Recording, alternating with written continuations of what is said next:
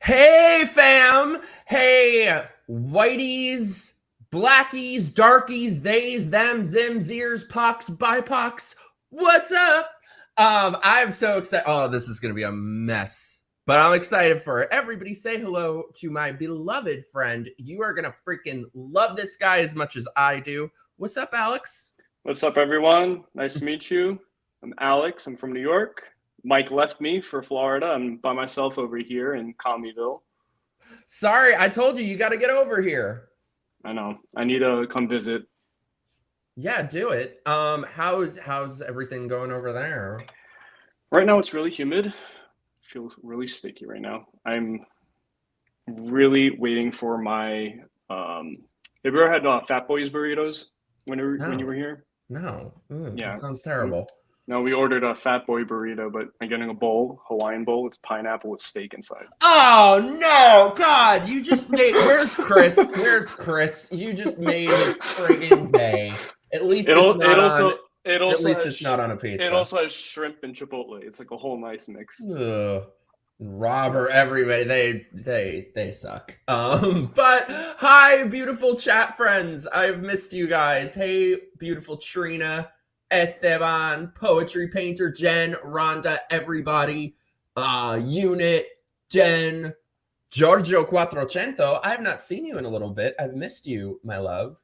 I don't know if Jeremy is around, but happy birthday. I meant to post that earlier. Also, I don't know the context of this. I don't know if there's context. Maybe there's context. But somebody asked any other Barry Manilow fan. Duh, I'm a Barry Manilow fan. I once took a date to a Barry Manilow concert. Like, maybe this is the only person that would appreciate that. But anyway, hey, Sean is here. What's up, dude? We're going to be doing a Twitter space soon because I've never really done. I mean, I've kind of done. I've barely done one, but I'm excited for that. I'm glad you're here, dude. Hey, Marie.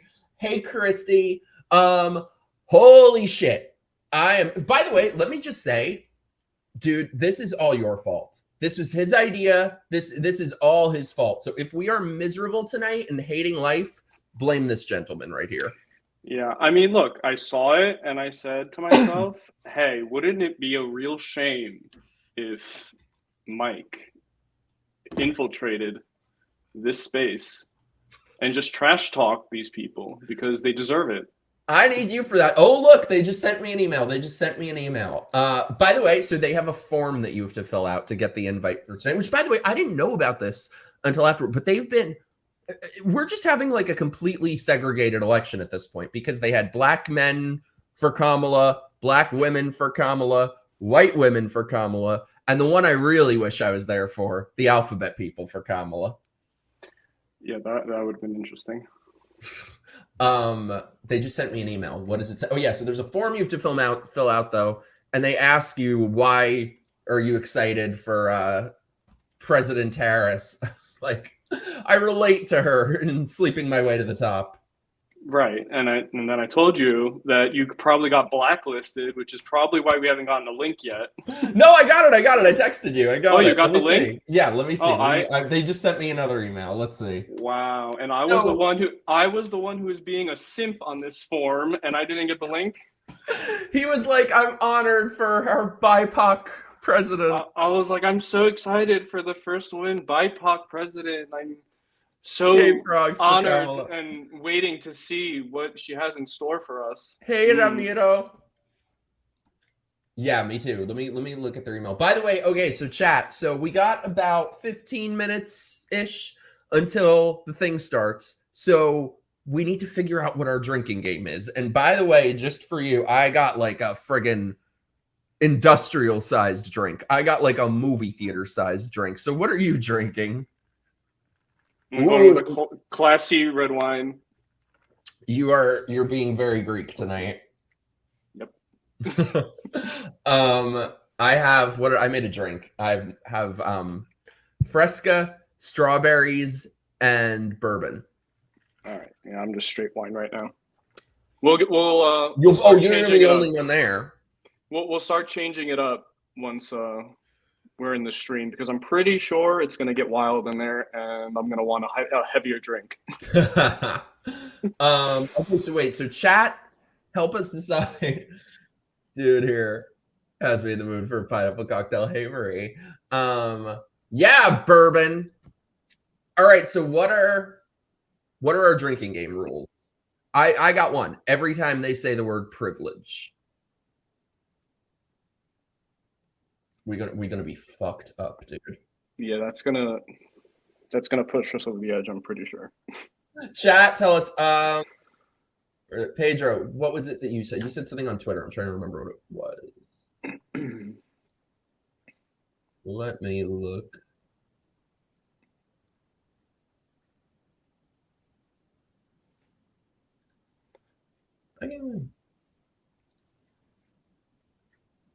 While I try to find his tweet, chat, let me know. How much you want to bet Mike? That's how you know. What? How much you want to bet Hamill is going to say something about the Force being with Harris? I know. Okay, so who's going to be on this? We got Pete Booty Juice. We got Mark Hamill. We got Adam Schiffboy. No. Ugh, I hate him. Eric, dude, thank you so much for the super chat. $100 if you can get them to admit you're a black man, like from the hottest part of the earth's black. Yes. I mean, I have my shirt on. I'm a strong, independent black woman, so they can't question that. Yeah, drink every time they say democracy. Drink every time they say our democracy.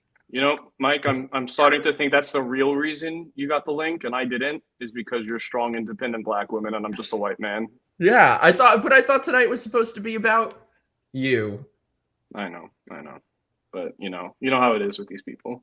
Ugh, are the Krassenstein gonna be there? Most likely. I can't stand those. Spy on their twits.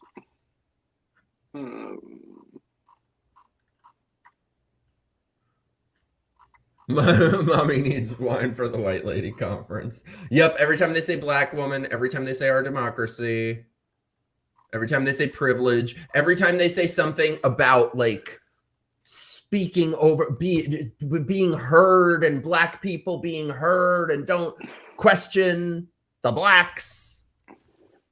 Dude, this is going to be, I'm pretty sure like the first 30 minutes is going to be them self-degrading themselves. And oh, for sure. Hey, Jennifer. Yeah, drink when they say BIPOC. That's another if one you drunk on water.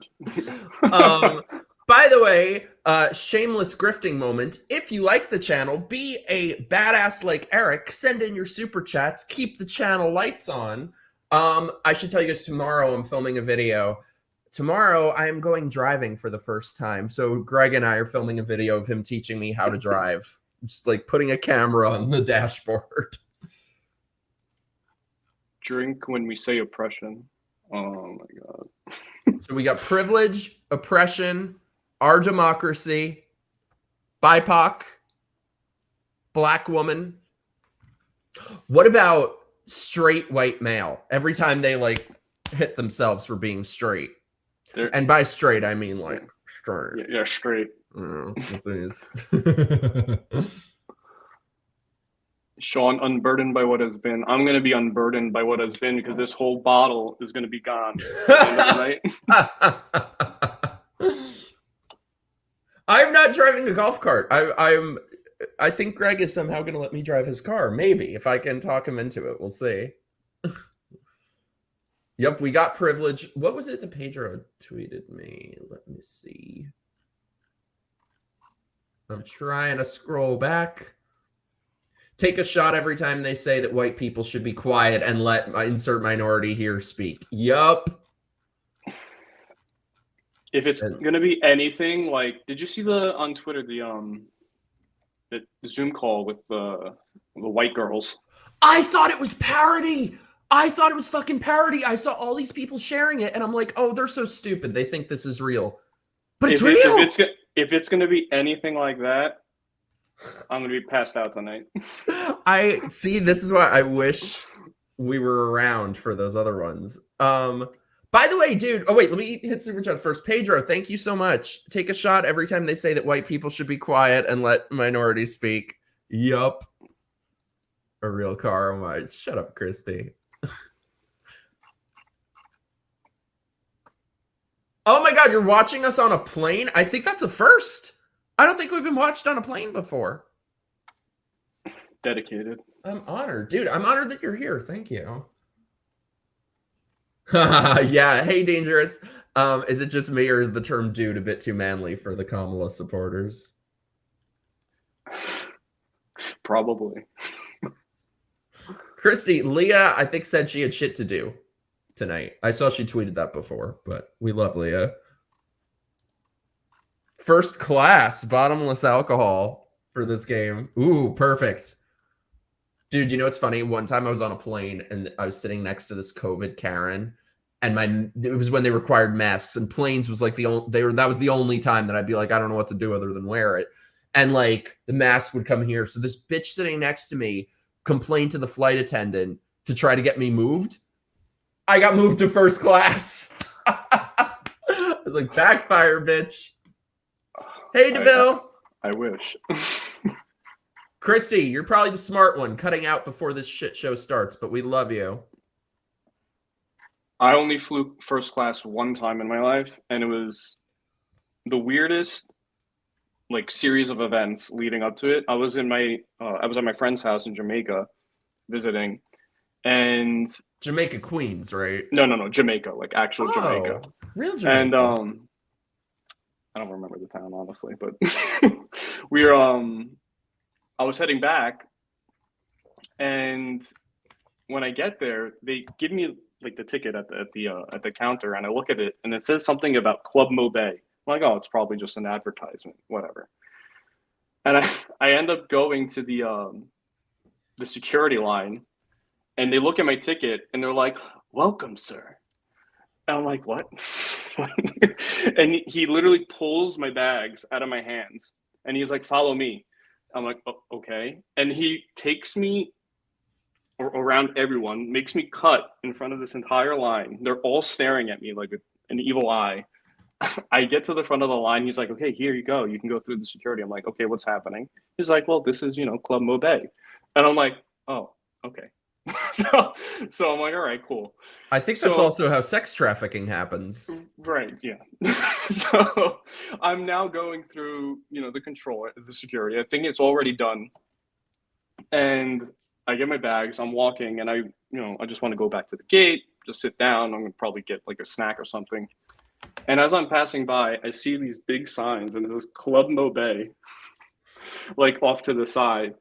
I'm like, maybe, will it work? Will it not work? So I go over there and I give the guy the ticket, and he looks at it. He's like, well, welcome to Club Mobay, sir. What? And I'm like, all right. And he like ushers me in. He like brings me down an elevator. The elevator's like talking to me, saying like, oh, welcome to Club Mobay, or like premium, like first class something. I don't know, like experience. And I go down there, they give me free drinks, free food. I'm there for like 2 hours before the flight goes. And I think, again, this is probably like the height of the experience. I end up getting to the gate, and I go inside the plane, and I ended up having a first class seat. I'm like, what happened? And apparently, I asked my friend's mom, like, did she upgrade me without me knowing?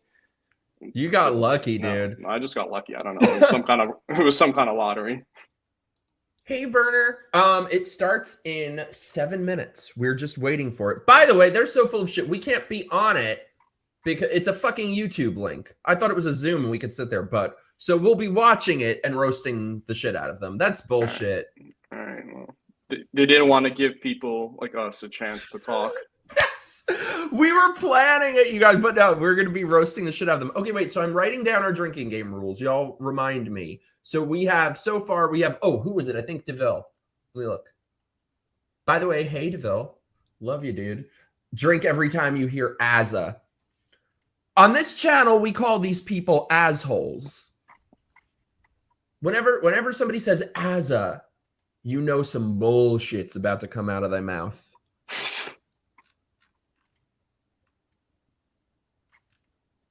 Okay, so remind me to these, is everybody here unburdened by what has been? Mamala, that's what we got to add. Okay, so we have on the list privilege, BIPOC, Azza, white people need to be quiet, Mamala. What else we got?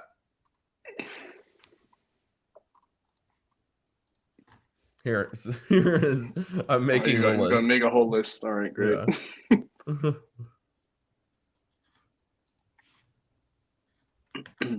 Unburdened. I think they've retired Unburdened. Oh, Marie. That is definitely going up there.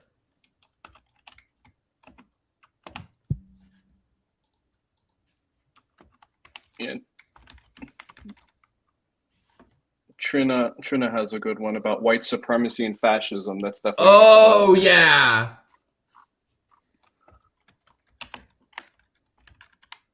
What about what do they call it?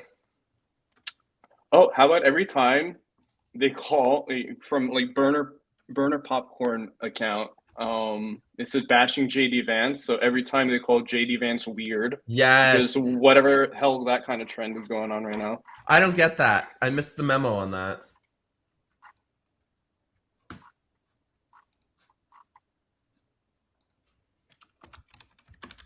White supremacy, fascism. God, we are going to be in the hospital. Oh, yeah. You know, this is like their new rallying cry. Oh, the coconuts. The coconuts, too. Childless cat ladies. You know, they find it very relatable. Wait, are you kidding? No, because JD Vance had said that the country is run by childless cat ladies who want to make everyone miserable. I missed this. I kind of agree with you, Marie. Like, something about his face I find kind of off-putting. I missed this cat lady comment. Oh, really? And now it's a rallying call for them? Hey! We have a new friend here. Lube, thank you for being here. And we got someone from Germany. We're going international. Thank you so much for being here. I am honored. Trump got a bear VP. What else do people want? All right, we got what? I'm blind. Is that a 6 or an 8? Rhonda, the coconut thing is in relation to Mamala's whole gaffe on being unburdened by what has been. If you look it up on Twitter, like I'm sure you'll see like a video right away that pops up that, you know, she used to, oh, as my grandmama used to say, did you fall out of a coconut tree? With her cackling. Okay, we got 3 minutes till it goes.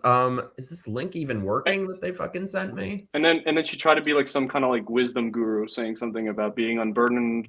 You must live in the context. Which she's just said over and over and over again. Aw, Jim, you're my favorite. Thank you. You guys are the best. Oh yeah, in the email, they wanted money from me. Oh yeah, that's right. So they just came out with the cover of New York Magazine of her sitting on a coconut tree. Oh Jesus. Oh yeah, okay, that's going on the list. What about cis or trans women of color? How many times do you think they're going to stop someone who says they're a straight white male and say, excuse me, you're a cis white male? Okay, let me, is this link fucking working?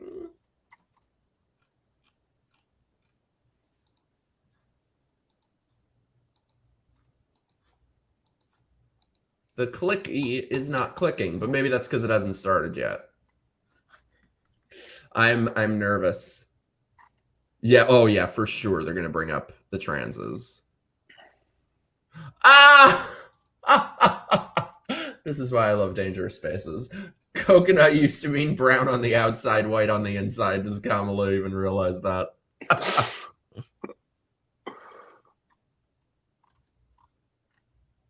All right, we got like a minute. This link better be working. Alex, by the way, am I correct in thinking this is the first stream you've done? Ever. This is my first time on a stream. Dude. I'm breaking the ice here. High five, bitch. This way. There. Oh, no, oh, there. no, Other way. oh, Boom. oh, Boom, bitch. oh, Boom, bitch. are. Got it. Yeah, we've been friends for friggin' years, and I've been wanting to get him on here for the longest time. So I'm glad we finally found an excuse to do it. I still owe you a scary movie night. You guys, he hates scary movies, and I dragged him to see Pearl when it came out. So I feel very accomplished by that. And that wasn't even like super scary. I wish you were here to come see Longlegs. It was just like slightly traumatizing to watch. Now that is a cat lady. Oh yeah. That is probably a Kamala voter. All right, this stupid link better work. Maybe they're just like me and they, keep people waiting for a little while.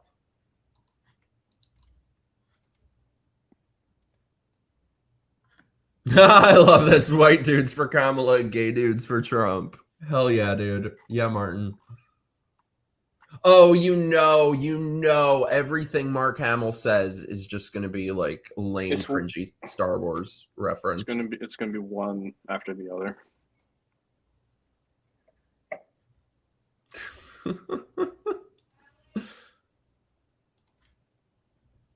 All right, someone say, come on, link, work. Did you get it in your email, dude? Let me see. No, I got nothing.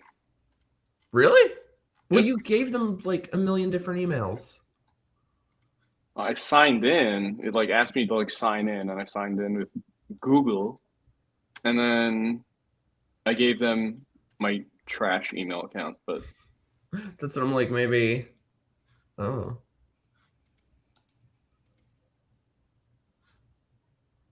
Oh yeah, insurrection. Yeah, hopefully not. Let's see. Work. It's like not even a thing you can click on.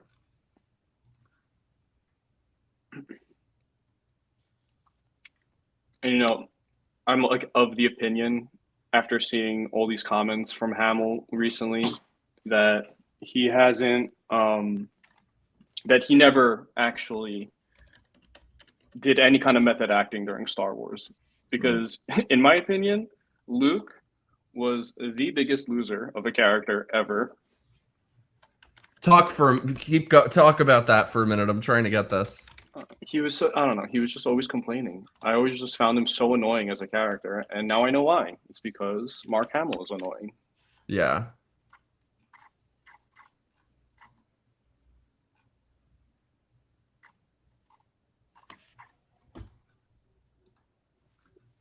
Sorry, I'm trying to get 1 second. I'm just gonna check the email you gave them. Okay, you guys tell me if I'm crazy. It says just hit play, and I'm hitting play, and it doesn't, it's like a picture. Hey, Dylan.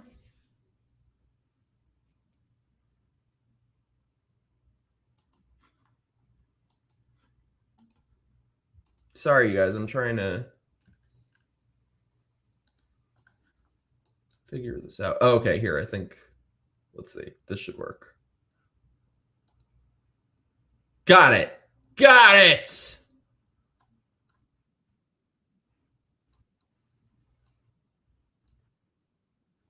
Oh, here we go. Okay, I'll wait for him to get back.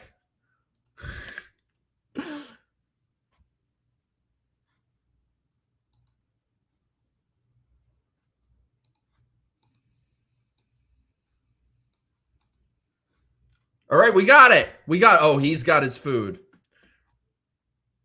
So before we start, like I said, if you like the channel, send in your super chats, join my locals, join my Patreon, help support. By the way, Poetry Painter likes the color of your room. Yes, Alex is on X. His X is below in the description. That sounds terrible. All right, are you guys ready? Wait, we can't hear you, bitch. All right, there we go. I got my fat boy food just in time. All right, you guys ready? Let's do it.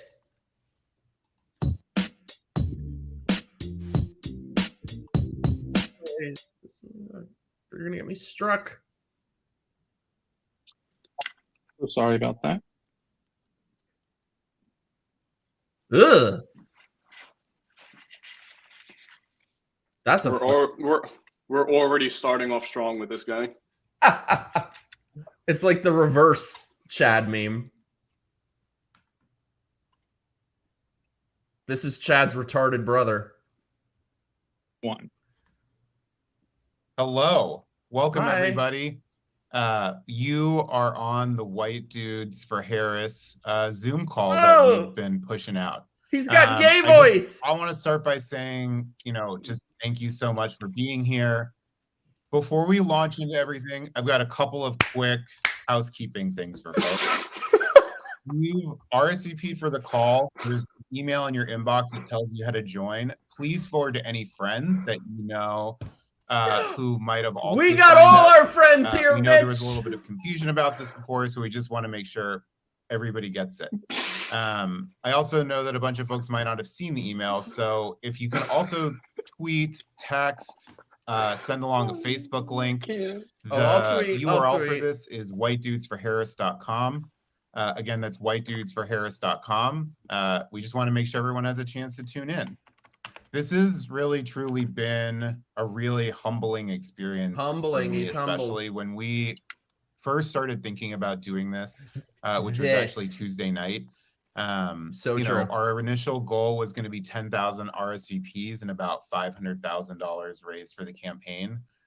As of right now, we're at about 140,000 people who have RSVP'd for this, and we're at over $1 million in donations. Hey, Marilyn! To the Harris for President campaign. So it's just truly, truly humbling to see this. Yeah, you can minus a couple of those because of us. Thank you. Thank you to everyone that's on. Thank you to everyone that signed up. Thank you to everyone who's donated. Thank you to everyone who's going to donate.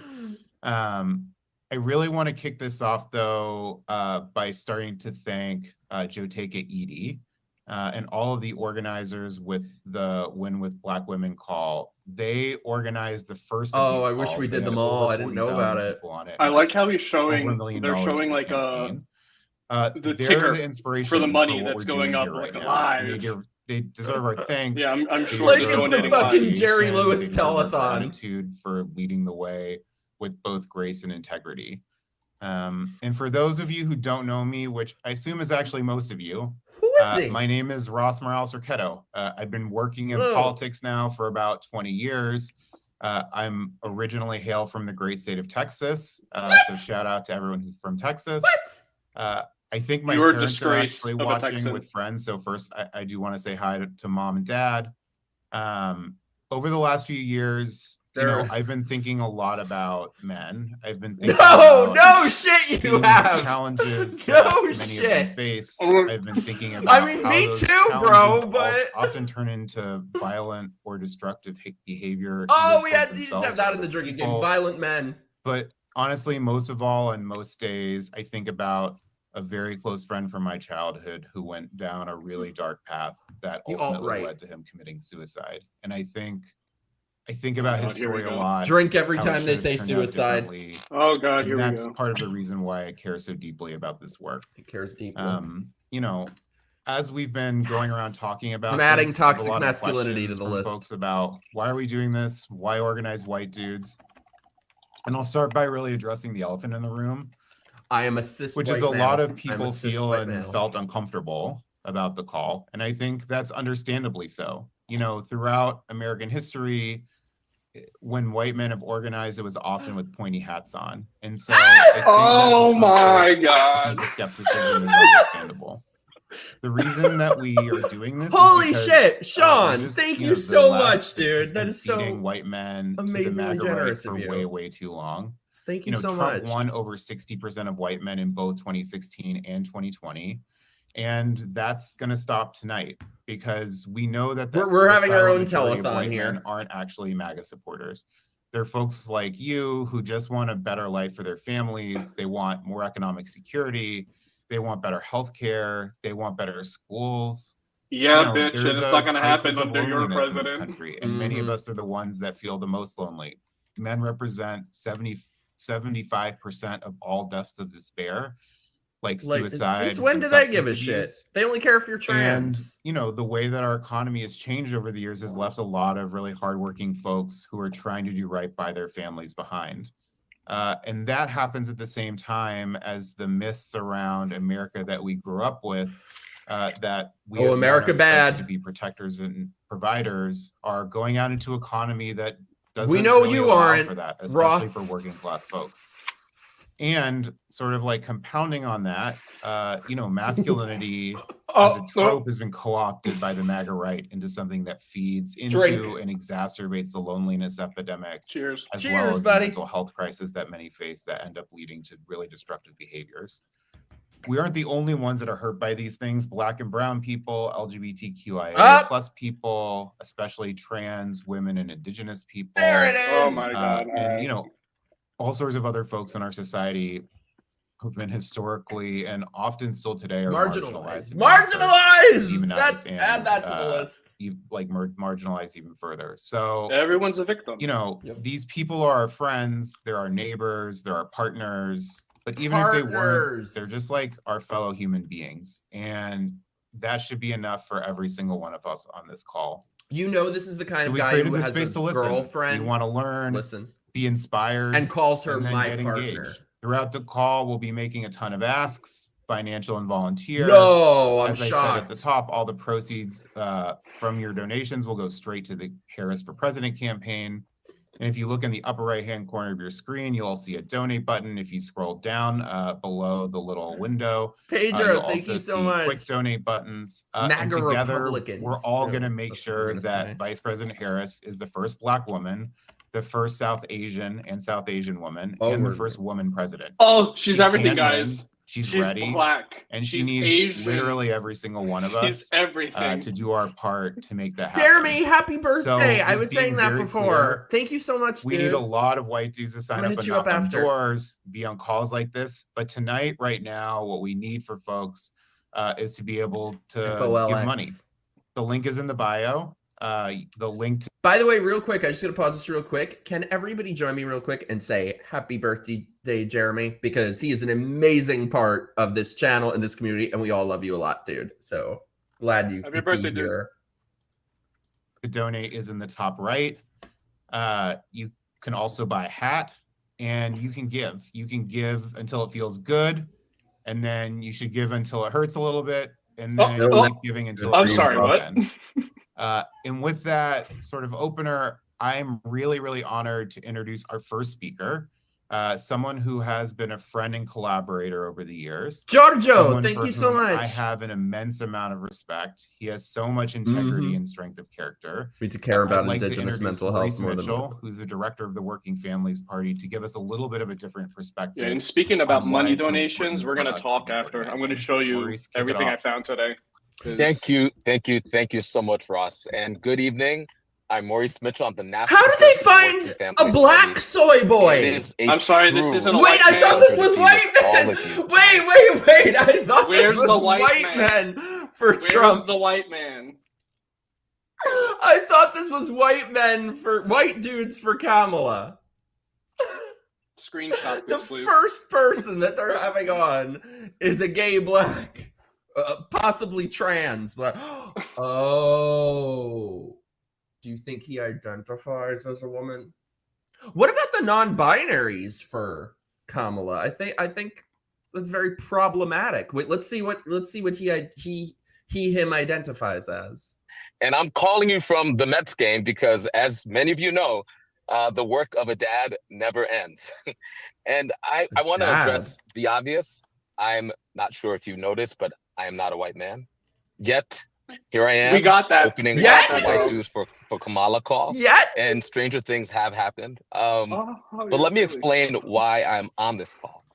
At the Working Families Party, we believe in this crazy idea that in a democracy, the people should govern, not the wealthy and well-connected. And that means being in dialogue with people just like you. And I represent millions of our members who come from all ethnicities, including a lot of white dudes. And being from Long Island, I grew Oh, up, no. I befriended, and I worked with, and worked behind, and worked for dudes just like many of you on the call. And one thing I know for certain is that across many of our differences, and we have many differences, so many of us want the same things. We want good schools for our children, good paying jobs, affordable homes. And while we may argue even loudly over things like sports, so many of us are on the same side. And here's the thing. White nationalists in there it MAGA, is. they want to speak for you specifically as white men. And I get it, as part of the vast majority of white men that are not a part of that extremist movement that has turned into a cult. You're focusing on your life. You're Mike, doing good in your personal life and cultists. doing no harm out in the world, and that could feel like enough. But in these times, silently disagreeing is not enough. When elected officials and internet trolls like enough. Congressman Tim Burchett call Kamala Harris, the Vice President of the United States, a DEI hire, or Biden called her that. And father of four, Alec Lace, calls the VP in writing, and I quote, the original Haktua girl, or when Katie Vance says things like, oh, she's a childless cat lady, or when Trump says she's as dumb as a rock. Wait, he said the cat lady. It's the signal call. agreement. It's the cat lady call. VP Harris deserves people engaging with I did not have Haktua policy on the list. Not a discourse rooted in racism and sexism. So don't allow this fringe cult to speak for you and poison the well. This is your time to stand up for not just the VP, not just for Kamala Harris, but for democracy, for community, and for family. Community. And I'm not saying you have to agree with 100% of her policy positions, but you can still engage, be curious, and ask questions in the spirit of solidarity as you are in motion with all of us who are seeking a better democracy. And not just why I agree with zero of her policies, because she doesn't have any of them on her website. Stand to lose if MAGA wins. And all the people who with you can build a fairer, more compassionate, more prosperous, more democratic country and world if VP Harris wins. Always the emotional I'm inviting you all to get information with the pro-democracy forces uniting against fascism and uniting across all differences. A coalition that includes Black men and women and LGBTQ folks. You can't even spell people it. like me who want an arms embargo to stop the war in Gaza, and people like me who care deeply about public safety. Gaza, how did we not have that? People like by the way, let me just say, that's a very clever sleight of hand trick, because these people, they're caught between their donors who favor Israel and the nut jobs, the leftists who obviously are Hamas hoes and favor Palestine. So that's their cute little sleight of hand trick to not take a position on it, to say the war in Gaza. Also, thank you so much, Poetry Painter. I love you a lot. He's from the Working Families Party, not a Democrat. Are they socialists? They basically are. Protect reproductive rights and everybody of good conscience in between. There's so many people, so many issues, so many identities coming together like never before. And now is your time. Talk to a Harris. Joining this coalition is important for two reasons. One, on the other side is right-wing authoritarianism. It's Project 2025. Oh, how did we not have that on the list? Things like weaponizing the federal government against those who oppose this extremist agenda. Weaponize? Oh, yeah, let's talk about weaponizing the federal government. The second reason, white men are a massive part of the electorate. In a close election, a few percentage points can be the difference between having a democracy or not. Joe Biden won 32% of white men. What if we get that number to 35, to 40, or even more? Oh, they got kind of when you remain low expectations for that. Like, one day, get it up 3 points. We all will be asked. What those 3 points are going to save you, buddy. What will your answer be? By the way, I know what mine will. Parentheses. By the way, Alex, I don't know if I've mentioned to you, but we truly have the most amazing, smartest, funniest, most incredible chat friends in the world. So we have our website correspondent right now, Burner Popcorn account. Here's what you find at the Donate Now link.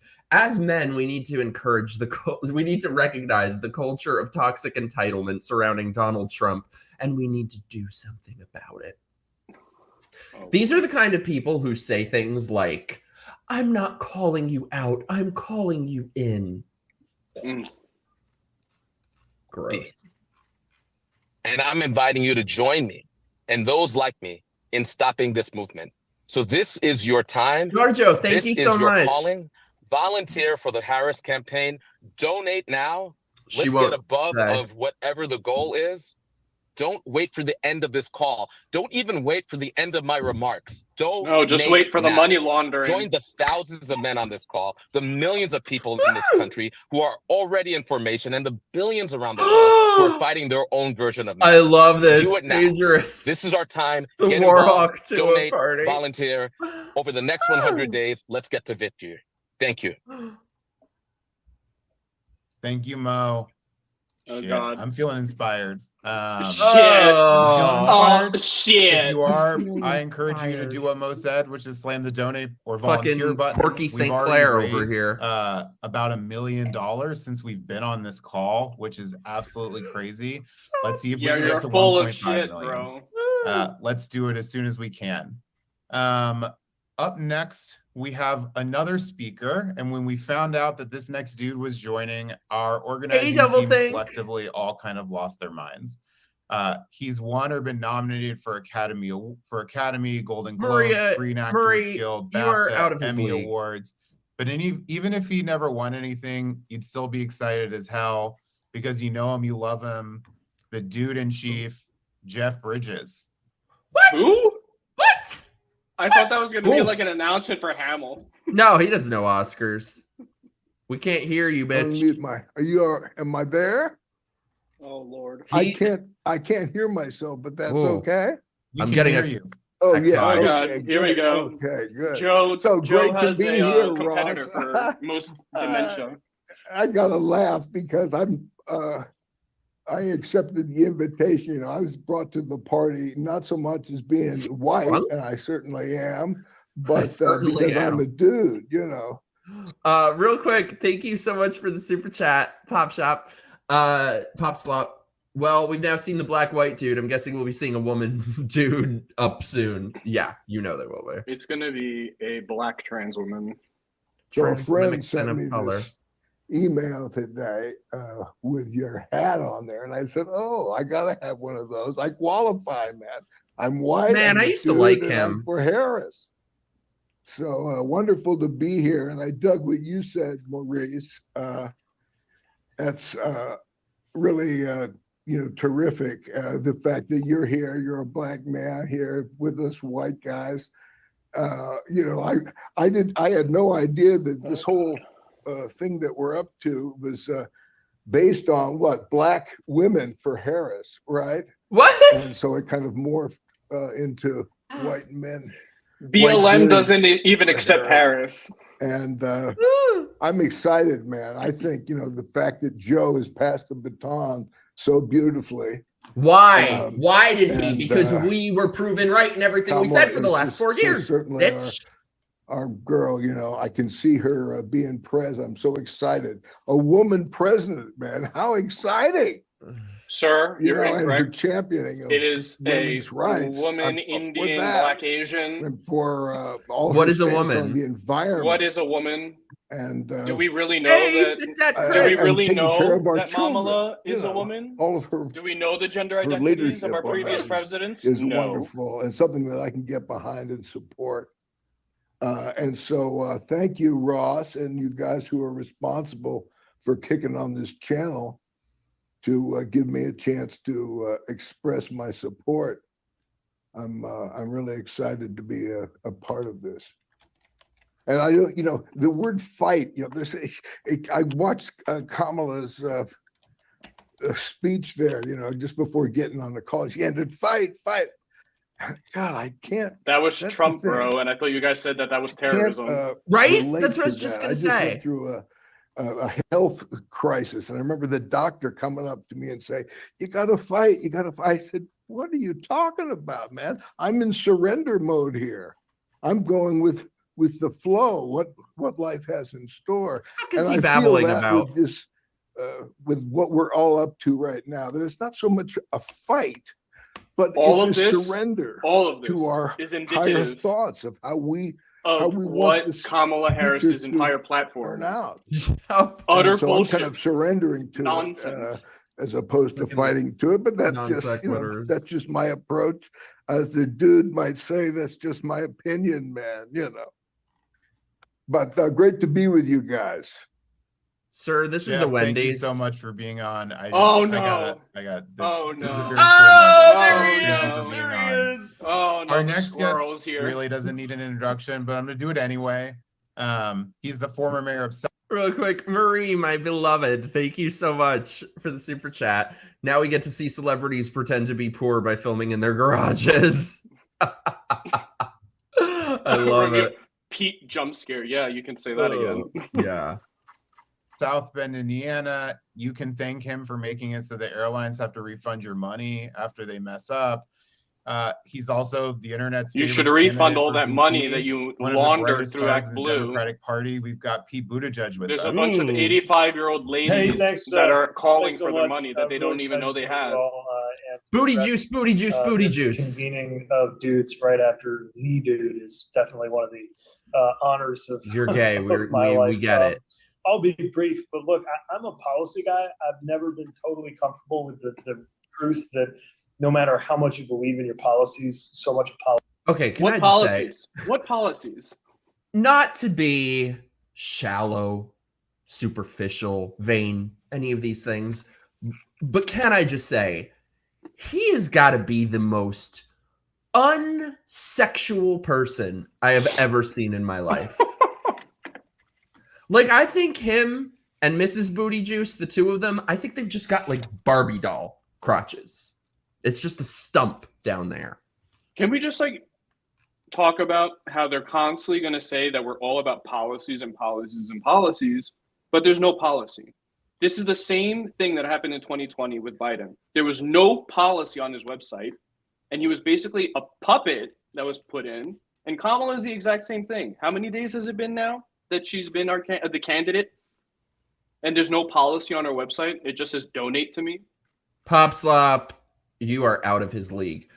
Marie, I totally agree with this, and it pains me to say this, but, you know, I really try hard to be objective and take my own views outside of it. I think objectively, he's stronger than people think as a candidate, objectively speaking, like if she were to pick him as VP. Ugh, and it kills me inside to say that. I don't think she's going to pick him. Having said that, the vibes right now are incredible. My husband, Chastity. My husband, sorry, I had to pause. Super chat. Thank you so much, Jeremy. Mayor Pete isn't even gay. He's pretending. I think he's like an asexual. First of all, hey, B, love you. Hey, Mikey, a friend of mine on Twitter said that we need Pete for Kamala's VP to have a hairy butt campaign. And I were home over the weekend and stopped by a canvas kickoff in They said we were homos. Traverse City field office close to our house. I haven't seen that kind of energy for Democrats. Sorry, pause real quick. Sean, thank you so much, dude. You're the greatest. How much do you spend on private flights? Probably like Epstein levels is what I would guess. That's in Michigan since I was campaigning in the midterms for leaders like Gretchen Whitmer, and we all know how that turned out. The momentum is extraordinary, and you know, we got so many great speakers tonight. Pedro, thank you. Not a lot of time, so I really just want to stress one thing to all of you, and that is, as we work to keep up our energy and spread it to everybody we know. Oh yeah, you're real high energy, over the Pete. roller coaster of the next 100 days. There's a real chance right now, I think, to be driven not just by what we're up against. Sorry, real quick. Thank you so much, Pedro. Pete Bottom Bitch Booty Juice is here. So he's going to tell us how gay he is and that gay people should vote for Harris. Probably. He has nothing else to say. So far, we got a black man, we got Booty Judge, fake gay man. Not just what we're trying to stop, which we all know And the how dude. important that is. And the dude that didn't make sense, that was more incoherent than Joe Biden, which I think is and no one is better kind of an award that should prosecute be that given. case than Kamala Harris. And you can see that his campaign is flailing. He's reverting to his worst instincts. the choice of running mate in J.D. Vance is evidence that he's doubling down on the very worst of it, from the anti-woman rhetoric to this deep intent Project 2025. We got to add Project But 2025. for all of that, what's really filling my sails right now, Nope, Project 2025. is expressing so well right now is the positive side of all this, a reminder of what we are for, namely freedom. I'm so glad she has made freedom the theme of her campaign. Freedom! In so many ways. Freedom! What freedom? We were bitch? segregated in our city. Exhibit A, after Donald Trump demolished the right to choose. That was, by the way, I think that's when we became friends, right? We both got friggin' segregated. Mm-hmm. Mm-hmm. Yep. And they have the audacity to talk about freedom. I think the first time we hung out was in the middle of the COVID nonsense, and Yes, we went to the bar. He knew like one bar in the middle of nowhere in New York that wouldn't make you be vaccinated. You know, I asked my cousin, because she's a cop, and I was like, "Where's the one place that I can go to right now that isn't gonna be a freaking Nazi about these masks?" Yeah, that's what we became friends. It was like, we can't go anywhere else. Of course, men are also more free in a country where we have a president who stands up for things like access to abortion care. Men are more free when the leader of the free world and the leader of this country supports access to birth control and to IVF. Okay, first of all, who is actually against birth control and against IVF and these? I've never heard. I'm a hardcore Republican. I don't know who these Republicans are that are against birth control. It's a very small. Or people having the right to birth control, I should say, because I know there are a lot of women that say birth control, the pill, is not a great thing from what I've heard. But it's not a lot of people. Men like me and my husband are more free when we have a president who supports our freedom to get married to who we love. This is hilarious. And also, who is against gay marriage? Defending and building on the Affordable Care Act makes us more free, because more people are free from worrying that the next health crisis could destroy their entire livelihood. Doubling down on the climate wins. I'm sorry, Mike. I'm sorry for oppressing you so much. By any government in human history means that our children will be more likely to be free from the worst effects of climate change. Common sense gun safety rules mean that Daniel Vargo in the house. From hey, buddy. Fear of coming to harm at school, which is a hell of a lot more pro-freedom approach to supporting children than one that is based on banning books. We think about economics. The freedom to join a union is a big deal. Which books are banned? Which books are you not allowed to buy? Getting good-paying jobs, building it, that matters a lot. And even more deeply, I think the work that we're collectively doing right now on having a better democracy should be powerfully motivating to freedom-loving Americans and to every part of our coalition, including the dudes on this call. He's just hoping he'll get some. You dudes. In court that the president and vice president unveiled. You know, Chastain ain't giving it up. We're not just trying to stop our democracy from being undermined. They're trying so hard to do that.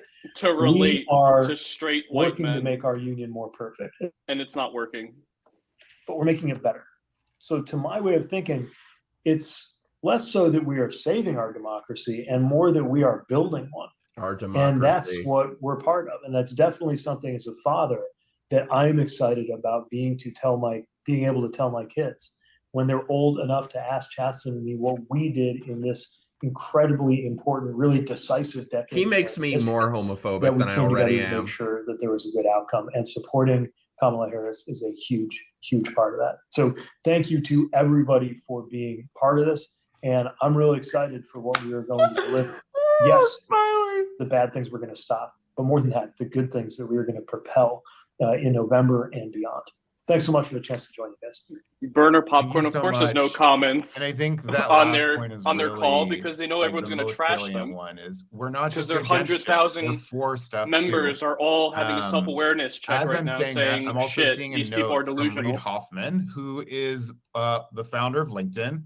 He has just let us know that he's willing to match the next $50,000 that we get raised. This is extremely cool because the founder of LinkedIn, and he's only coughing up $50K. That's like a tenth of a penny for him.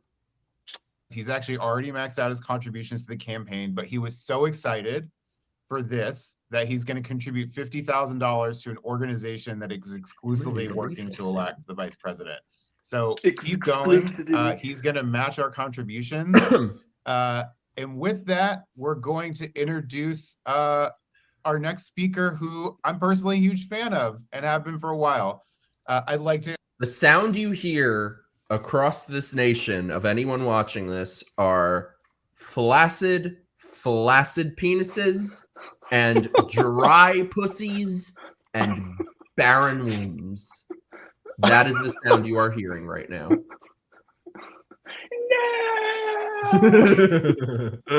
Introduce two-time Emmy Award nominee, 5-time Grammy Award nominee, one of the most incredible voices in the world, someone whose voice and face you'll probably recognize, Josh Groban. What? Ugh. Speaking of unsexy people. Okay, there I am. Hi, everybody. I am so honored to be here. Speaking is... I've always thought Josh Groban has a great voice for radio. And the face for it. Alex, you dropped off.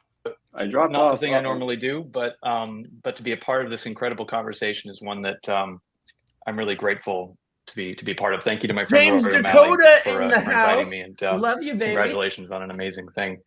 As a musician, I have the great privilege, beyond the other privileges that I've had in my life, to be able to have all different kinds of people come into an audience, to be able to travel the country, to travel the world, to meet people, to hear their concerns, to be able to unite people through the power of music. And it's sometimes a little bit of a scary thing he's gonna sing, to step out politically sometimes, because people, they'll flood your DMs with hate, and you're gonna lose half your audience and all that stuff. But so the much thing that hate. I'm always drawn to, and we are here to bring the hate. Person tonight. That Jack and Lindy Groban, who I think are watching, raised, has to step out when unity, that very unity that I cherish in being able to perform, segregating the calls, is at risk. That's unity. The country that I also Your live first in, and when I speaker look to my was left, a black and to my right, man on the White Dudes call. My friends, and there is a real age-old drum that is being played on the other side right now that is oversimplifying something that is really, really simple, and it's based on fear. And it is this idea that to celebrate the beauty of our similarities and the beauty of our differences is somehow a scary thing. That somehow equality and prosperity are not mutually exclusive. Can you imagine if they had a White Dudes for Trump call? The fact, especially, I should do that. I think we need to make one. Where it is, let's do it. So much easier sometimes to lean into the idea that well, I'm going to be quiet. If we make one, support, I'm gonna, then their original point go out of my way about when the world usually when you see calls of white men, it's usually when they have pointy white hats. Black Lives all Matter. Over the place. That we're the KKK. On the right, the idea that it doesn't mean that other lives don't matter. It simply means that it has been too easy to ignore the struggles of that community, to support the love and the rights of the LGBTQIA+ community does not mean I can't keep drinking this much. Straight relationships do not matter. It simply means it has been too easy to ignore the struggles and the bigotry against those communities. What struggles? Okay, I have to go off for a second. What fucking struggles? If you are gay, the only struggle you have is dealing with fucking gay people because they're horrible. Apart from that, let's take that out of it though. What fucking struggles? Gays, question for you. And I know we got our homos here in the chat. What fucking struggles? It's such bullshit. I'm so sick of these fucking straight liberals. Oh, the struggles of being gay. What? What struggles? It is a non-issue. The risk of it. You know what? I also find it ironic that they always like try and cut people off and say, "Oh, you need to let the black person speak. Don't talk." But every time it comes to gay conservatives, they shut you guys down so quick. Mm-hmm. Sorry, I'm reading the chat a little bit. If anything, I get ahead because I'm going. I think you mean you get head, Sean, from the pest control van.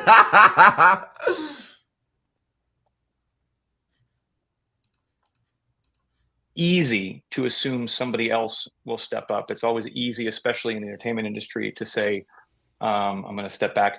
I am proud to raise my hand and to say that this is something that I believe so fully in. I'm so excited by the galvanizing of the Harris campaign. That's a song. And I'm so grateful every single day to the people in my life and in the marginalized communities that educate me every single day. That this is a constant education for all of us. And so thank you for allowing me to be a part of it. And thank you for this amazing coalition. And if you're watching, do the right thing and donate. And thank you so much. Yeah, Spider Monkey. Yeah, we're Josh, having such a struggle. Give us money since then. we first kicked off, off my friend the match, has always loved Josh Groban. My friend is a conservative, so I'm going to send this to him, and I'm going to make fun of him all night. Josh Groban. I always thought Josh Groban sucks. His face bothers me. This guy's face bothers me too, if I'm being honest. But I'm not into like. I feel like if you're gonna listen to opera, listen to opera. I'm not into the whole popra shit. It is not my genre. $1,000 from Reid Hoffman, so please keep going. And also, dudes, take a second, send this link to your friends, ask them to join whitedudesforharris.com. And with that, we're just going to go right to our next speaker. Governor Roy Cooper was first elected North Carolina's governor in a tough election in 2016. Hey, Zayd, he's serving his second term in office. This bitch is making up also for heard all rumors of it. he might be in contention to be Who VP. is this guy? Governor Cooper has also fought for Low-T working people convention. since his first day in office, issuing executive orders that prohibit workplace discrimination and established paid parental leave for over 56,000 state employees. Governor Cooper helped combat the opioid crisis in his state by working across party lines. He launched the first opioid action plan in 2017. And as a result, prescriptions have dropped by 24%. Emergency rooms for opioid misuse have declined by 10%. And opioid-related deaths have decreased by 5%. And with that, I'd like to introduce Governor Roy Cooper. Introduction's too long. Hey guys, welcome from North Carolina. Oh, hey, they're not really basketball, there. They hockey. just got a little bit busted. This shit's pre-recorded. They're not just speaking off the top of their minds. Did you catch that? Come for NASCAR, come for golf. We are ready for it. We have the best state in the country, and you're welcome to visit anytime. I'm going to get right to it, guys.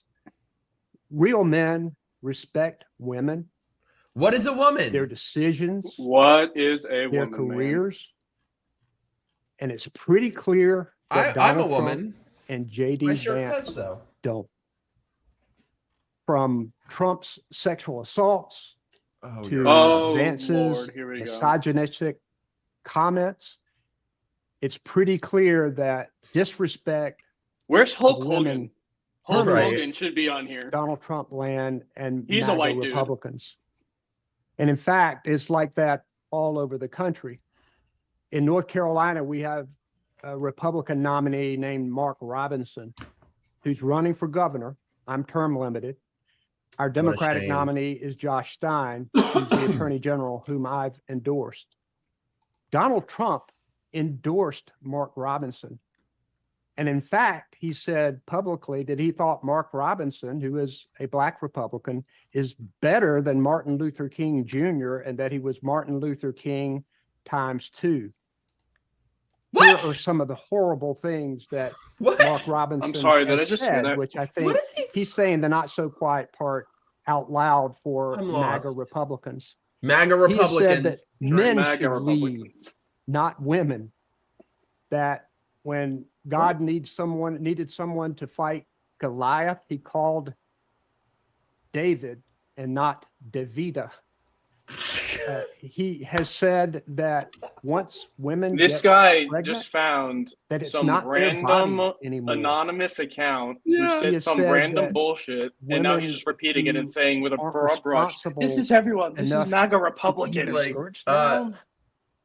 Dogfucker59 on Twitter That's said the kind of disrespect that women are of bad. women that we see with many MAGA Republicans, and particularly. By the way, I love how the moment that they have a female candidate, suddenly they know what a woman is again. Right. Look at that. Exactly. Suddenly they're biologists. Right. I couldn't tell you. It's a mystery. And their leaders. You've seen it with congressional leaders who have called Vice President Harris a DEI candidate. Biden said Biden literally said was she's a a DEI great candidate. prosecutor who got elected by the You know, people I'm of gonna find that California video to right serve now. as the chief law enforcement officer and attorney general of the state, who got elected by the entire state of California to represent them in the United States Senate, and who has been vice president of the United States for the last 3.5 years. A DEI candidate? Here's what they're saying. Yes. That women Exactly, and people Trina. of color don't deserve to lead. Who said that? We know better than that, guys. We know that this country, this needs guy Kamala Harris has more the than ever personality right now. of wet cardboard. And we can hold the key. Now, Is that link I'm not the accessible? I political just posted it. scientist or the pollsters, but Where'd I you know post it? enough to know, and I've You know seen what? enough I posted it in the polling chat. It's under or Fenrir. outcomes in elections to know But- that if white males would vote 1 to 2% more You know what? for Democrats I'll put it on my than Twitter. they usually do, then we win Or this DM race. it to me. We win Kamala Harris's race. We win Democratic races. Oh my in God, North Kamala Carolina. Harris's race. He brought up her So race. this is a call to action. Kamala Harris is a strong Yeah, woman. exactly. Oh, But strong she's women. going to run this country in a way that she cares about the pocketbook issues. She's going to work for tax credits for children and for the middle class and not for billionaires. She's going to work to clean our environment. She's going to work to make sure that people have health care and quality education. That's the kind of person that we need. So here's what I tell you guys. Be unafraid to go and talk with your friends about the importance of this race, the importance of electing Kamala Harris as president, and the importance to our country. I know we all love our country, and now we can show it by getting to Alex, work. I'll play that after. Thanks a lot. Keep giving, keep working. See you soon. Thank God he kept it Thank brief. you, Governor Cooper. Ooh. And, you know, we all need to do what he just said, which is go out and talk to our friends, talk to our neighbors, talk to our family members. A really quick update. We're now at over $2.5 million raised so far on this call. And we just got a note saying we have another match in. Director and producer J.J. Abrams just told us that he's willing to give a $50,000. That's it. These let's bitches go. are cheap for all the money Let's get that money in. Great. Let's The see man if who we can ruined raise Star another Wars $500,000 is going to be in on the with next Mark Hamill. 30 minutes. Let's go, y'all. And now, Don't say for our next y'all. guest, we have an incredible actor, He's a Texan, somebody who remember? understands he's what a it means to be in the West Texan. Wing because he was actually in the West Wing. And whether or not they admit it, he's also a person who's inspired hundreds of folks to go into politics. I know that because personally, I'm not ashamed to say that I'm one of them. Of course, I'm talking about Bradley Whitford from Handmaid's Tale and Transparent to Billy Madison. This guy. Notice how they don't mention Get Out. That's what this call is. his Get most Out. This is iconic the role sunken his place Emmy Award-winning for role whites. as Deputy Chief of Staff Joss Lyman in The West Wing. This He's is also exactly why you distinguished didn't allow himself as an anyone to incredible talk on this activist call. sitting on the board of I Let love America this, by the way. I love this. So it's not enough to destroy Star Wars. JJ wants to destroy the country. So true. Vote. He's also worked tirelessly on behalf of so many issues, especially environmental issues. It's my pleasure to introduce one of my favorite actors, Bradley Whitford. Thank you, Ross. What a variety of whiteness we have here. We got the dude, we got Pete. It's like a rainbow of beige. Yeah. Oh, bad. I'm trying to. Bad Whitey. I guess bad Whitey. Thank you for what you said about West Wing. I think, yeah, we're really trying to stay out. White people are terrible. Drink, of the drink, Mike. Drink. Look, I have been active. I'm from Wisconsin. I've been active in campaigns there my entire adult life. A variety of whiteness. This kind of belief. I've never felt this kind of enthusiasm ever. And I want us to enjoy it. But because I'm from Wisconsin, I'm really paranoid. We only have 100 days. Okay. We have to do more than a Zoom. We have to do more than donate beyond whatever we can donate. We need to get to work. And in all this euphoria, rallying call for all the various white dudes. I want to remind us, maybe we're tied in the polls. Biden won the popular vote by 5% last time. But he only won by 40,000 votes in the swing states because of the ridiculous electoral college situation. 40,000 votes. I remember we thought in Wisconsin that there would be a margin of sounds like some fortifying to me.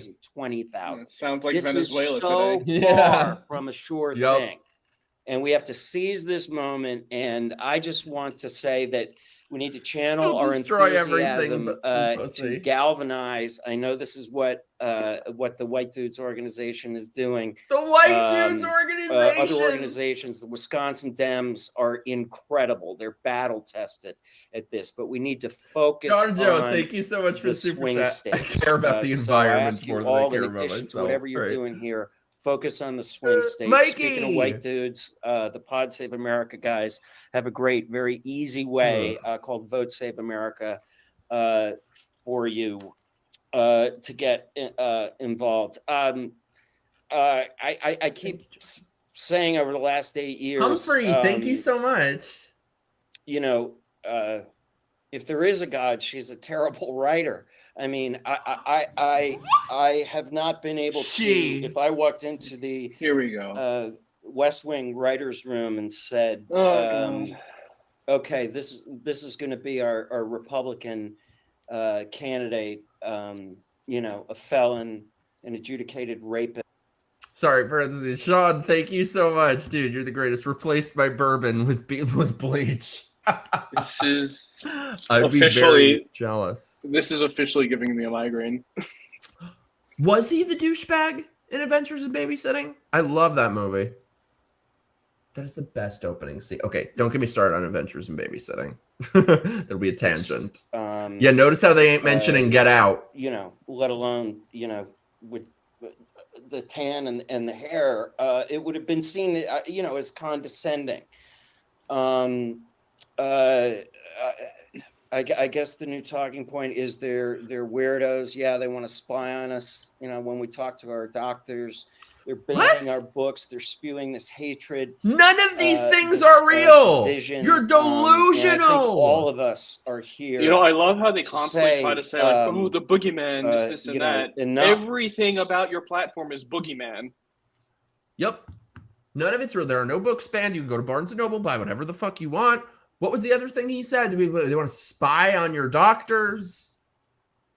You can literally do whatever you want.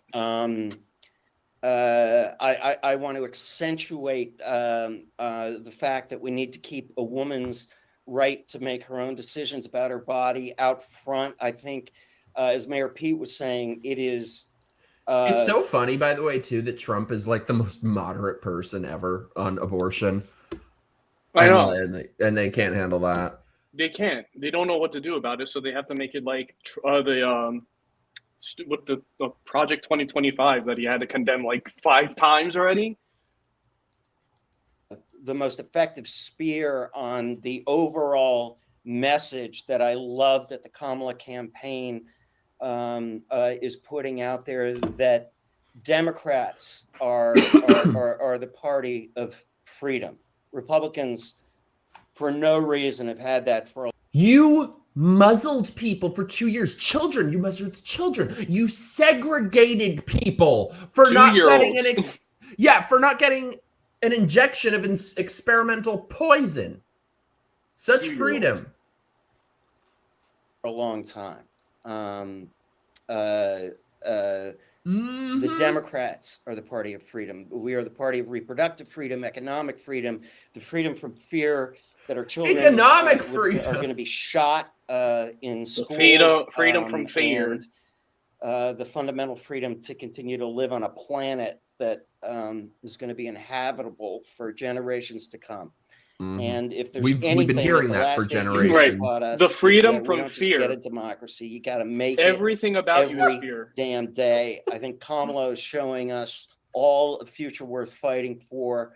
And she has the experience to make it happen. Again, we have the perfect candidate at the perfect moment. So please give whatever you can. Let's give her the campaign that our future deserves. Thanks. More fear porn. Thank you so much, Bradley.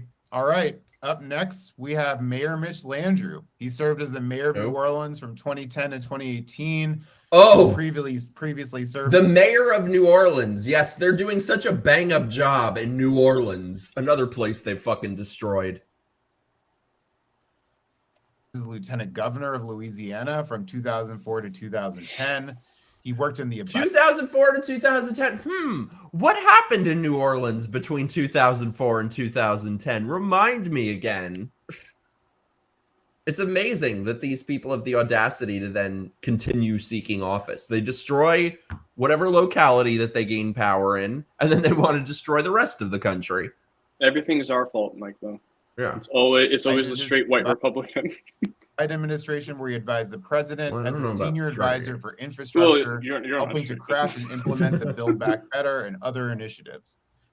Mayor Landrieu is also the co-chair of the Harris for President campaign. All right, Mr. Mayor, take it away. You guys, thank you so much, and it's great to be with all of you. Thank you for letting me share a bit with you.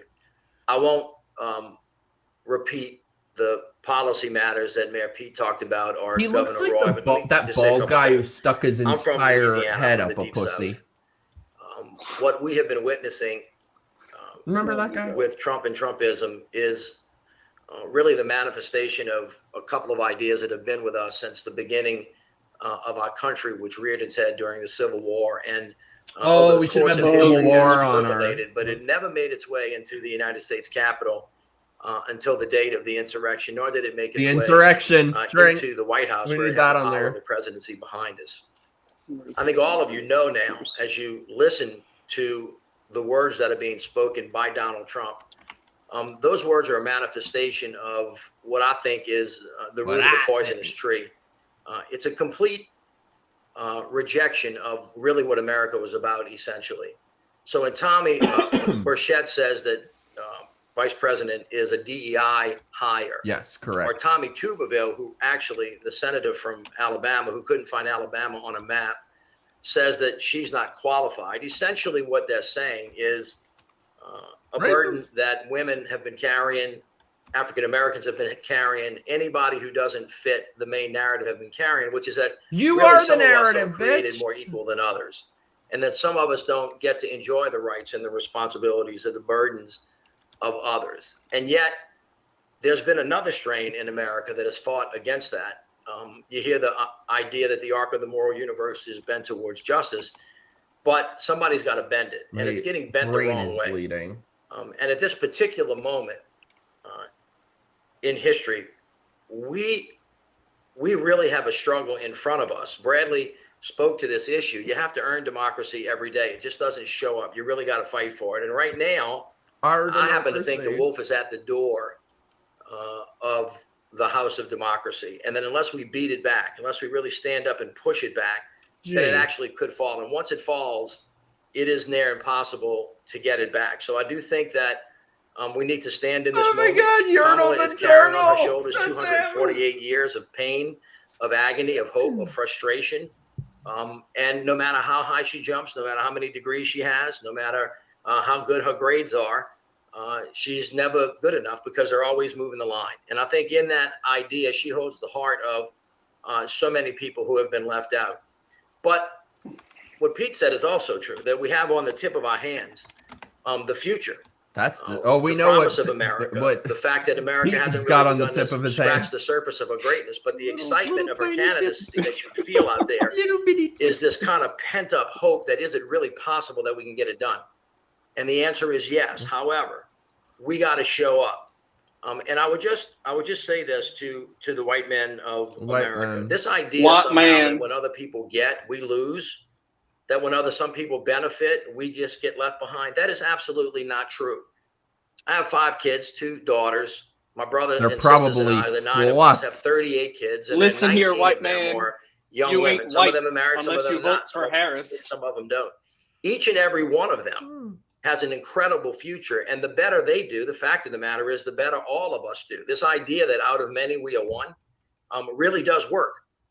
It's a richer, deeper, more wonderful way to live, but you got to stand up for it. And the truth of the matter is, as Roy Cooper was saying, politically and numerically, if white guys would just show up, if we would stand up and be counted, if we would talk about what it really means to be a great partner and a man, which is to protect and to help and to lift up and to not push down, that. All of us are going to be better for it. And I think that you will see the vice president speaking to this very forcefully as she speaks about an economy that's going to work for everybody, as she speaks about democracy. But thank you so much for the super chat up in Connecticut, whoop, tri-state area. Watch the crawl, same names and amounts over and over. Ooh, interesting. 2.7 million my ass. That's very interesting. I haven't been paying attention to that. But as has been said, when she speaks about freedom, because freedom is for everybody. Freedom is for hope. Freedom is for aspiration. And as I have said, the thing that I am so excited about, and I have had the chance to work with her, I know her, I love her, she's tough, she's smart, she's capable, she's ready to go. But more importantly, the future that she sees for us, for all of us, is so compelling that it should get everybody up off of their feet, because nothing less is going to matter. And I'll end with Bradley, who is drawing down for us where it really matters, whether you call it fight or whether you call it submission, or the thing is, you have to go out and vote. This election is going to be won in 7 swing states. For Trump. It's going to be won on the margins. It's going to be won when a coalition comes together who believes that when we do things together, we're better. Exactly. And white men have to show up. If Connecticut, we show up they to got the busted for that before. They percentage points. the beginning. That democracy that's in our reach will be ours for the taking. So I thank all of you for what you are about to do, but we really have to get at it. You have 100 days, and every one of those days is going to matter. So God bless you all, and thanks for getting in the fight. Oh, why? He keeps getting uglier the more I drink. All right. And, you know, it is, I've heard a lot of people say you've got the best accent in politics. I think that I agree with that. So we know that there are some folks who maybe had a hard time getting in at the very beginning of the show. Oh, I'm sure you have a we're hard asking time you to getting help us in. out a little bit. Drop into Twitter, Facebook, or email. Send your friends the link to join. It's whitedudesforharris.com. We also have heard that maybe some folks are having some issues donating through the YouTube button. You can donate at whitedudesforharris.com/donate. And up next, we have one of the most dynamic and effective labor leaders in America. Jimmy Williams Jr. is fourth generation from Glazer. I thought they would at least pull out like Beyonce or something. I'm honored to introduce the general president of the International Union of Painters and Allied Trades, Jimmy Williams Jr. I know, it's a jump scare. Thank you, Ross. And, you know, I started thinking, I'm like, hey, how does this white dude get to be on a call with like the Secretary of Transportation, with, you know, Jeff Bridges, the coolest dude in the world? And I went, you know what? Nothing. That's the coolest dude in the world. More than a construction union, right? And nothing screams white middle-class working America more than a construction union. And I'm proud to represent the labor movement here tonight. And I'm proud to represent what is the true only place for working people to advance in this economy, in an economy that works for real working people, as opposed to the alternative that's yeah, it's been Project 20. so great for working people the last 4 years. Go to the grocery store. Let me tell you something. I am half Jewish. Every time I go to pay at the grocery store, I feel a little personal holocaust on the inside. Like, I become less and less Jewish the more money I piss away. Let me tell you something. My dad is a contractor, okay? He works in the construction business. This is all bullshit, all right? They hate Biden. All of them hate Biden. They hate Harris. They hate everything that they've done to this economy. The first thing that goes down every time a Democrat is in power is construction and residential businesses, all right? They don't like these people. No, not at all. 2025 and the Trump lies around how to organize working people. The American labor movement knows how to organize working people, and that's what we do.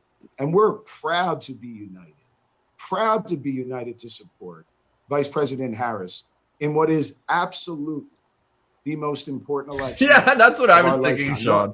You know, President Biden was great for the American labor movement. Probably the greatest president but it's not a Zoom my call. lifetime. Pre-recorded. I'm 46 years old, and I'm lucky that they're pretending I'm the youngest president of a labor union in the building trades. I'm proud to say that. But man, you know what's interesting though that I just realized? So they've apparently done these for every other group. The women one was an actual Zoom call. So it's interesting that they don't trust the white men to be on Zoom. Because they know we're going to come up for blood. To death of what the future could look like if we go back to another Trump administration, one that truly left working construction white men behind, but yet had a way to organize people around hate and around division. We should have had hate. And you know what we are hearing from Vice President Harris is a true plan to move forward. Yeah, crock of shit is what we're hearing. President Biden, as he passed some of the most landmark legislation to help working white dudes in this country. You know, that's a good point. The American Rescue Plan. I don't know if it's even live. Hundreds of no, it's not. They clipped the beginning pension of it. Plans, white dudes' pension plans. The bipartisan infrastructure bill that's creating hundreds of thousands of construction jobs for white dudes passed by this administration. And that's just a scratch of the surface that we can do as a country. I met the one who was like, ew, you're disgusting. We cannot sit by quietly like we did in 2016. I got to pee. Can we pause? Shane, are you really afraid to miss anything of what this guy is saying? Go pee. Just donate money. We have to do more. Consider yourself lucky to not have to hear this bullshit. We have to talk to our neighbors. We have to talk to our brothers and sisters. We have to speak truth to power. And we have to build this moment. I think we're doing exactly that, buddy. Can do it. When we stay organized and when we keep our eye on the ball. Well, they love that word, organized. We can make a difference in working people's lives. That's why the American labor movement is united behind Vice President Harris. That's why we have 100 days. Hey, beautiful Brittany. Knock on doors to talk to our brothers and sisters. You missed a whole lot of bullshit. The American labor movement is the most popular it's ever been. 77% of workers under the age of 30 want to join a labor union. That's the first time in my lifetime that labor unions have been. Those unions are like the mafia. Popular. And I can guarantee you this. My mom just quit the union. Only really candidate. Yeah, she's a teacher, and she just quit the union because she didn't want to deal with all the bullshit anymore. God, those must be the ultimate fucking childless cat ladies. Yeah, she just couldn't take it anymore.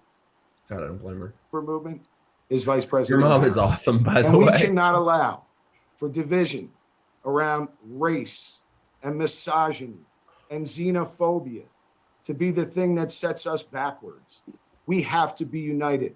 As a proud transphobia? I get to cast my vote in a swing state, and I cannot wait to cast my vote for the first female president of the United States, Vice President Kamala Harris. Thank you. This is a good question, Brett. Thank you so much. That was awesome. Thank you.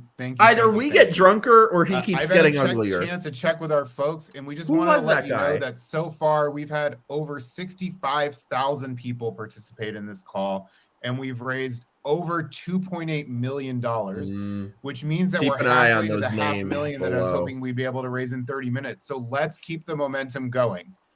Now's a great time to keep supporting the campaign. On your screen, there's options to give 10, This is what every 25, guy 50, on even Tinder $100. looks like in If Brooklyn. you want to max out and you can, that's great too. Every dollar you donate goes directly to the Harris campaign. Our next guest knows a little something about fundraising.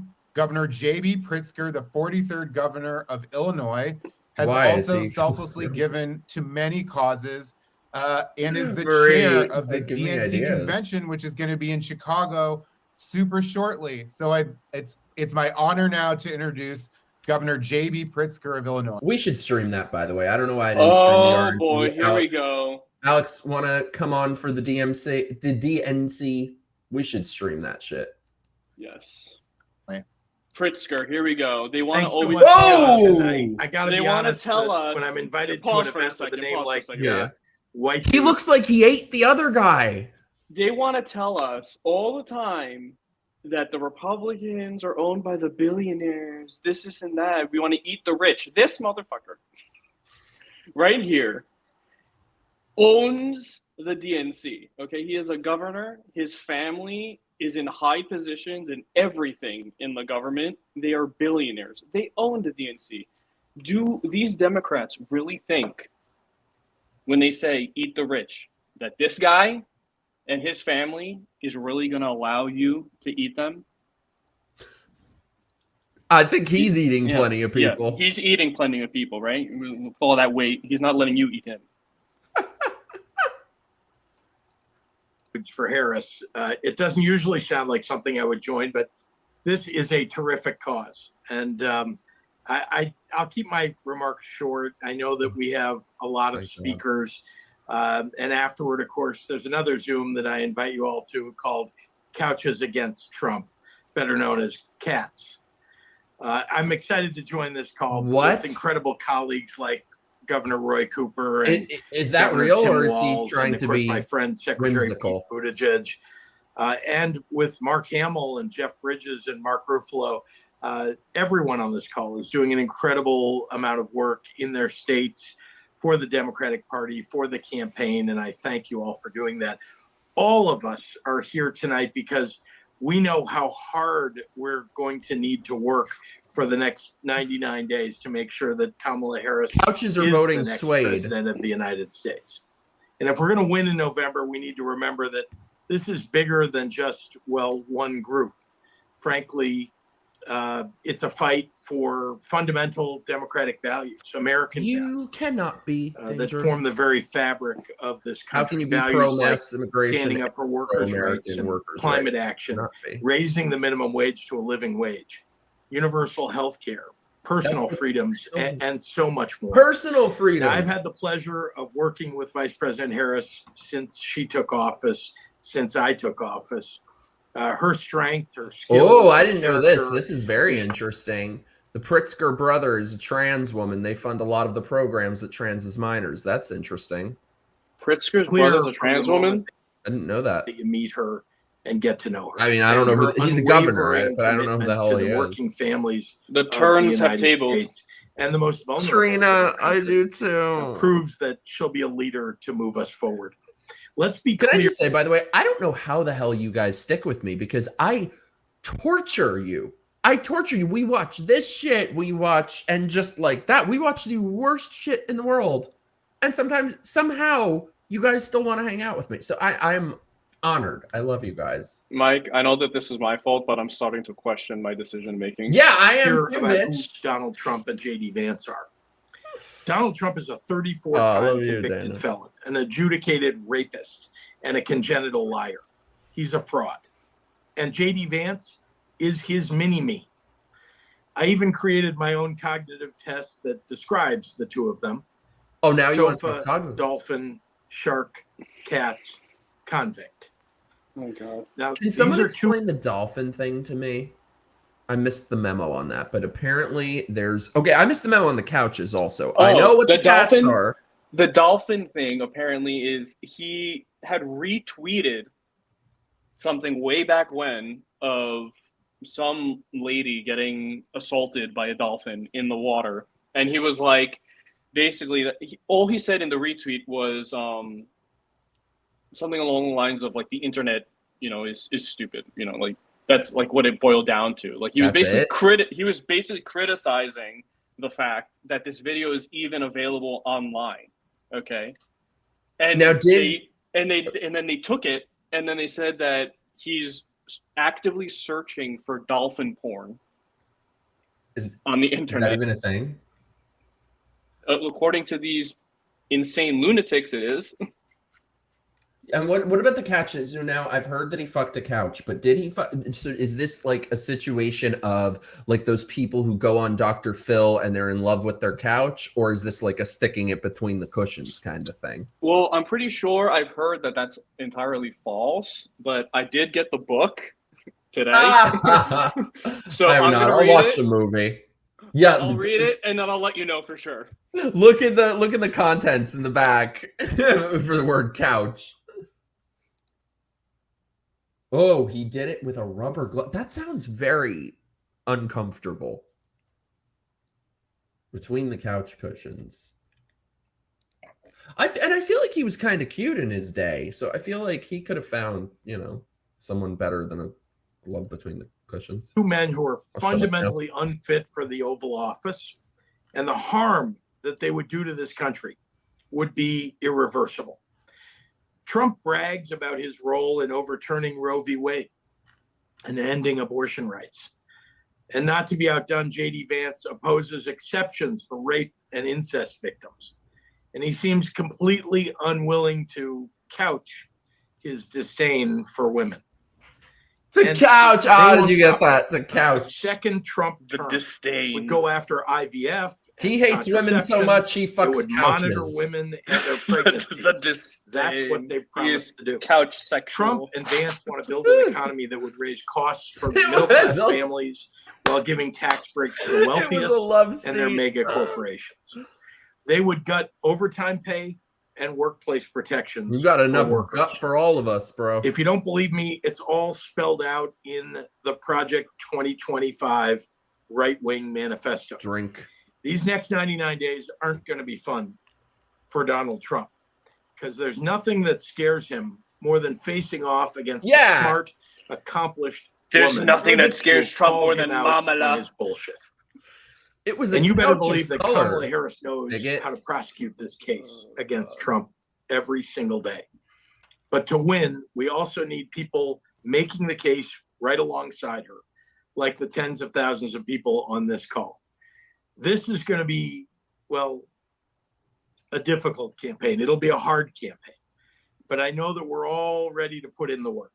Mr. Pritzker over here has selective memory because he clearly forgot the debate between Trump and Clinton.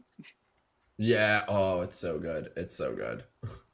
Visit whitedudeforharris.com to donate, volunteer, and then tell your friends and family to do the same. We have a real fight ahead.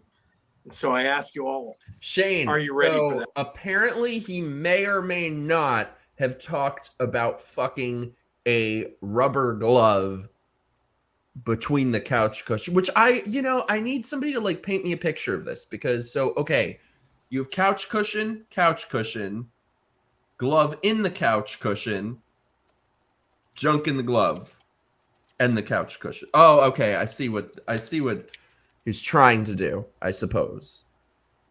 But it sounds very uncomfortable, so I don't know. Okay, well here you can do a quick search. These people that always posted about Snopes, the fact checkers. Yeah. Quick Google check right here. AP fact check J.D. Vance couch. No, J.D. Vance did not say he had sex with couch cushions. Did he have sex with the glove though? Straight from. Oh, let's see. Did fact check? Let's fact check this bitch. No glove, no love. Fact check J.D. Vance glove sex. My Google searches are gonna be off the hook now. Yeah. That and dolphin porn. Yep. Nope. False. What did he say though? I want to know how false. Was there a glove? Was there a love seat? Like, I want to know the details here. All right, let's see. Copilot AI. Let's have our little AI buddy here tell us what the You're gonna ask ChatGPT, did JD Vance fuck a couch? So let's see. AI says, certainly. Let's fact check the claim about JD Vance and a couch. Hey, let me tell you, I once went on a date with a guy who had some kind of 9/11 fetish. It gets worse than couches, believe me. God. Well, according to GPT chat, it says, in this book, there is no passage where Vance describes such an encounter with a couch or an inside-out latex glove. Despite the rumor, Vance's memoir contains no reference to this unusual scenario. The viral allegation appears to be a fabrication, leading to jokes, memes, and videos online. So rest assured, there's no couch-related escapade in Vance's writing. Thank you, ChatGPT. Yeah, this is the real insurrection. But I need 9/11 detail. Okay, I'll tell you real quick, not to like make this shit longer. Real quick though, I went on a date with the guy, and he was like, "Want to come watch a movie?" I was like, "Sure." His entire house is a shrine to 9/11, and this bitch decides that he's going to show me his entire like fucking PowerPoint presentation on 9/11. This is when the tower went in the building, and the second plane, and I'm not. It wasn't any sort of like conspiracy thing. It was weirder than that. So I finally said to him, I was like, "Wait, I'm sorry. Did you lose someone in it?" And he says to me, he's like, "No, I just think it's good to remember." What? And then, like, I got the fuck out of there. But then he had like, you know those 3D puzzles that they have? Those 3D puzzles that are like huge. They're like 3 foot. It's like a puzzle, but it's like a. You can make it like a building or whatever have you. Yeah. Okay, So he had like a giant thing of the Twin Towers and Okay. wanted to have sex in front of it. And I was like, I gotta go walk my dog. Good night. Nice to meet you. How do you always end up with the weirdest people, Mike? I don't know. I haven't met too many weirdos, at least. I haven't met too many weirdos at all since I moved, which I'm kind of bummed about. I'm like, am I never going to have another story to tell? They're all in New York. Yeah. Hopefully they're in Florida too. We'll see. I'll let you guys know. All right, let's see what that fuck is saying. Thanks so much for having me on the call. Oh, good. Thank God. Hell yeah, we're ready for the fight. Thank you, Governor. Many folks on this and many folks on the speaking panel, I'm sure, are going to be attending and are looking forward to seeing you in Chicago in a few weeks for the DNC convention. And maybe as a Democratic nominee for VP, who knows? Our next guest is the voice of your child's favorite one of your child's favorite Disney characters. Shout out to Olaf. And also distinguished award-winning actor in TV, film, and theater. Grammy and Tony nominee and winner, Josh Gad. Thank you. I'm not quite sure how I drew the short straw and went after like. Can you imagine this guy and the last guy at the buffet table? That's an insurrection. Hey, little girls, vote for Harris because she's like Elsa. Vice presidential candidates, but here I am. Also, quick observation: they have Kid Rock, Kevin Sorbo, and a dolphin aficionado, and we have the Hulk, Samwise Gamgee, Luke Skywalker, and Mayor Pete just on this Zoom. We got Hulk Hogan, cool. Bitch. I'm a white dude. That much you can probably. He's a white dude.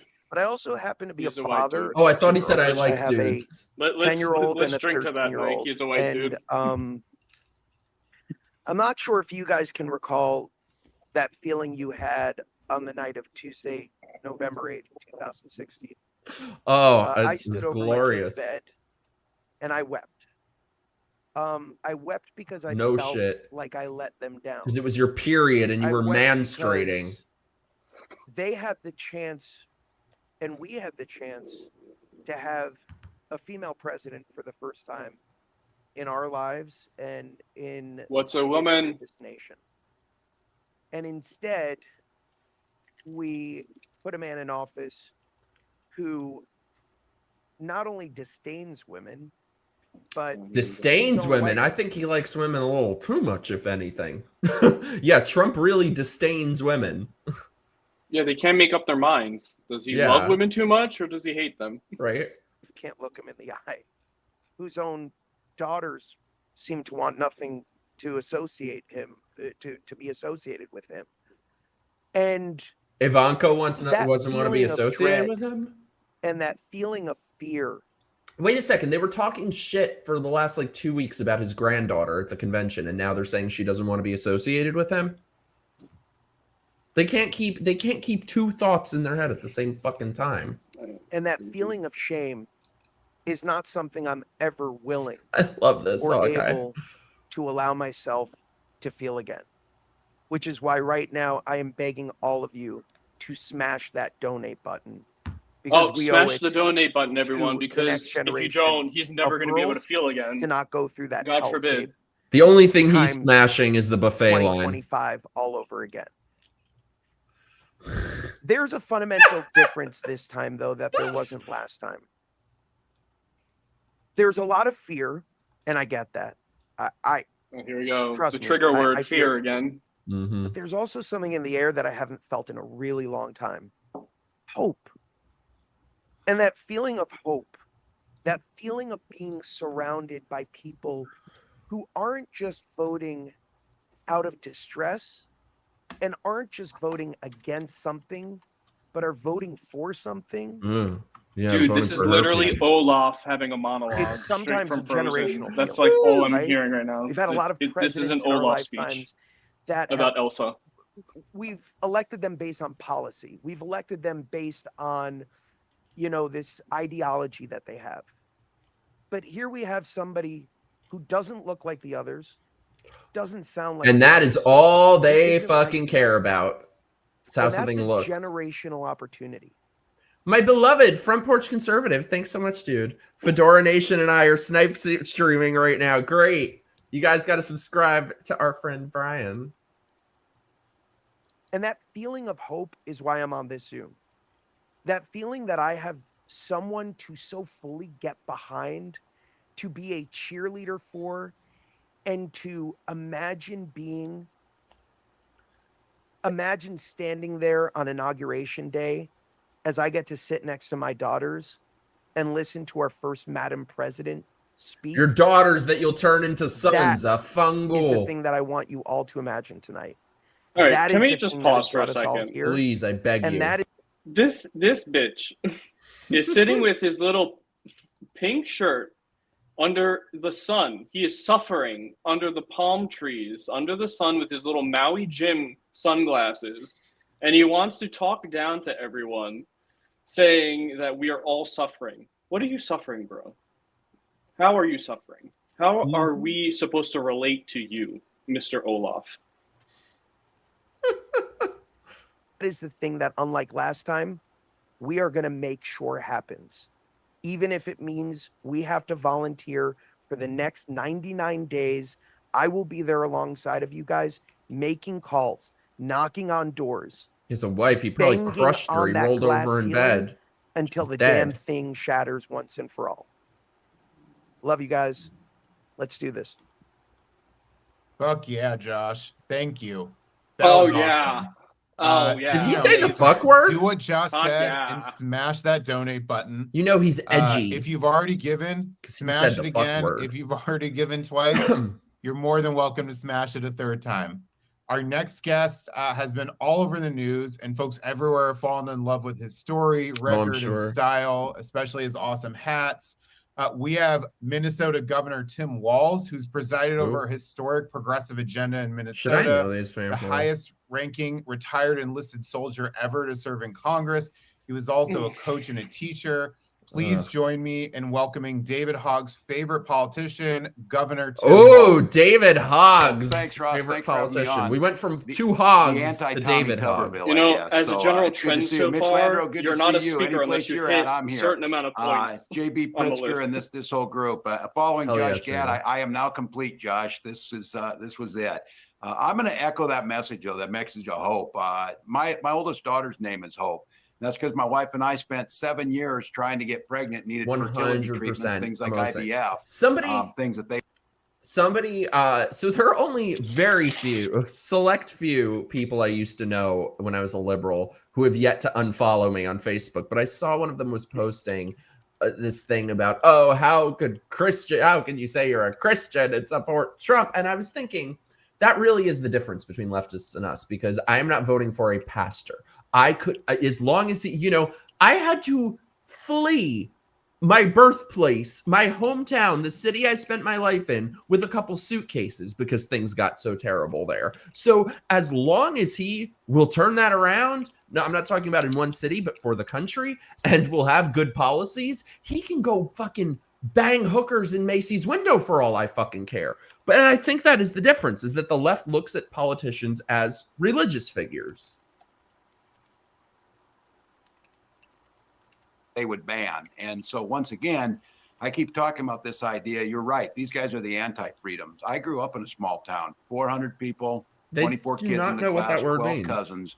And I hear J.D. Vance trying to talk about what a small town is. There's one golden rule in a small town. Those of you who are from a small town, mind your own damn business.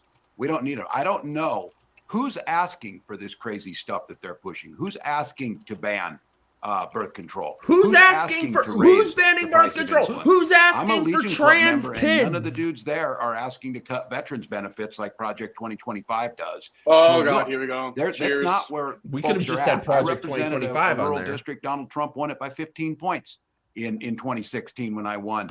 Those are folks that want a fair shot. We need to point out to this. The reason rural America hurts is because robber barons like these guys have come in there. These are the guys that take money out of our public schools for private schools to give vouchers to people who are already going to private school. They undermine the basic social safety net that makes this country great. So when I hear you on here, I heard Josh talking about hope. That is exactly right. That's what we need. And then coupled with that, because my wife reminds me of this, she said, hope is the most powerful word in the universe, but it's not a damn plan. We need a plan to win. And that's what you guys are doing. That's what smashing that button does. That's what's calling. And again, this is preaching to the choir, but the choir needs to sing. The choir needs to sing. This is our moment. This is not just transformational for one election. This is transformational for several generations. And my balls but here's are shrinking. The thing that I take responsibility for. We're not in this alone. The rest of the world needs us to be here. These guys throwing our NATO allies under the bus, the idea that they don't care. Globalism has entered the chat. Not addressing climate change that's going to impact communities that are less fortunate than anyone else. Those are the things it has to do. We have communities that are going to pay the price because we don't address it. Here's the great news. How often in 100 days do you get to change the trajectory of the world? How often in 100 days do you get to do something that's going to impact generations to come? And how often in the world do you make that bastard wake up afterwards and know that a black woman kicked his ass and sent him on the road? Oh, and you know that's something that guy's going to have to live with for the rest of his life. So I got to tell all of you, please, please, do what you can. Please talk. Look, I got Florida Man as a brother. We all got him in our families, but these are our neighbors and our relatives. That's racist. And at heart, they're good people. They're not mean-spirited. They're not small. They're not Speak petty for yourself. Like they hear on stage. I am both mean-spirited and petty. They feel like they got left Florida behind sometimes. Bitch. But we can get out there, reach out, make the case. And for one thing, don't ever shy away from our progressive values. One person's socialism is another person's neighborliness. Just do the damn work. So I got to tell you, when I see this, it lifts me up. See, if Republicans were smart, they would take that clip and make shirts everywhere. Socialism is just neighborliness. Can someone just please tell me, how did I used to be a Democrat? I know. Like how did I used to listen to these people? I forgot you used to be one too. Both of us. I don't understand. I don't get it. It made sense at the time. I just listened. And all these people on this call are just listening. I don't get it. I see it. Again, anti-Tommy Tuberville, this is the first day of football. We're all in this. We're all undefeated. We got an opportunity on this. I want to be standing in that day in November when we're playing for the big one, and I'll take us. And again, keep hammering on these guys. This idea of calling them out for who they are, shrink them. Of course they don't have a danger to society? Yes. You're shrinking all of us right now. Is he a danger to world peace? Yes. But don't give him more credit than he needs. He's just a strange, weird dude, as we've been saying. pick that in the pace, pick up the work, do the work. Donate. Leah Thomas call, is a talk to your strange, weird neighbors. dude. Let's win this thing. Half your No fucking regrets at the heroes end are of this. strange, Thanks, weird folks. dudes. Oh no, Thank you, no, Governor. there he is. I see why There he everybody's is. so excited about you. So who's you know, so excited with that, about you know, him? while the I governor get a was visceral speaking, I reaction was every checking time in this with guy folks, comes on and screen. they're telling me that we've had over 123,000 people who have tuned in so far, and we have managed to raise, and we've now hit $3 million for the campaign. So let's keep it going. Let's get that up to $3.5 million. Our next guest is truly one of the Even that they lie about. Look at this, 53,000 people watching. What did he say? 100-something thousand? Those are some fortified numbers. You need to Paul Scheer is an video actor, record when an he says that author and like that has screenshots started the actual League, account. one of my favorite Fact check shows, him. and Fact Knuckles. check him. He's also an outspoken advocate for democratic Mikey, causes. thank and you one of so the much, hosts my of beloved. How Did This Get Made? Good to see which has you won the other awards night. for its celebration of real bad movies. Please welcome Paul Scheer. Hey everybody! Whoa! I am so Those are excited some to be nice on this teeth. JD Vance fundraiser. I'm sorry, wait. Oh, sorry, that in an hour. So I'm doing that in an hour. No, I am so happy that we are all here tonight because we've taken the first step to being involved in this campaign. We showed another, up. We straight found guy a website, we clicked on with it a at the right list. time, and most importantly, Why do all we made straight time for something liberals bigger than have ourselves. gay voice? And over these next few weeks, we need to continue to show up. And I think it's easier to do that when we're actually fired up.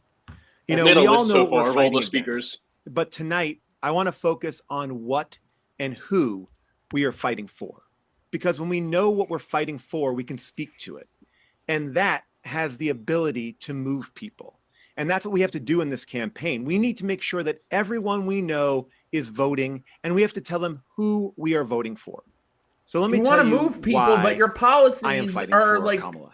bowel movements. I am voting for That's the only a fighter, movement going on. someone who has been fighting for the little people since she was a little person. I mean, this is no joke. Did you know that when she was 13, Did you call her a the little apartment person? building that she A lived little in wouldn't let person. She kids was a play on ladder the lawn. climbing whore. Now, most kids would just go inside and do something else, but not Kamala.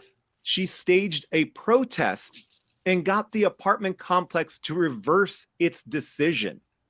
All right, that's the And drive, then everyone right? applauded That's the and want to help. People I'll take in things need that never have happened for defined her 500, entire Alex. career. Some people, they threaten to take on Wall Street, but she actually did it. During the great financial crisis, when the big banks were only offered $4 billion to foreclosed homeowners in California, she stood firm and she got that number up to $20 billion. It's unbelievable. It is unbelievable that they're still trying to bullshit with this issue, because all of the people who should have been in jail that tanked the economy in 2008, the first thing Obama did when he was elected was put them in charge of running the economy instead of behind bars where the fuckers should have been. Right. 4 to 20 billion. She stood up for mothers and veterans. She's passed bills to improve maternal health among racial and ethnic minority groups. She has fought for the middle class. She's introduced bills to give tax cuts to the middle and working class Americans, and was Trump an early did that, and you were proponent fucking of pissed universal about health care and forgiving student debt. Right? Kamala has led the fight for voting Which rights. is buy votes, She's been a guys. staunch supporter of LGBTQ plus rights and has spoken out against discriminatory laws like Florida's Don't Say Gay bill. She's also been influential. Don't say gay bill. Mike, I have a question. How does it feel to not be able to express yourself in Florida? You guys, okay, watch this. Gay. Oh my god. Oh Wait, my god. Let me see. Let me check. Let me just check real quick.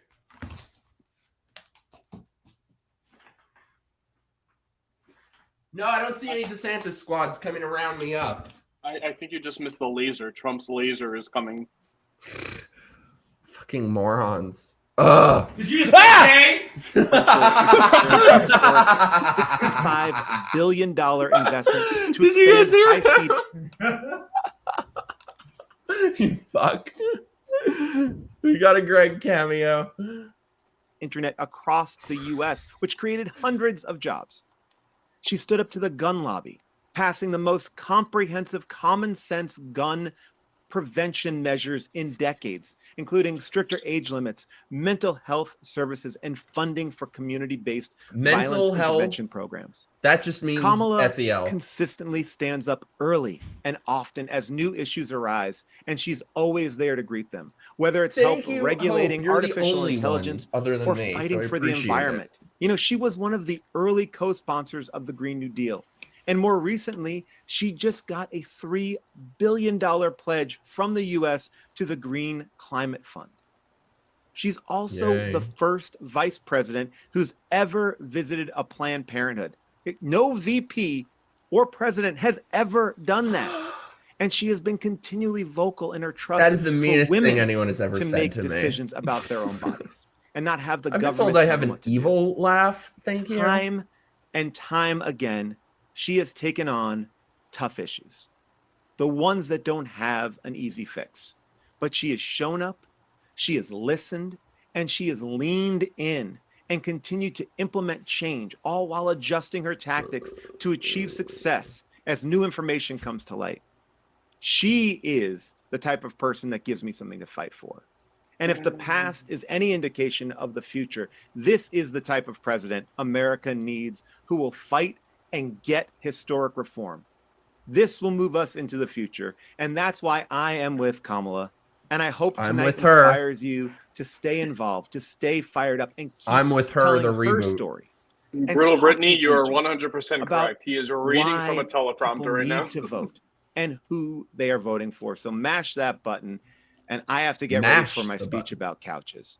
Thank you so much. They love the couches. See, I think sorry, he never ceases to jump scare me. I think they secretly have a thing for couches.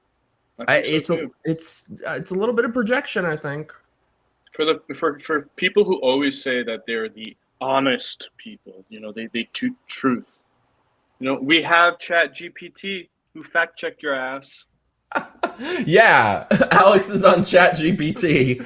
Tell me about couch fucking. Pedro, thank you so much, dude. Oh my god, he's just there spewing lie after lie. What fantasy world is he living in?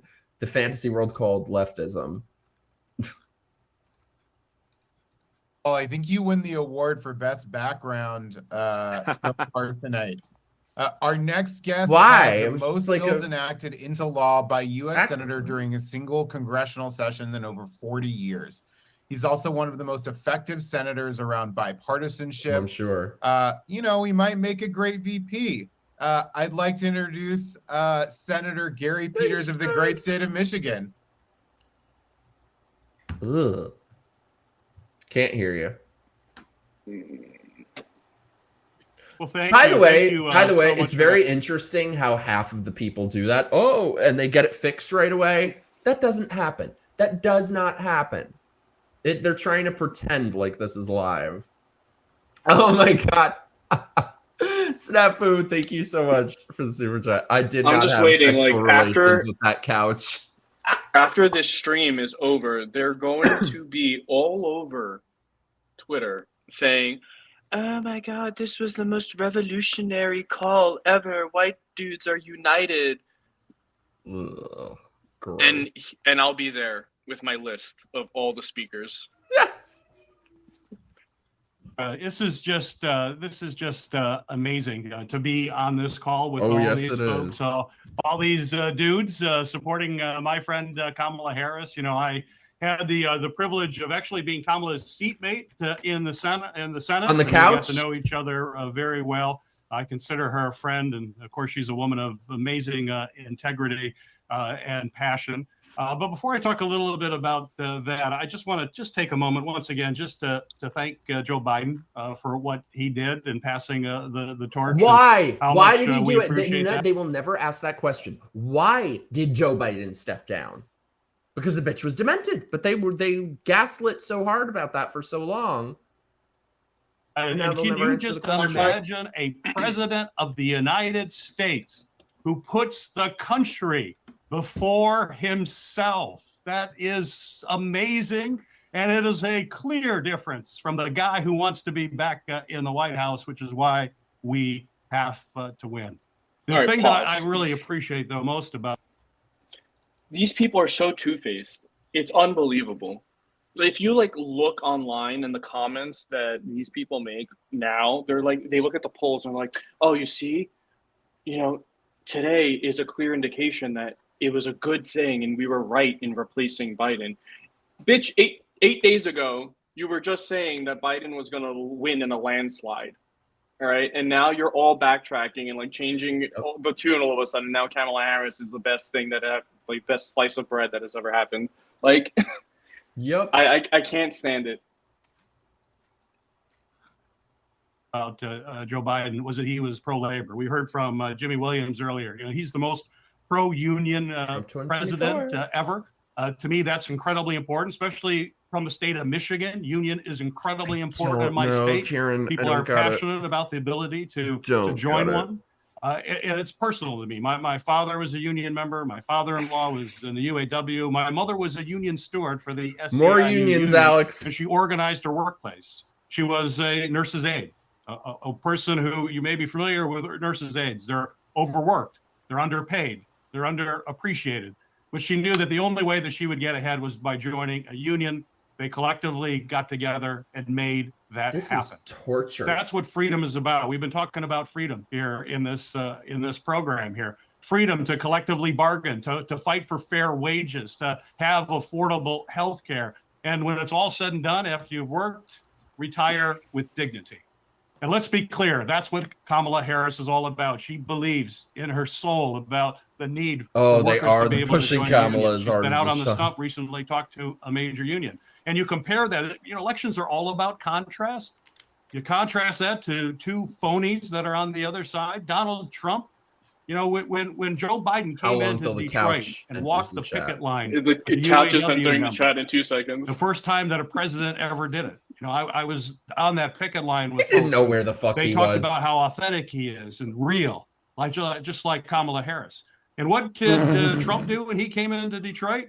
He had a rally that he said was pro-union, and he did it in a non-union shop. There were no union members. Having to tell somebody you're real is like telling somebody that you're famous. Like, if you have to say it, probably ain't. I am real. Yeah, it's the I'm a real boy. It's the fakest bitches on earth that are like, I'm real. I'm real. Jenny from the block. Jenny from the block. That was her song about how she's real. I think J-Lo literally has a song called I'm Real. Do we think J-Lo is real? Nothing about her is real, from her face to her teeth to her personality to her ass. Nothing. I'm a little bit buzzed. I'm out of wine, so oh yeah, I need to go get another drink soon. Somebody in the chat said Alex is out of wine. I am indeed. I need to go get another drink soon. I'm going to do one soon too. I have this much left. You've got JD Vance, who basically does a photo op. He's never lifted his finger once for working men and women in this country. And I don't believe you can have a middle class without a strong and vibrant union movement. That's who is in our heart and soul as Democrats, and that's what we're going to continue to fight for. It's going to be a key part of this coalition, and I know Kamala is going to fight to make that a reality. But I just have one last thought. I thought we weren't allowed about to say that. JD Vance in particular. Couches and about couches. How he thinks about women. And we all cat love lady. the women in our lives, whether it's our mothers, our sisters, My mother's our a little bit of a wives, pain in our the daughters, ass, if we're being honest. And we worship our loved ones. But what does JD Vance think about women? Just think. I just So want much to make vitriol. one idea. Think about Disgust. this. When he hates them so much he married strongly, pro. He only likes couches. pro-life. He's couch sexual. He We does know not this. believe that women should have the reproductive freedom necessary for their proper care. And he does not believe that there should be any exceptions for rape I think we or need a incest. fact check on that. And he was asked in particular about rape. That's right. And what Glenn did Close. he think? If a woman was she raped, and she had to carry that baby, what did he think about it? Well, this was the word he used. He said, well, Couches can't make you sandwiches rape either. is inconvenient. Well, guys on this call, rape is not inconvenient. It is absolutely catastrophic. To me, that should disqualify. Stop JD talking Vance. at me. It should Did he seriously just say that? Stop talking. Let me tell you, bro. it is very inconvenient. I promise you. Hold on, I need to screenshot this right now. Print. Oh my All god. right. Take that. All right, great. And got his little face. Ugh. Rape is not inconvenient. That's going to be the new opening to my show. That's going to be my new theme song. Rape is not inconvenient. disqualify Trump, who led to the overturn of Roe v. Wade. And as men, we need to come together and understand that this is an attack against the people we love so much, the women who are in our lives.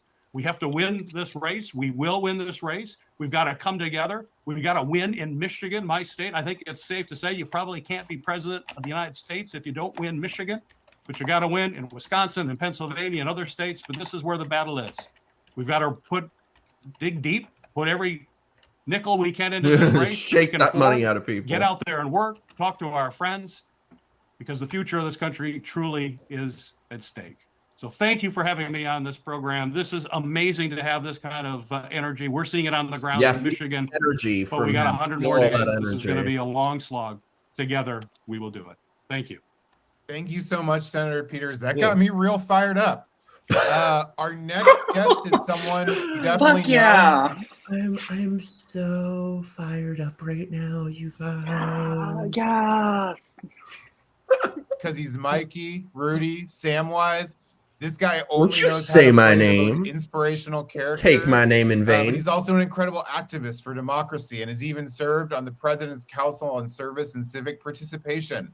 So he knows a little bit about getting dudes involved. Our next guest is Sean Astin. Fun, bro. No. Thanks, Ross. I feel that Senator's passion and upset on that. I think I was 20 or 21 years old, and my neighbor across the street told me he was going to a men's group. Oh And I boy, was like, very what? bad. He said, "Oh yeah, I'm going to my men's group," and I couldn't, like, is it a cult? Like, I didn't. The concept was just, I didn't get it. And then a few years later, my little brother, who was addicted to drugs and alcohol, makes sense if he's voting for Kamala, called and agreed to accept help. And so we found a good program. Was he the one in the through. Did Goonies? it 90 days. It was awesome. But like families feel when someone goes through that, there's I know he was in Lord of the uncertainty Rings, which is very overrated. about whether or not they'll relapse, about what's going to happen with their life, you know? And after about, I don't know, 2 or 3 years of him regularly coming, he had moved back to be with my dad on the East Coast, but regularly coming back, and you'd kind of be like, oh, do you have work? Like, what's going on? He was always He was coming in the back to be Goonies, with and he his looked like he men's grew group. up and ate the rest of the cast. I think they had more than white men in that group. So, but the idea that men can gather to talk about how we feel, interesting, powerful concept. And to include all, we said in our invitation, everyone is welcome. Is That's this a really is this interesting phrase. Sam? Everyone is welcome. You might hear it in other places. I'm pretty sure you can feel that it's true. Wait, honestly, is this Sam from Lord of the Rings? With this, One of them. I didn't learn their names when I watched it. I'll be honest. I'm about to be really disappointed if this is Sam from Lord of You the know Rings. it is though. He was in that movie. Oh my! He was the fat one. He's still the fat one. Wait, but I thought Lord of the Rings was, the gateway drug to right-wing extremism. Oh, that's why they're having him on. That's why they're having him on here, and he's going to start in with JD Vance. I feel like they're losing their minds more about JD Vance than Trump, which is shocking. Pedro, by the way, thank you so much, dude. You're like single-handedly keeping my channel afloat. No, not Samwise. My heart is breaking. Oh God. Yeah, he's the gay chunky hobbit, not the gay Twinkie hobbit. Was that Orlando Bloom? I like that. Man, why? Like, every one of these celebrities want to make my favorite characters into something I don't want to see ever again in my life. particular candidate. I think he was in the Goonies too. My mother was president of the Screen Actors Guild. I've been married for 34 years, 32 years, 34 years with my wife, Christine. We have 3 beautiful daughters. To me, there's reverence, absolute reverence for women. Because mostly, I love how they suddenly know what a woman is now. I barely have a vote with my beautiful women in my life. When I think about smashing the donation button, his wife, you know it. His wife carries his balls around in her purse. Oh, I don't get a say. And it's like these men who they just tuck their dick between their legs and, oh, I don't get a say in anything with my wife and my daughter. Shut the fuck up. Shut the fuck up. Shut the fuck up. I think of honoring them. I think of honoring their life and their experience, which I've learned things about women watching my daughters grow up that nobody warned me about. I thought the dad's job was supposed to help prepare them for, college and their love relationships. I didn't know that it was dangerous for women to just walk down the street. Yeah, because you live in a Democrat city. Of course it's dangerous. I just didn't understand the kinds of things that you live in LA, and yeah, it's fucking dangerous. In the ways that they do. Vote red. I don't even take the train anymore to New York. You just want to protect them. You want to help them. It's true. You're like the one person I know there who drives. Lifting up a qualified, tested, proven woman into the presidency so that all girls who's he married for all to? Time can know that that's possible. That our country, get the placemat out when you're with a kindergarten. This is such a good point, by the way. It's incredibly galling to hear Hollywood stars lecture Republicans about hating women. You fuck knuckles called Harvey Weinstein God. Fuck off. And they literally did. Meryl Streep literally said that in a speech. Yeah, it's so funny though, because if you were to pick one industry that is the most abusive to women, it's his. But we don't talk about that. Gardner, and you're looking at the placemat of the president. Not one woman. Patty and Duke the other was side, his mother? They try and take everything that's good about us and demean it. Kamala Harris smiles. She laughs. She dances. Ooh. She has joy. She's alive. And they try and ridicule her for that. And they try and undermine us for that. This is a serious person who can prosecute a tough case against people when she's in the Senate.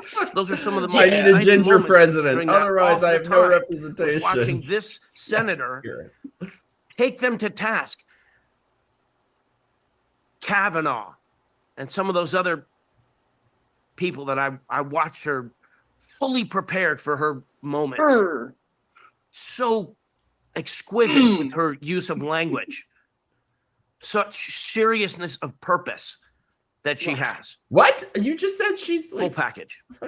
Full I'm package. A leader of my union. She knows a thing or two about packages. Gave a keynote speech 2 weeks ago at the California Labor Federation. What the governor was saying, or the two governors and senators were saying about God, Kamala Harris being a part of the labor movement. These people were 750 labor union leaders in California. Yeah. Roman Polanski raped a little girl, and Whoopi Goldberg on The View said, well, it wasn't rape. Oh, no, he just drugged her and raped her. But I guess it wasn't inconvenient for her. We've learned it was not inconvenient for her. It's not convenient. Rape is not inconvenient. What the fuck? Blew the roof off the place. God, talking about Joe Biden and Kamala Harris. $40 billion bailout of a retirement fund for the Teamsters.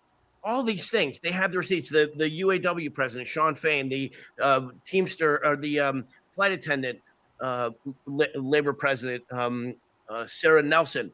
These people were talking about the Democratic Party and these Democratic leaders in terms that were just so inspiring.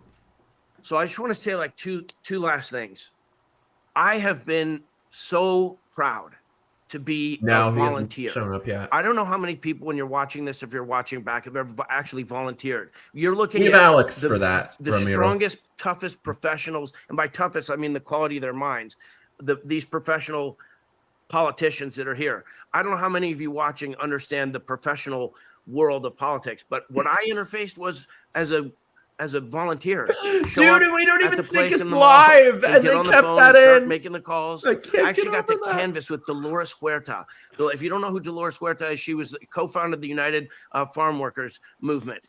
And I went. I thought he was going to say the United Negro. And I was looking at all the cameras that were following us. Nobody said thinking about what I was going to say. I think their best chance at making me feel like I could relate to one of these speakers was this guy, and they miserably failed because he is horrible in every way. Chucky. The only good one in the Lord of the Rings was Brad Dourif, the guy who played Chucky.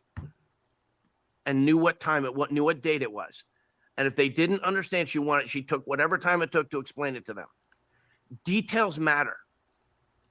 Caring about the details with each my father always told me every human interaction is sacred. So I'm committed that today what I did, I'm a very busy guy. I'm finishing my master's. This doesn't that's feel another so thing. Sacred. I've learned getting my master's in public policy and public administration that the mid-level his favorite class bureaucrat is administrator in our country, they're heroes, and they get totally overlooked by this process. And and there it is. There's the quiet part being said out loud. Bureaucrats are heroes. That should be, again, if Republicans were smart, they would clip that and they would put that banner all over them. Bureaucrats are heroes. We disagree. Clip it, Mike. Clip it. Yeah, well, we'll have a president who actually cares about them, not who wants to. Let me say, by the way, I always say this all the time. Like when I say if Republicans were smart, for all the shit I'm talking about, these don't ever underestimate the Republican Party's ability to fuck things up. So I will be nervous until the moment Trump is sworn in. Yeah, me too. We can even see right now with Speaker Johnson, with the way he's trying to toot his horn, saying that he's running a whole investigation with the Trump assassination. Mm-hmm. It's a waste of time. It is a waste of time. Can you please arrest these people? To their department. Those people need support. These administrators. Finally, sponsor a bureaucrat today. Middle management needs you. You said it, Ross, at the beginning. You talked about loneliness.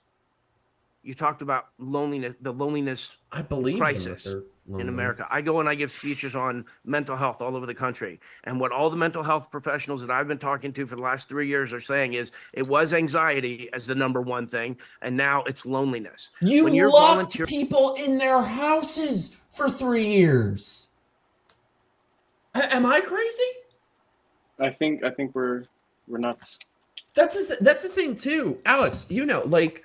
Some people think, some people who were in Florida or places like that at the time are lucky that it didn't last as long. But for us, it went on 2-3 years. Yeah, people don't realize just how bad it was up here. I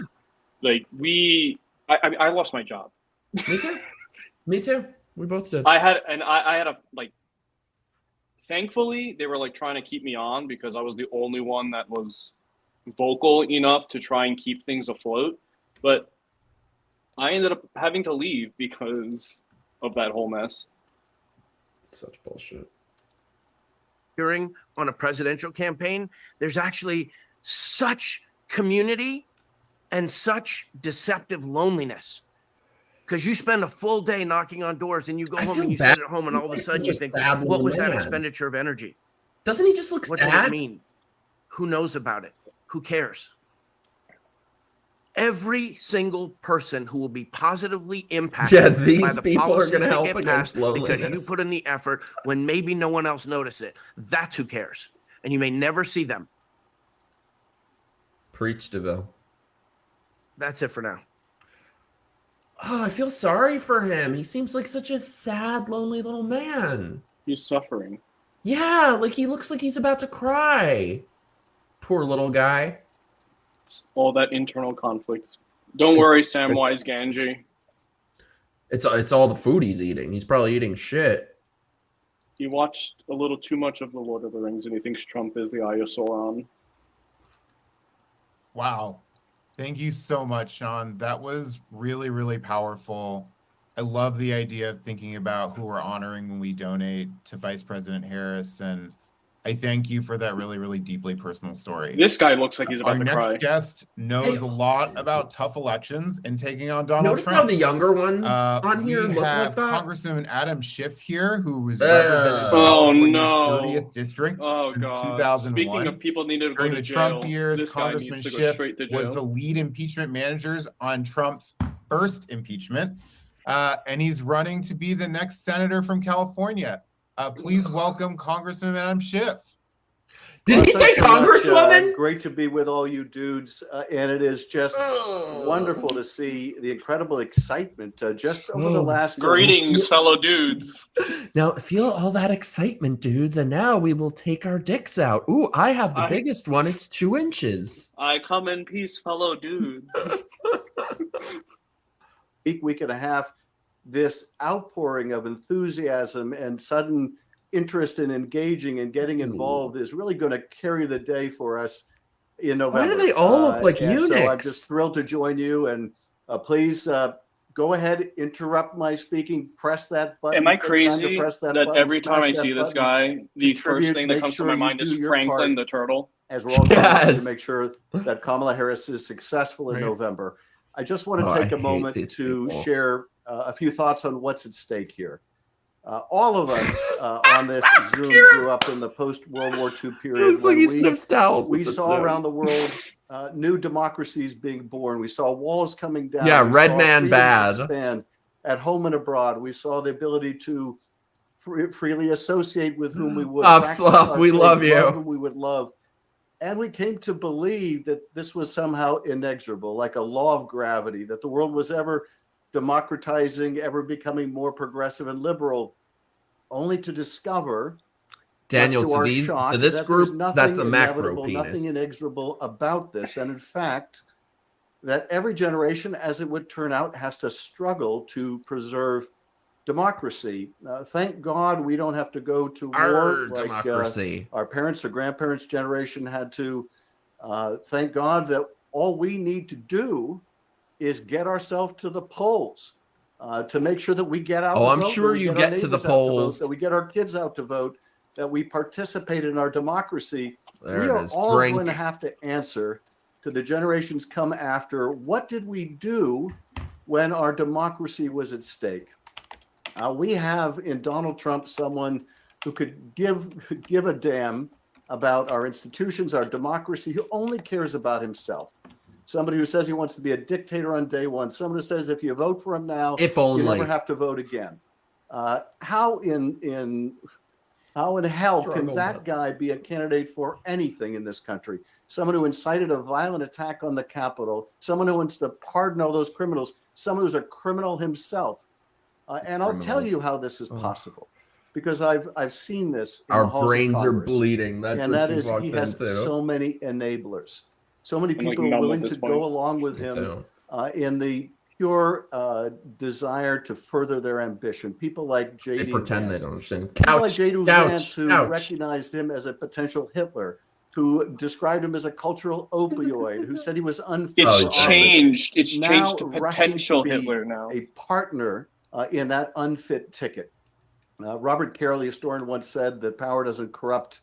Yeah, as much back as when it we reveals. overthrew Well, the power government. revealed a Remember lot that? about The good old people like days? J.D. Vance and Mitch McConnell and Kevin McCarthy and so many others willing to sacrifice everything they said they once believed in, all on the altar of their ambition and gaining power. But Love we you, have the Shane. ability Thanks for being here. To reinforce and strengthen and preserve our democracy. We have the ability to make an incredible woman the president of the United States.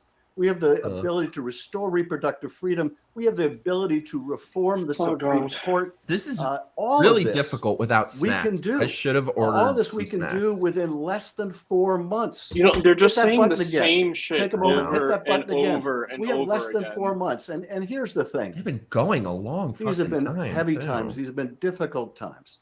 I think on There's all of us. been and you've heard absolutely so many zero of the prior policy. speakers It's talk all been about fear porn. all the challenges. It's the that we've same been through in thing this over country. and over again. My chair we're almost gonna get just through tipped this. There's over, two by the way. sides. We are an incredibly resilient country.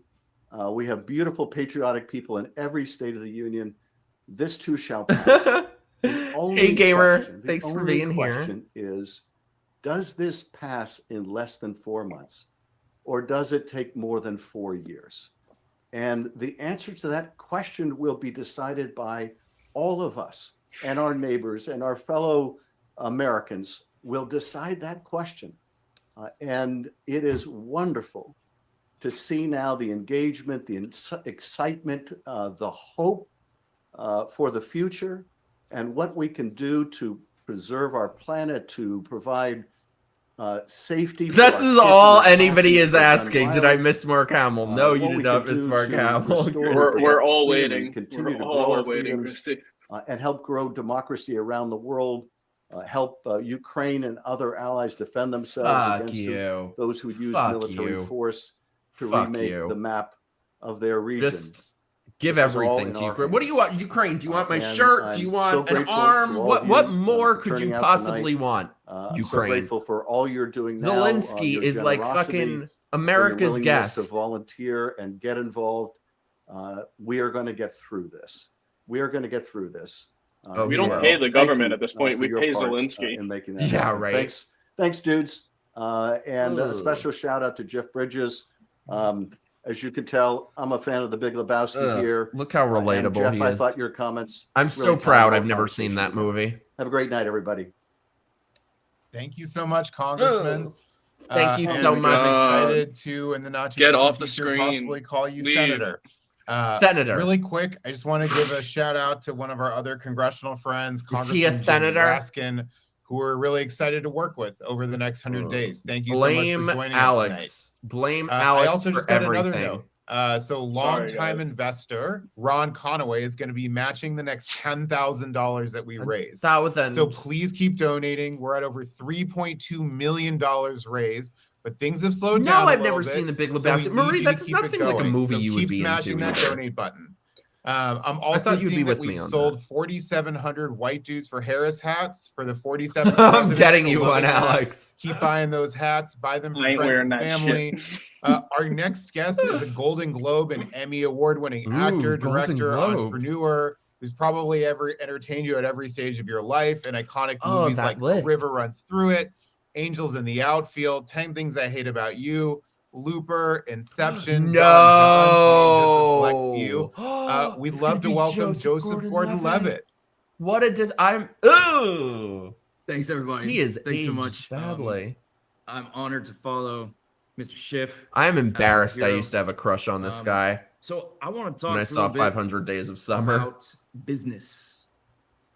I've mostly earned my living. Let me, by the way, I'm gonna try to find it after this to see if I can play it for you guys. But this motherfucker, it's on my Instagram. If you look back, he has some company that put out in 2020, 2021, something like that, the most ridiculous. It's so funny. I was about to repost it the other day. The most ridiculous video I've ever seen of all these people talking about masks. And it's literally like, my mask is my best friend. My mask is my savior. Like the craziest shit you've ever seen in your life. So, of course, he is for Harris. You know what? You know what? Now I'm glad that Summer wouldn't be with you. But I've also run a company. My dad ran a small business communist fucking for company. 30-something years. His dad was a successful businessman who started when he was 12 years old. Working in now I'm suddenly Team Summer. South Central LA during the Depression. By the way, 500 Days of Summer is the best movie. Business. So business kind of runs in my blood. And I think that's why it stands out to me.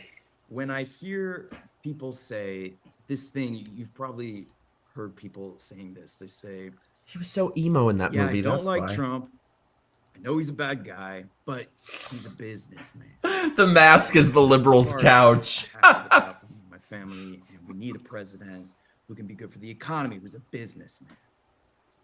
And it's understandable. Money is short. Why? I can see how people get there, but because of your I want to talk about party. this. First of all, I'm not so sure Trump has been a good businessman. Yeah, he's basically broke. Duh. That he's a self-made man, but he's lying. He inherited a ton of money from his dad. And when you start out with that much initial capital, yeah, a ton of money for us, not a ton of money for him. Even if he were the only president to not make money, businessman, which I'm not sure he has been in his entire term. Yeah, I think there are pretty sure that happened. two different types of successful business people in this world. There are the honest business people who have an honest goodness, valuable. He's Joseph Gordon-Levitt. He's an actor. World, and they treat their employees well. They treat their investors and their vendors and their customers well, and in turn, they are treated well, and they do well as a businessman or business person. An honest business person. Was he always this? That's the kind of business person my dad was. And he drank too many soy lattes. Yeah. There's another type. By the way, can we? How have we not mentioned this scary little thing that was in the corner? And that's the con man. Scary Kamala cartoon. And I know there are also con women. With too, the money raising thing. Really honest. In this white dudes group, most of the biggest, baddest cons in the world are guys. So let's just say con man for short, right? A con man is different than an honest businessman. Might or might not. Yeah, he's turned have an honest to goodness Chinese at this product point. or service to offer the world, but it doesn't really matter. Speak English. He's charismatic.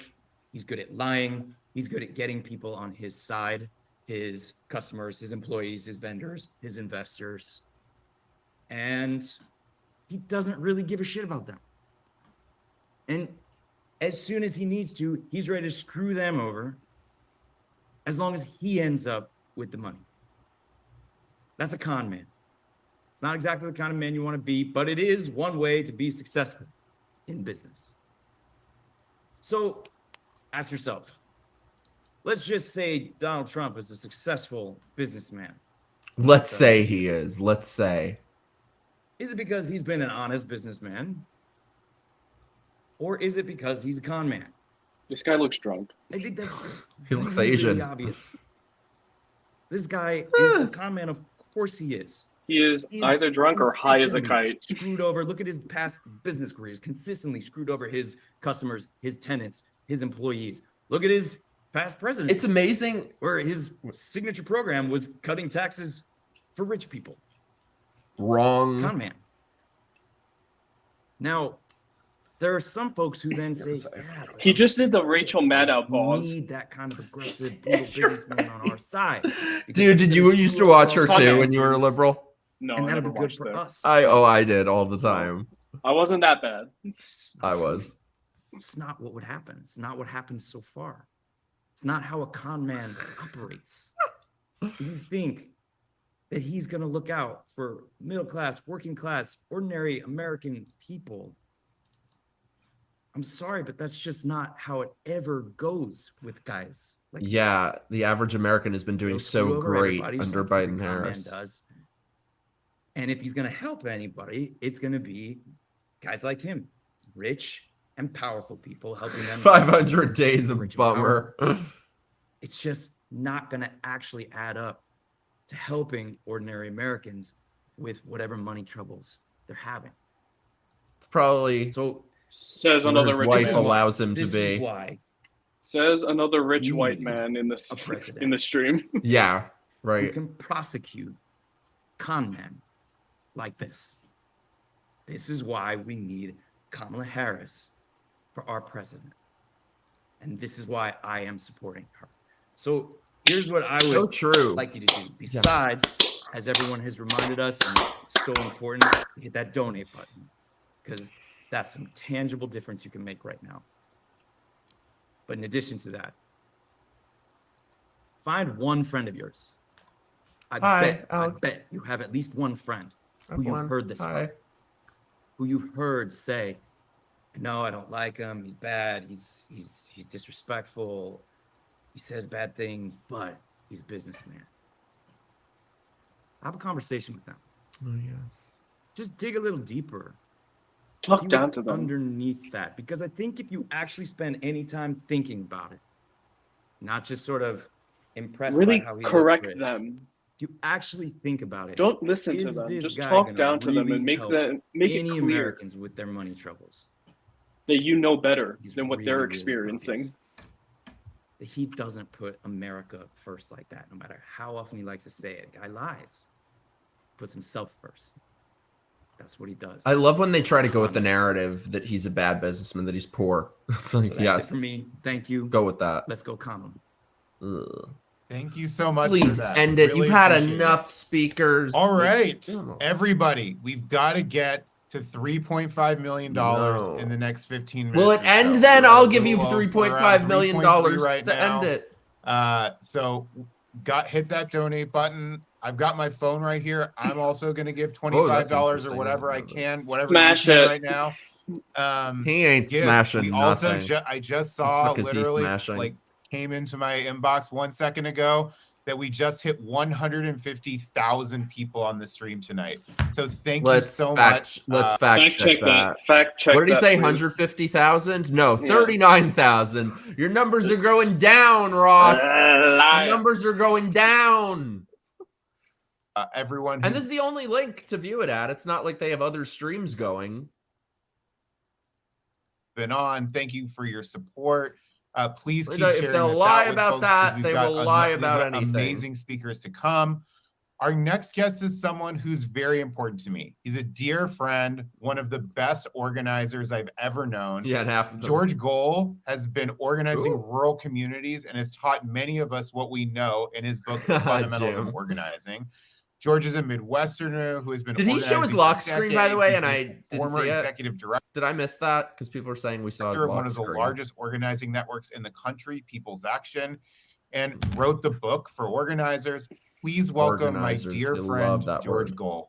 Who? Hey, Ross. Oh! Thanks for having me. Thanks for your leadership and courage pulling this together. Oh my Very God, it's big deal Mr. and big Potato move. Head with fewer I chromosomes. spent 30 years organizing working this class guy? people to come together don't know. across race and win. Oh. And there's one candidate in this presidential election who stands for working Potato class Head got people, and that's AIDS. Kamala Harris. I grew up in southern Indiana, in a really white part of the state.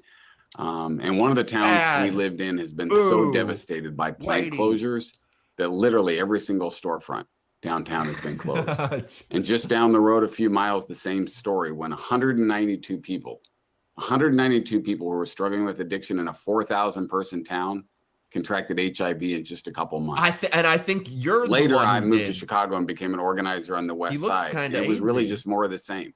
Plant closures up and down one-time industrial strongholds. And like Indiana, the good jobs and factories that were once there had been replaced by despair and addiction. So you got I don't know how rural you white guys watch this Indiana shit and with black and Latino neighborhoods in Chicago, two places that I think for many of us that we think of as a world apart, share many of the same hurts. So we've got working class people under your fucking across policies race that are We hurting agree. right now. And working class people across Right race now, are hurting right during now. the financial crisis. Who is in power right now? Who is in power federally? Who is in power in these local areas that he is referring to? And there was one leader who especially stood up. In that moment, it was California AG Kamala Harris, who went toe-to-toe with the big banks, and she secured a $20 billion she went settlement lips to to help dick is save what people's she went. homes. Meanwhile, in Donald Trump, we've got a candidate who does not deliver for the working class, who doesn't even respect the working class, and does everything in his power to divide the working class. Nearly 40% of households in this country bring home less than $50,000. Not people, households, 40%. These are black households, Latino households, Native, Asian, and white. There is nothing that the right wants less than going up against a working class coalition that is black, Latino, Native, Asian, and white. Because not one of these people has been hell bent on picking off one of them. working class voters in places like I grew up, especially white voters. But in 2020, 32% of Joe Biden's 81 million votes, 32% I think that is very rude. Came from white people who didn't go to college. I like working class white people were a big part of the coalition that defeated Trump in 2020 and are going to be essential to doing it again in 2024. So I just say to all the white dudes on this call, like, be organizers. Go organize your family. Go to your friends, your coworkers, your neighbors, and talk to people and have hard conversations and make it clear who's going to show up for the working class. Thank you. Thank you so much, George. Really, really appreciate you for being here. Our next speaker is a legendary legislator who has left a historic mark on Congress over his 42-year How long are they going to go? Representative. Congressman Steny Hoyer is the most senior member of the House Democratic Caucus, representing Maryland's 5th Congressional District, and it is my honor to welcome the former House Majority Leader, I think that's a fat guy, too. Hi, Ross. Ooh. Thank you so much for including These aren't me. People, they're jump so scares. Inspirational for me to hear all these people talking about why this election is so important. And, you know, I'm going to call this White Dudes for America. Oh, yeah. And therefore, they are white dudes for Kamala. Sounds like Kamala white supremacy to me. This country, its constitution, its declaration, its principles. And like you guys have to see the movie The Mortuary Collection. We all need to get together. It's like the dead mortician from it. For America and for American people. Last week, you know, Vice President Harris shared her vision for, and I quote, a future where every person has the opportunity not to just get by, but to get ahead. And that's what she stands for, and that's why we're for her. She needs our help, however, to deliver on that vision. We need to sign up to volunteer, as so many people on this call have already said, whether it's making telephone calls, knocking on doors, talking to your neighbors, doing postcards to your friends, whatever that is for you, feeling effective on behalf yes, of Kamala, that's who he is. Which, of course, is being Blatant effective on Bigsby behalf for Kamala. of America and its principles that we talked about. You can contribute by going to whitedudedsforharris.com. And by the way, Ross, I've been listening to everybody, and I listen to those folks who are going to. Marie's question in the chat is, aren't all these guys millionaires? Why do they all have shitty couches? Well, I'm going to match one the of those answer to that, Marie, is because as we've determined, for our country, because of how many times they've talked about J.D. Vance and his fake infatuation with couches that they're projecting. They're shitty couches because they destroyed them because they're actually the couch section. This is a historic moment that testifies to the strength of American democracy and to our hey, Carrie! Determination. Is this the Caucasian cucks for Kamala's stream? To my 3 children, my 3 grandchildren, my 4 great-grandchildren, my wife's 10 grandchildren. Love you, That's Carrie. what this election is about. Joe Biden is absolutely correct when he says this election is about the soul and of America and the character of America. Led by, or we're opposing a person who has neither soul nor character. It is crucial that we stand behind Vice President Kamala Harris in that effort.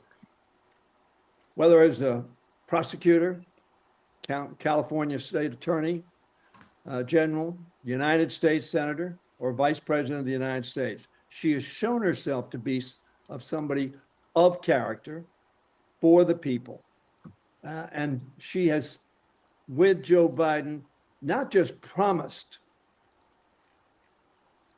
things for the people. This guy was definitely part of the Klan back in the day. She has delivered for the people at a time of great crisis in their lives and their families and their jobs caused by the pandemic. Terry fucking Smith she is and here. Joe Biden stepped up to give help where it was needed. She, along with Joe Biden, she gave some help, as the previous president did, that they were going to deliver infrastructure dollars, investment for the people every week, every month, every year. Never did they do it. Joe Biden and Kamala Harris. Yeah, a bunch of handouts to their donors is what that shit millions was. of jobs over the next decade. And then they delivered on science and chips so that we would be competitive in the 21st century and have the kind of assets that we need to create an economy that gives people a quality of life that they want. She's a staunch defender of our democracy and our values as Americans. And by the way, when they say our democracy, let's review. So first, they tried to kick the Republican candidate off the ballot. They tried to kick the independent candidate off the ballot in multiple states. They tried to do that to RFK too. Tried to assassinate him. Tried to put him on trial. Installed a candidate that no one had voted for on their ticket. But remember, our democracy. Talk a lot about, but don't deliver, and that is freedom. As a matter of fact, freedom to Republicans is what they want you to do. Freedom for Democrats is what you, the people, want to do. I'm confident that she will lead us to the triumph over a Republican candidate determined to undermining our democracy at every turn. As so many on this call have said, who better to beat a convicted felon than a former prosecutor? Who better to campaign against a man whose only major policy accomplishment was cutting taxes for the wealthiest in America than someone who has spent the past 4 years, as I've just said, largest middle class, investing in America and investing in Americans and their families? Who better to counter a voice of division, demagoguery, and discord than a voice who speaks for unity, civility, and truth? That's why my friend Kamala Harris has my strong endorsement and the strong endorsement of every Democrat in the Congress of the United States, as far as I can tell. And why I urge all of us to support her every as congressman well in the United States supporting our country, its values, its Constitution, its Declaration of Independence, and opposing someone who led a treasonous effort to over unity, you treasonous domestic terrorist. We just need Kamala Harris unity. has helped carry the torch. That's for why these they've had past every three racial and a group half, 4 separate in years. these calls. Now, Ross, it's time for us to help her carry it across the finish line in November. Joe Biden has inspired us all. The very first speaker had Kamala to Harris explain inspired us himself why he was the only black man We on all this do call. our part. I have no doubt that in 99 days, Ross, we will celebrate a victory, not just for Kamala Harris, but a victory for America. It's A father victory for time. Americans. In a very real way, a victory for our global community. Thank you for allowing me to participate. Oh. I've been inspired.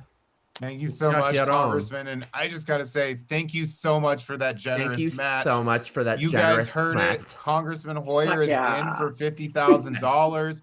We got to get that match. So please go click that donate button. How much money do you need Our next for guest it to has end? played a huge part in a lot of our lives as an actor. He doesn't really need an introduction. So I'm just gonna take this moment to say to welcome Mark Hamill to There speak. he is. All right. Oh, Before great. Here we go. I'm choosing a great place to pause. I gotta pee very quickly. So I'm while gonna I get a pee, heavier drink. While you this... need a drink. I need to pee. So while we do that, let's have a very quick word from our sponsor.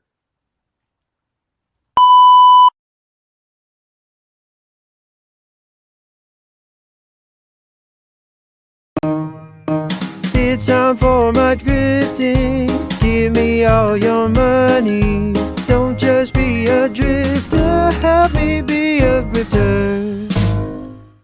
Fuck you, pay me.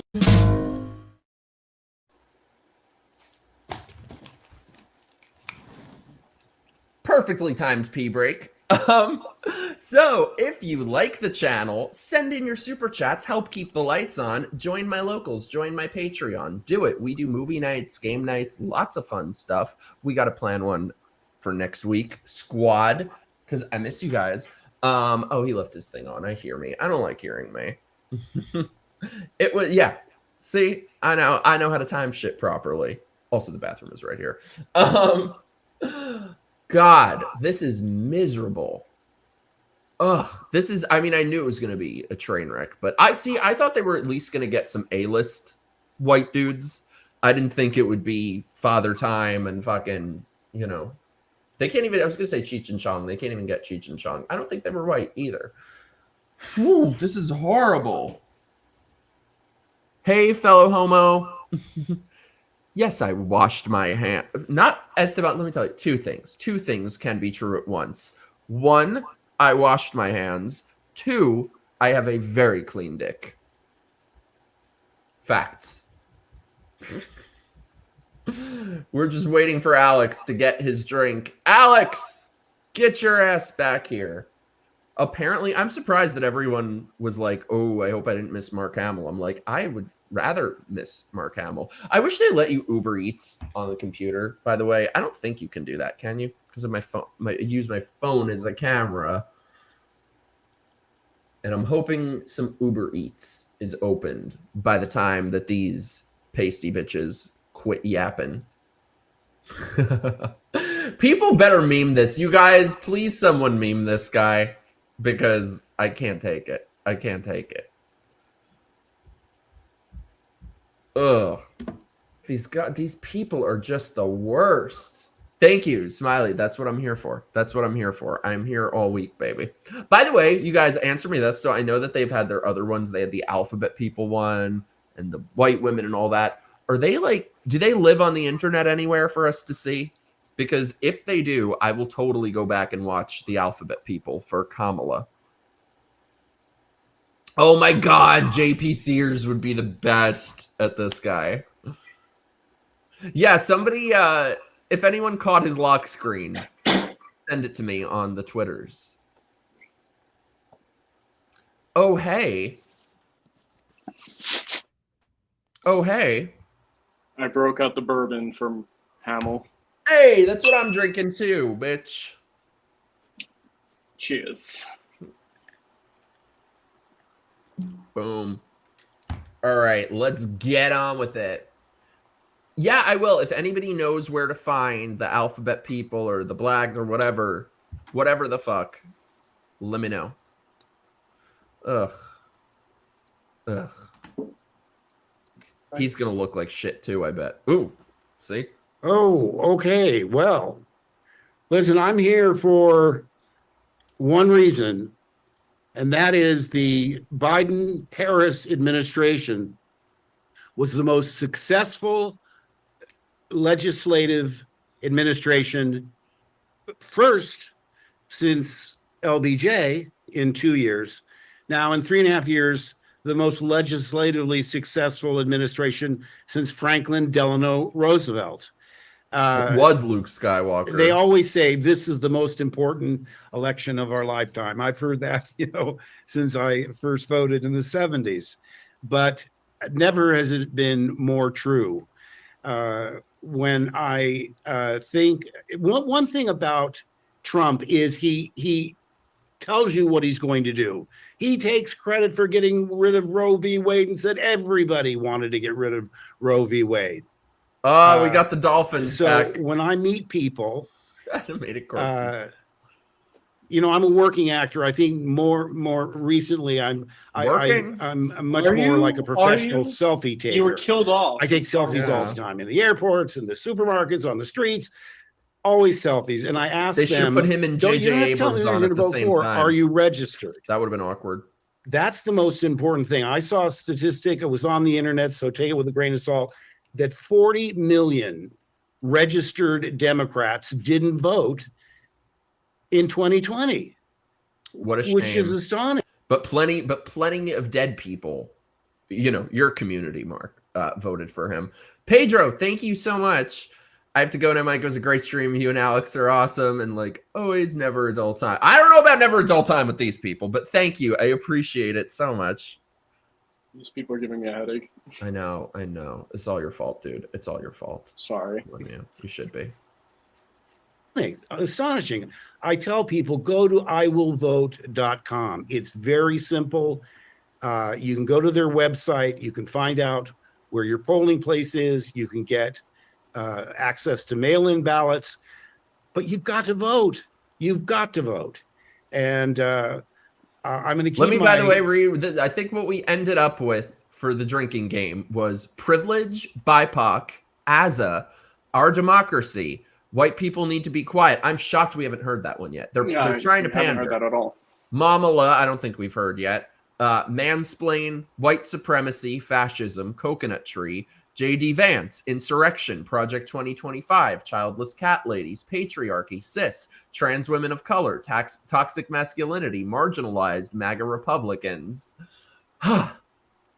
We should have just added, how did we leave couches off? I didn't think we knew. Oh, yeah. We didn't know that couches would be such a big theme here.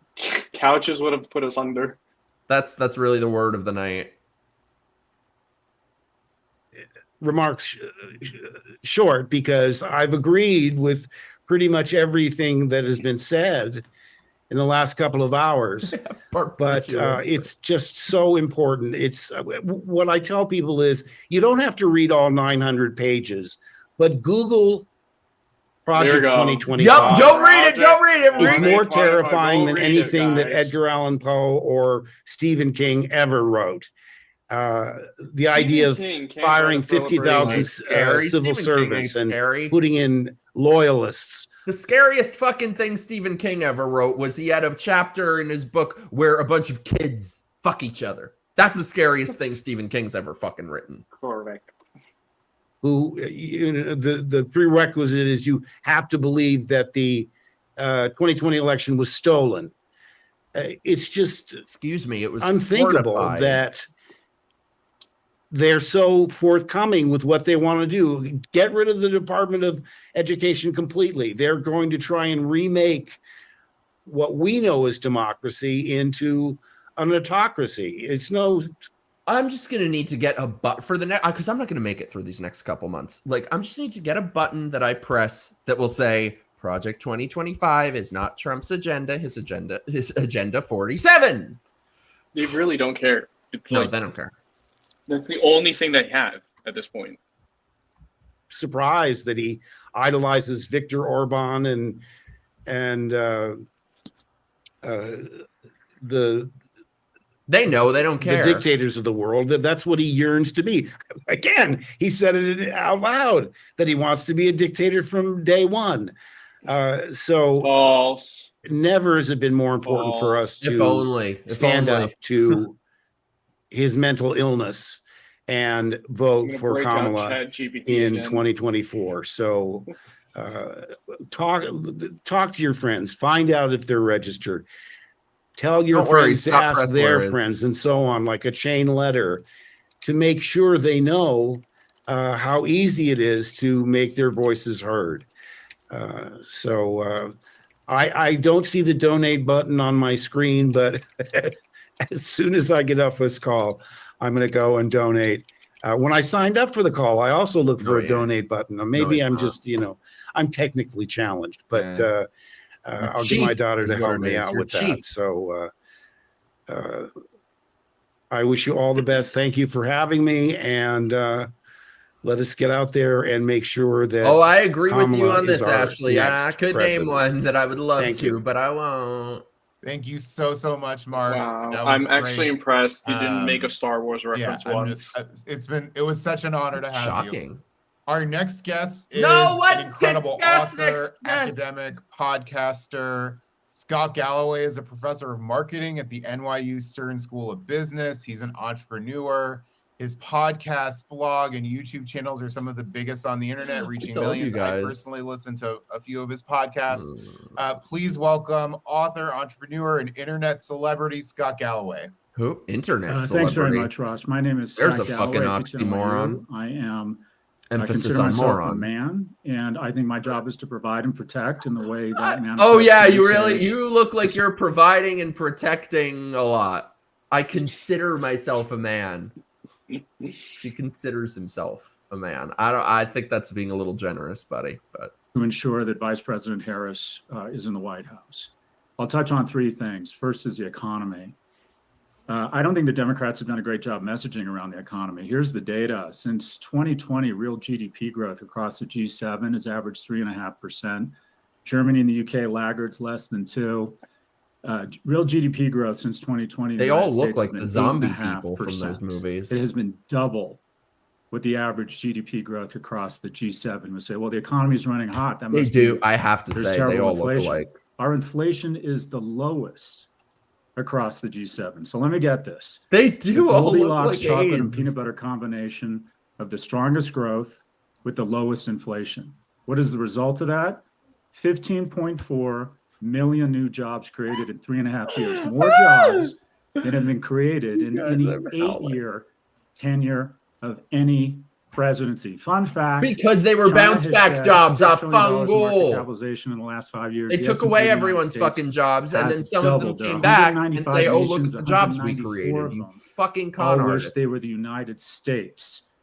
The Biden-Harris administration has put on a master class in how to pull off the strongest economy in the world.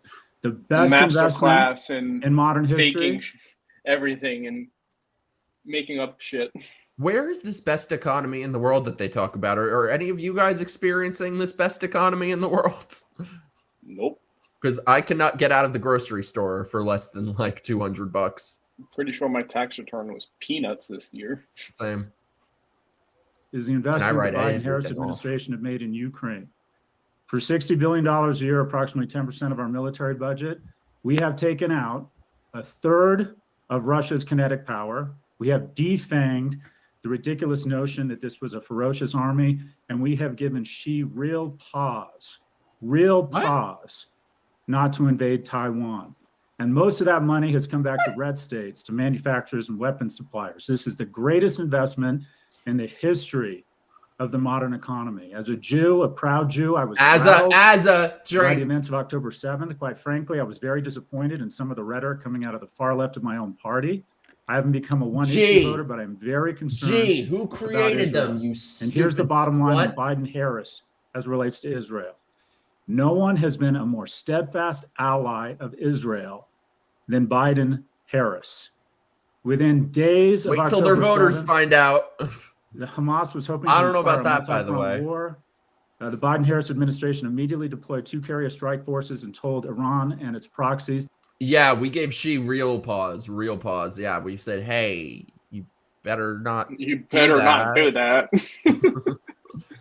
To sit the like fuck Obama down. with Syria. Nobody has been stronger on Israel. Yeah, who got the peace than Biden accords and Harris done. and all this tough macho talk. Or when Biden about got the on notion national that, TV, it was like, finish no. the job. Well, guess what? In addition to winning this war, which we will, we need an enduring, lasting peace. And who do you trust to figure out the nuance and the diplomacy of a We need lasting peace in peace. the The Middle world East? is fucking Secretary exploding Blinken, around these Secretary people. Austin, and President Afghanistan, Harris.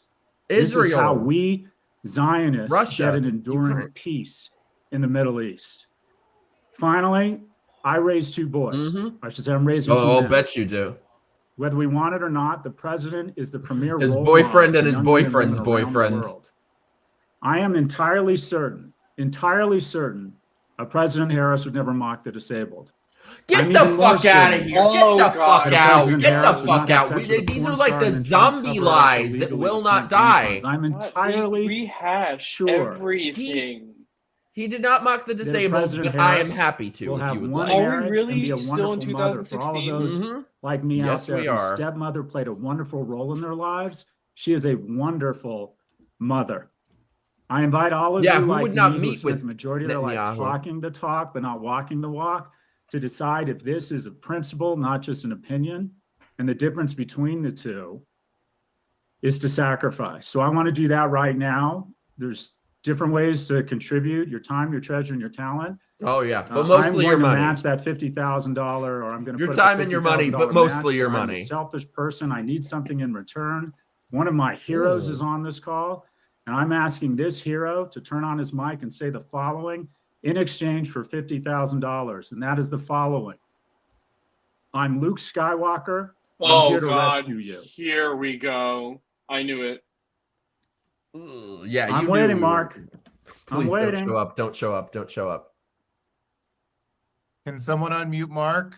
No, don't fucking do it. I cut him off. Can we unmute him? There we go.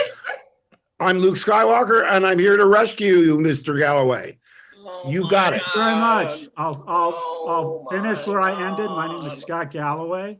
I teach at NYU. I am a man. We protect and we provide. That is what we do. I don't know about that. Thank you so much, Scott. Thank you, Mark. Appreciate both of y'all. We are about $28,000 away from hitting 3.5 million. So please keep hitting the donate button. Dangerous. Thank you so much for the super chat. I trust the guy who got 4 peace deals done, dude. Yup. I'm so glad you're here, by the way, Dangerous Spaces. Like a new viewer, and you bring a lot to this, let me say. If you're inspired by Mark Hamill coming back on again for us, So hit inspired. that button. Can't you feel the Up inspiration? next, it's my honor to next? introduce What up Congressman Eric Swalwell, who represents the 15th Congressional District in Oh, California. no, not He him. co-chairs the House Democratic Steering Committee. Yes. He sits on both the House Committee on Homeland Security and House Judiciary Committee. Representative, thank you so much for being with us tonight. It's all you. My pleasure, and really thank all of you for doing this. Like, it doesn't get said enough. I This represent man the looks East like Bay. Shrek. That's where Kamala Harris grew up. But I'm a son of a cop. I'm a brother to cops. And when I worked in the same prosecutor's office where Kamala got her start, I worked with cops. Go back to your So swamp. I know tough. And you know who's tough? It's Kamala Harris. And so, she's tough. She's real. Fang. She's ready. She's smart. And something that we're all starting to really see that I really like is that she's fun. And she's a person who can be serious without taking herself too seriously. But what I was hoping to impart on everyone tonight, in my experience of like telling the story of why Kamala and better not be your type, James. The past president is a few things. And so I wanted to just give you kind of 3 things that we all can do. And something that I found helpful in my messaging are these 3 things. And if there's anything that us white dudes like to do, it's to have a good hot take. So as it relates to the debate that Donald Trump said he was going to be a part of, I encourage everyone to use the word dodge. Use dodge instead of backsliding or getting out, because dodge brings up the time that he dodged the Vietnam War with bone spurs. It takes our focus exactly where we want it to be. I dodged the fucking Vietnam War too. It also has alliteration, and just say it plainly, Donald Trump is dodging the debate. Donald the Dodger. Also, let's talk about Trump's age.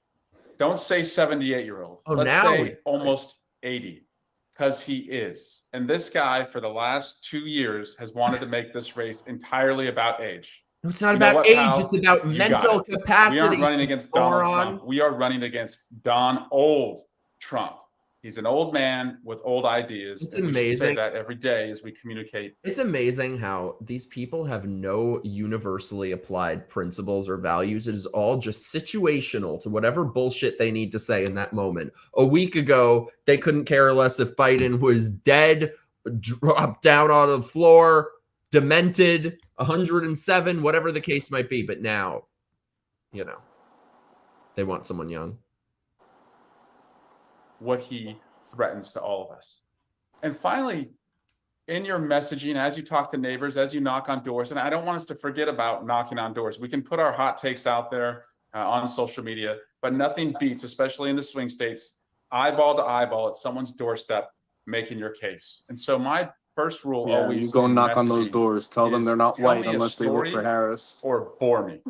Tell your story as to why you're supporting Kamala and why we can't have Trump. I'll tell you, from being a prosecutor and seeing people come through the district attorney's office, Donald Trump bragging that he's going to beat Kamala Harris so easily. I've seen other people think that. Other sexual predators and rapists think that. So to Donald Trump, I say, if you want to find out how this movie ends, you should go ask them, but you're going to have to go to a prison to do it. So bring your own story and personalize it to you. Yeah. People like to repeat something that made them smile. So tell me a story or bore me. Finally, I think about my 3 little kids and what we can do to make sure they don't have to. We don't want to hear about your girlfriend of Donald Trump. Recently, I walked in a parade in my hometown of Dublin, California, and we always pass out rubber duckies in every parade. It was the first parade that I asked my children to join me. And so I had my 7-year-old and my 5-year-old. They're working the parade. They're passing out duckies. And my 7-year-old Nelson walks up to a little girl to give her a little rubber ducky with the campaign logo on it. And as she hands the girl the ducky, this older guy standing behind her, who I think is probably her dad, looks at my son and he says, "We're for Trump." And my son looks at me and then he looks back at the guy and he said, "Who's Trump?"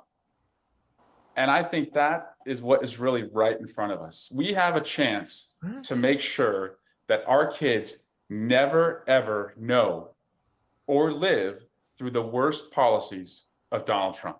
For the rest of us, sure, we won't be able to forget what he's done, but we can really save our children. But I also want you to know that we can talk less and less about He literally Donald just Trump. did the meme. We've had MAGA idiots and violence for so long now. You may think that that's going to be with us forever. That we're living in fascism. It won't be.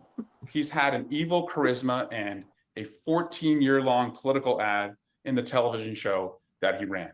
But I promise you, if we Which, beat by the way, Trump all in Celebrity November, Apprentice watch we will parties finally have extinguished this MAGA madness forever. Because you can't just be an asshole and ride to be the GOP nominee. Okay. If you don't believe me, just ask Ron DeSantis. So let's do this. 99 days to go, dudes. Let's have some fun, though. And Do something I not take learned in my sports governor's growing up, name in the vain. team that Thank always you, has bitch. the most fun wins. And I'm having a lot of fun tonight. 99 more fun days to go. Thank you all. Thank you, Congressman. Let's go. Also, offline, I'd love to find out where you got that shirt. It's awesome. You know our next guest as a scene. Wait. Was he not just wearing a black shirt? Am I crazy? No, I think that's just. I think that's the same. Steeler and Lioness, House of Cards, Jack Ryan, in almost 30 years as a successful working actor. And though he often plays a villain, he's an all-around good guy, is active in supporting services for our elders, making our country better. Through his advocacy, he's been able to ensure critical legislation to help give older adults and caregivers the support they need in their communities across the country. Please help me wish a warm welcome for actor and activist Michael Kelly. Who? Oh, he was the bitch on House of Cards. Thank you, Ross. Thank you, Brad, for having me. It's a real honor. They don't even have good celebrities anymore. Dudes. What's up, dudes and dudettes? I see you, Aaron. It's a real honor to be here, honestly. I have such admiration and respect for all of you guys who spoke tonight. I'm blown away. Please tell me spoke. What's happening? And 150,000 people jumping on this. This is special, man. Over $3 million raised for something that we all believe so strongly in. It's so easy to get behind this woman and the fire. Well, and I agree. I'm sure it's quite easy to get behind this woman. It, man, it's a big wave, and it's an emotional for all of us. I'm just so thrilled to be here. Right? So, yeah, like Josh Gad said, smash the button, man. Let's take it to 4 million. Let's go crazy. Let's raise a ton of money. This is such a great cause. I want to say a special thank you to Governor Tim Walz. That was, man, which that one was he? inspiring as hell. What everyone's saying is inspiring, but man, don't you guys feel inspired? First and foremost, I think it's so important to say we all need to get engaged. Like everyone's saying, talk to your neighbors, talk to your friends. I'm from the South. I'm a Georgia boy. I live in New York now, but I have lots of friends down south. And as you would well imagine, a lot of those folks are on the other side of the aisle. Just talk to them, tell your story and hear their story, and try to switch them over to your side. You know, I hope that this is Professor Galloway. I'm a huge fan of yours, buddy, and I hope that you will take those 3 points that you talked about and blast them out on an email to all of us, because you are so good, man, and so on point with that messaging. And those are really important things to tell folks. But that's what this is about. It's about communicating with your neighbors, because this is it. Democracy's on the ballot. I truly believe that. I've been saying it for a long time, and people are like, oh, you're a fatalist. I'm not. I believe it. Democracy's on the ballot. And this is as consequential. Dangerous. Thank you, my love. We will likely see. And they say the most successful legislative presidency. So we got to do our part. Legislation, or for me, legislation in their I'm gas not tank. just doing Fuck this off. for myself. I'm doing this for the women in my life. I'm doing this for my mother. Oh, isn't for that my wife, sweet? for my daughter, for my sisters, and for all of their daughters. These women, beautiful. Their daughters need us turn right into now. their sons. It is up to us. They're going to be there on the day. It's up to us to be there, and it's up to us to get other white dudes to be there, because, like everyone said earlier, It's the white dudes who let us down in 2016. It's the white dudes who bad whitey, bad whitey. Great job, guy. We gotta Great get out job. there. The We white gotta dudes talk let to you our down brothers, on a and call we of all gotta white get the dudes. message Yeah, out. let's This is shame all too the people that are on the important. call. That's all I gotta say. Bad I like the whitey. selfie idea too. I'm sure I don't take nearly as many selfies as you do, but I take a fair share of selfies, and that is a fantastic idea. And I'm going to take that, Mark Hamill, and I'm going to use it every single time. You said it. IWillVote.com. That's what every person who takes a picture with me will hear me say from now on. So let's get out there, brothers. Let's do this, man. Let's come together and get fired up, man. Yeah, I love you brother. all. Thank you so much for having me. It's a real honor. Brother. Oh yeah, thank you. I also want to say, y'all, I White just dudes saw only that let we me have down over in bed. 60,000 individual contributions that have been made since we've been on. I think those That's are some incredible. fortified numbers. We have over 166,000 people who White tuned dudes in suck. to Give me watch your this money. live stream. That's also How many just did he so say incredible. now? How many did he say 160. now? 160. 160. 28,000. Super inspiring. The quartering gets I'm more having an awesome time. And our next guest is gonna bring even more fire. He is one of the biggest names in music. Lance Bass is a singer and One of actor. the biggest names in music. That bitch wasn't one of the biggest names in music in 1998. More importantly, Lance's Of course they got TikTok the gay with one. VP Harris has racked up over 38 million views in the last 48 hours. Like all of us, he's ready to say bye to Donald Speaking Trump. of I can't believe I unsexy read that. people. Please welcome Lance Bass to speak.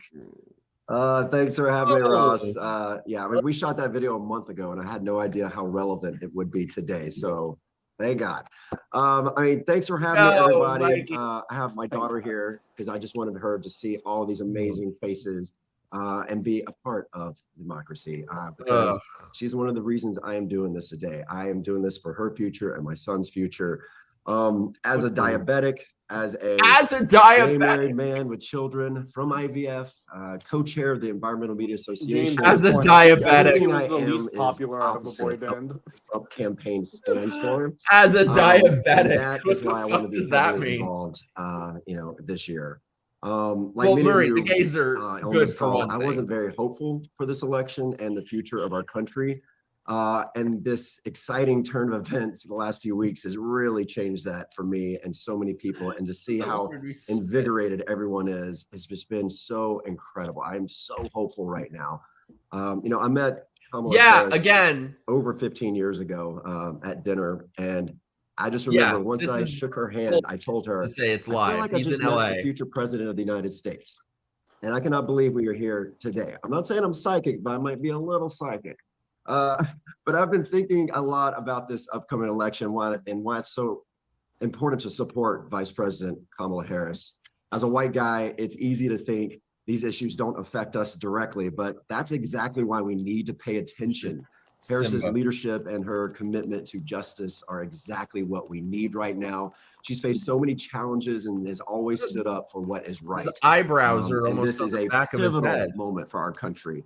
And supporting her means pushing for a future that is fair and inclusive. The baby is Let's like, not no, forget the Trump. Supreme Court. I would not have my marriage right now if it wasn't for the Supreme Court we had. If that was up to them today, the baby is there's going to no look way I'd up at be him and able say, to "You're an marry the man I love abomination," and probably not have the kids that I have today. And for us, this isn't just about politics. It's about recognizing our privilege and the role we can play in making things better. And we need to back leaders who are committed to real change and equality.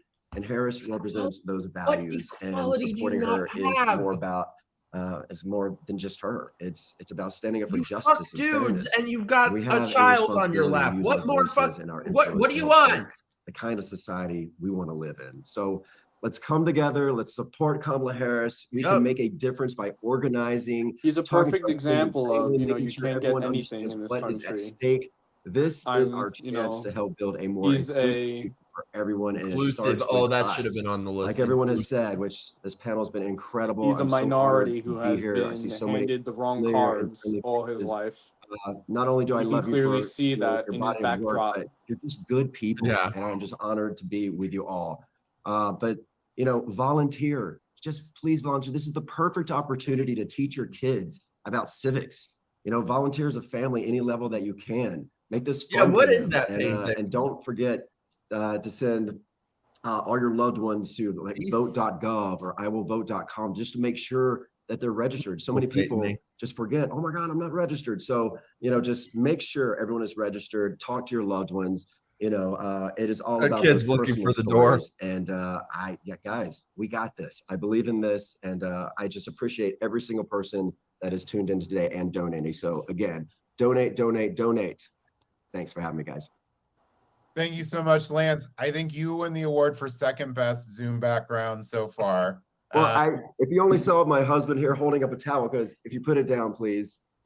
There's no way his perfect time husband for the is cute. sunset. So sorry about that. Oh man, I love it. Thank you so much. Our next guest, The host is trying so hard to flirt with Lance right now. And poet. He What's may that? be best known as one of the I stars said the host of the is trying show so hard to flirt with Supernatural on Lance the right now. CW. Thank you for being here, Misha. Off to you. Ooh, Jesus, more Botox. You'd think that after watching 50 people not unmute themselves, I would unmute myself, but I failed to do so. It's so exciting to be in a political Zoom call with a bunch of people and feel fired up and enthusiastic I never watched that show. Well, screw you guys, because my friend was on Supernatural and he's voting Trump, and I'm gonna have him come on next time. Another actor who wants to make me hate one of my favorite characters. I never watched that show. I need to. Well, my friend was on that show. I'm going to get him to come on here because he's for Trump. So fuck these people. And hopeful. It has not felt like that for a long time. And it is just good for the soul to be amongst you all. 99 seems to be a magical number here. We have 99 days until the election.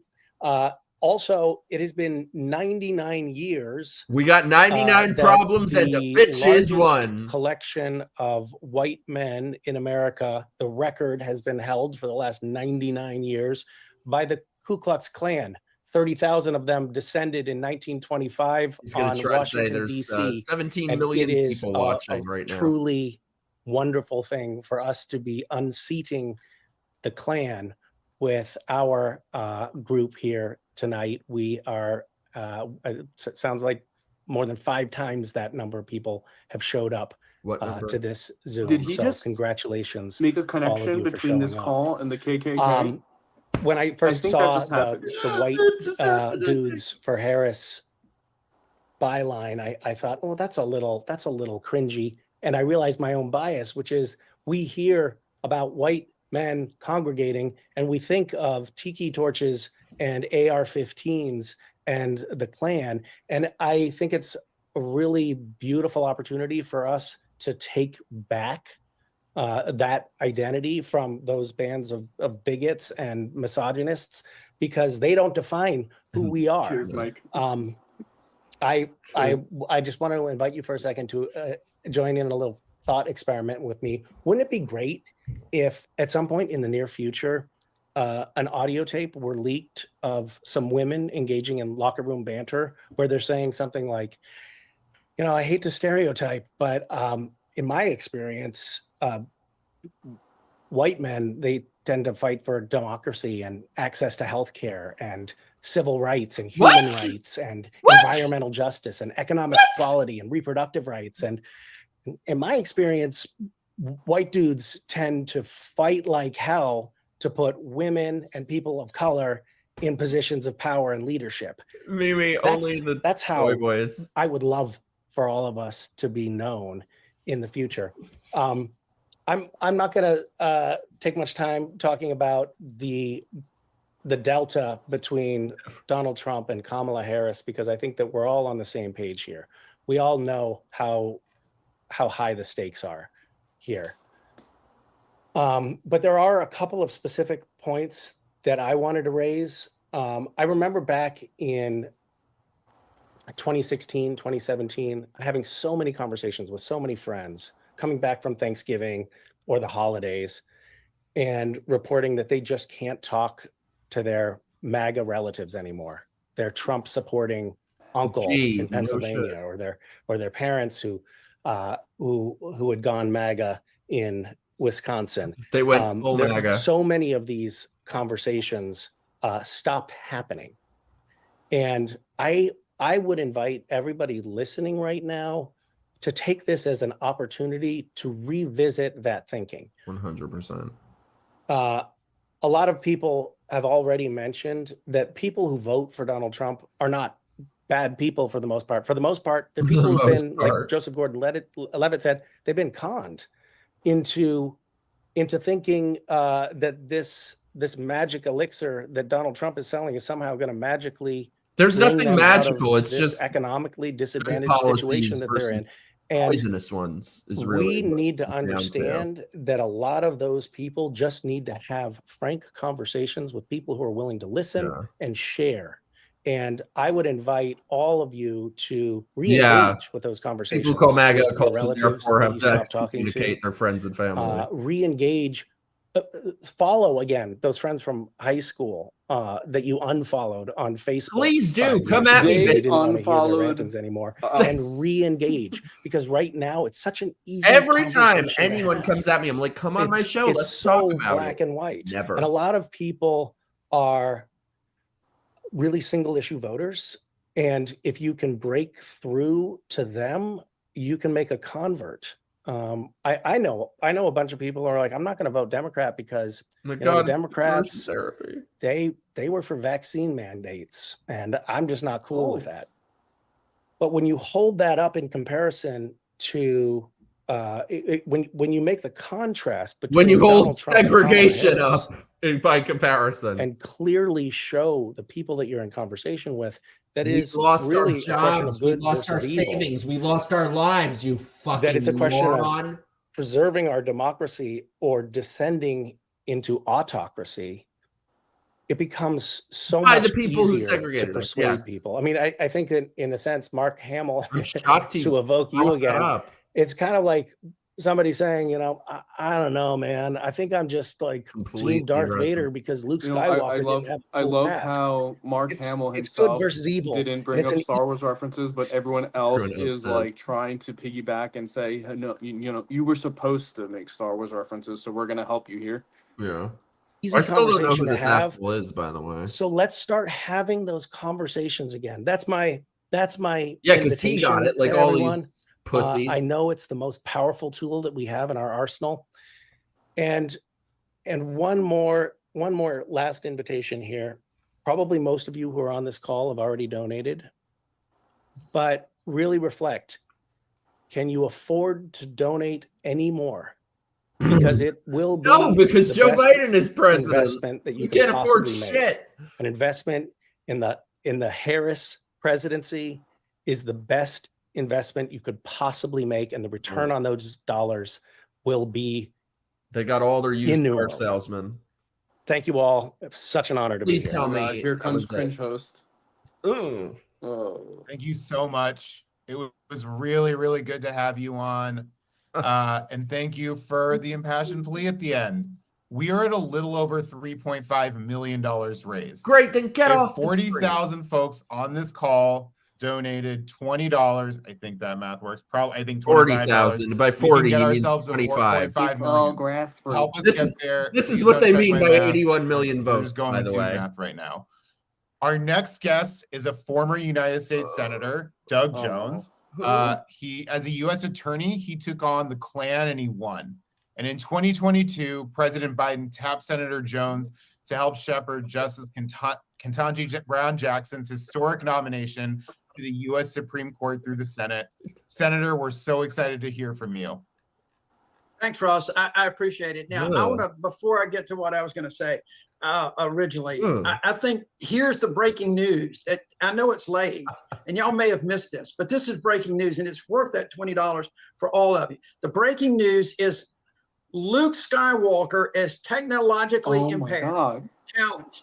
That is New York Post kind of shit, guys. And that is worth a lot of money. Okay, so donate right now who that guy was? so that the guy who saved the galaxy can get some technology lessons. The guy who saved the galaxy is going to save democracy. I know it's late. and I appreciate everybody that's on the call, that's been on the call. I really appreciate it. The lineup of speakers has truly been remarkable. I'm not going to spend any time talking about my friend Kamala Harris, who I had the honor of serving with. He was a big buddy.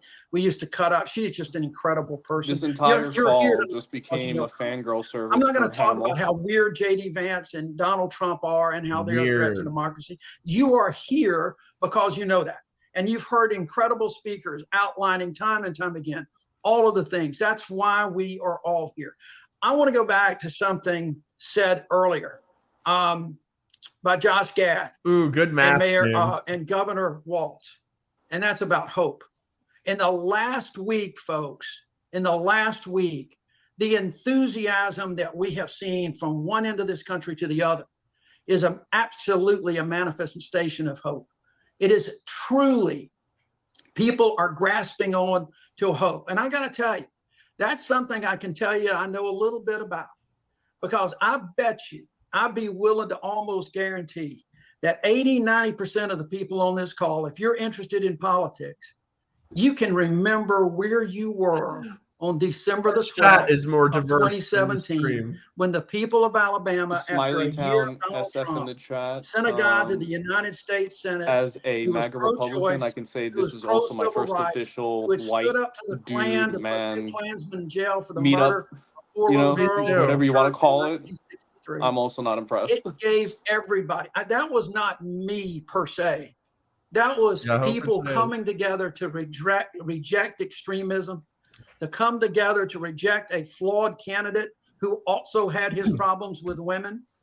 It was coming together in unity. It was coming together. And I'll be right back. I'm going to grab my vape charger. And I'm telling you, we take care of our chat friends. Everywhere I go, we have people talking about where they were and the hope that it gave them. There's a whole group of folks. If you're under the age of 30, the odds are you may have gotten involved in politics because of that one single election.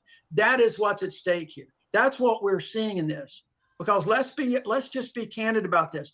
We all thought that with the election of my friend Joe Biden, I've known Joe Biden for 46 years. He's one of the most amazing individuals I've ever had the honor of knowing. And he has been Joe Biden has been on record being racist for the past 46 years. I don't know where you've been, buddy. The first time I met him in law school in 1979, I always knew he would be a great president.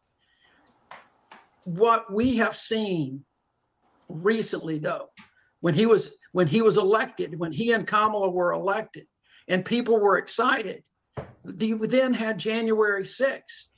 And all of a sudden, all of that euphoria was a little bit shattered. We've never seen that kind of shit before. It was unbelievable what we were watching. And then for 48 hours, we saw hope again, because we saw one Republican after another stand on the floor of the United States Senate, on the floor of the House of Representatives, and denounce Donald Trump, causing January 6th, causing the havoc that was created at the Capitol, causing the death.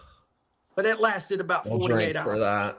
And then all of a sudden, where we lost some of that hope, where it began to slide, is as great as this administration has been, we saw Donald Trump getting indicted, but gaining popularity, getting accused of all sorts of things and getting judgments in the hundreds of millions of dollars for a sexual assault or fraud. But gaining strength, and that from folks like us who believe in democracy, who believe in freedom, who believe in the rights of individuals, equal rights of individuals. That can be pretty dejecting, no matter how you feel about your candidate and how you feel about what they're doing. That can be pretty dejecting to see the splits in this country and the other side being so Oh, I just realized we're like a couple minutes behind, or more than a couple minutes behind in it. So anytime you guys want me to fast forward, I'm happy to do so a little. By a guy who wants to be a dictator. Let me know.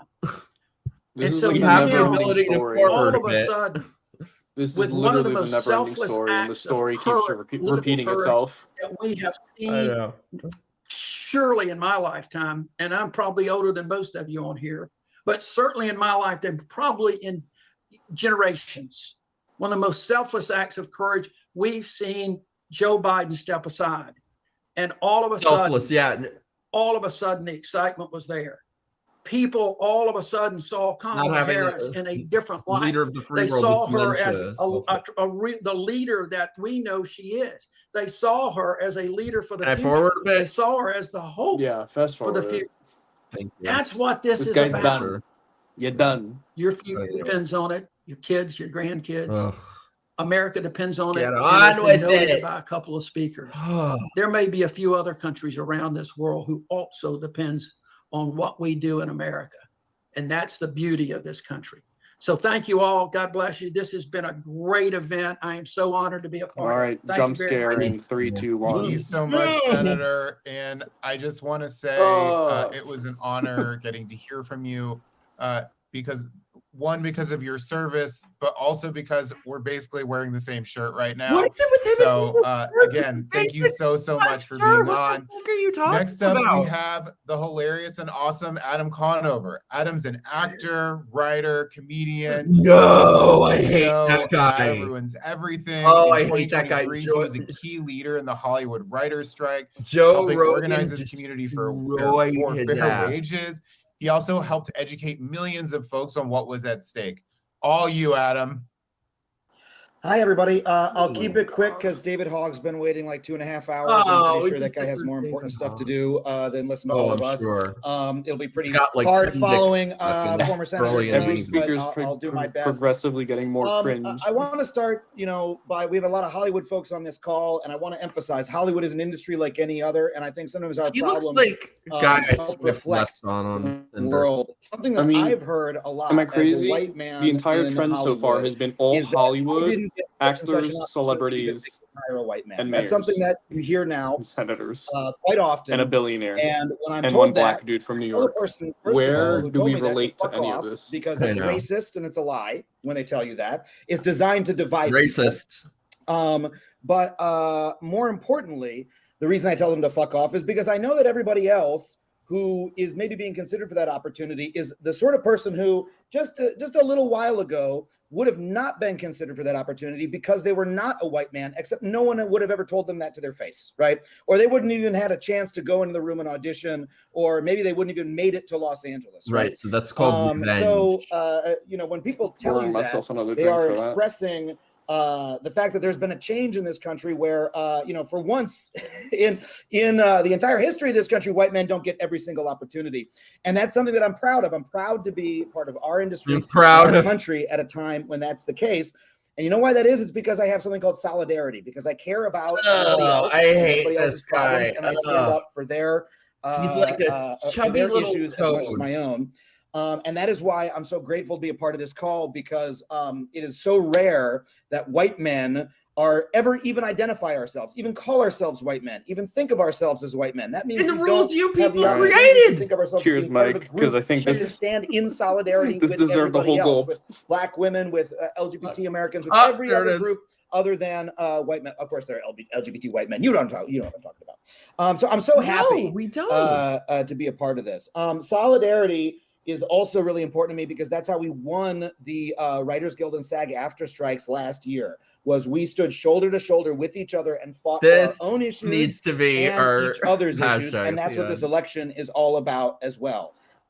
Because the reason I care so much about this election is because it is very important to the issues that I care about most. We only won that strike. Yes, we won it because of our combined strength, but we also won it because the administration was behind us, because they gave us support from the jump. And more importantly, they put people in positions of power behind the scenes that made it possible for working people to win the kind of victories that we did. We have This because is of this a administration, slog because we have a without Democratic snacks. administration, we have a pro-labor National Labor Relations Board, Can I so Uber that when Eats the from companies my tried to computer? fuck us and take away our tree cover or reduce our ability to go on strike, we could go to the government and say we're going to prosecute them, and we knew we would have a friendly ear. And because you can Uber Eats from the computer. Oh my God. At the FTC and at the Attorney General's office that are fighting against the gigantic monopolies that are destroying our industry. You know, if you look at like what David Zaslav said a little while ago, oh, the big businesses just need to be able to do what they do and consolidate and buy each other. That destroys jobs, that destroys the industry. And right now we have people in power who are fighting against that, and we will not if we don't make the right decision come November. Now, something very important is that another reason I'm a really big fan of this event is there's been some reporting recently that some very wealthy business interests would really love the upcoming Harris administration to change some of those pro-labor policies, some of those anti-monopoly policies, and bring in some These people are the ultimate monopolies. Try to make that happen. They say What's so cool about this event is that this is a small dollar donor event, and by raising a lot of money in this event, you and I know Kamala Harris is just going to continue every single Biden policy and just make them worse. Oh my God, Marion. Holy shit.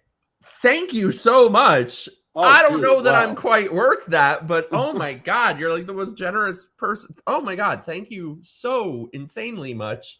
Wow, we're having cocktails, just tuned in. You've been on for 3 hours. We'll need to listen to the rerun. Hugs. Marion, don't. No, save yourself. It's all torture. Just save yourself from it. Get out now. We'll give you a recap. So everybody looks like they have AIDS. Everyone looks malnourished, and they all look like they're about to cry. And they're all straight. Who was the one who looked like he was high off a kite in the garage? Joseph Gordon-Levitt. He is just turned Chinese at this point. Oh my God, Marion, though. Thank you so much. That's crazy. Marion, you are crazy, lady. Thank you. Oh my God, you're the greatest. Thank you so much. Heels up Harris. Heels up Harris is Oh my God.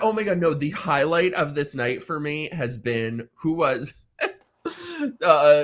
they said one of the speakers was like, isn't it disgusting that somebody would call Kamala a hawk tui? I was like, I did not see that coming. The hawk to a girl. Marion, thank you so much. Oh my God. Hey, Maddie. Oh my God, just arrived. That Adam guy's on screen. How did I know that cuck would be here? He's the worst. I hate this guy.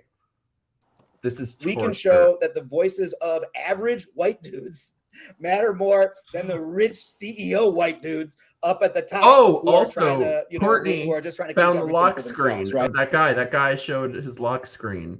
It's on Twitter. I'll retweet. Oh my God. And whoever it was, it said that this bitch looks familiar. Here, I'm retweeting.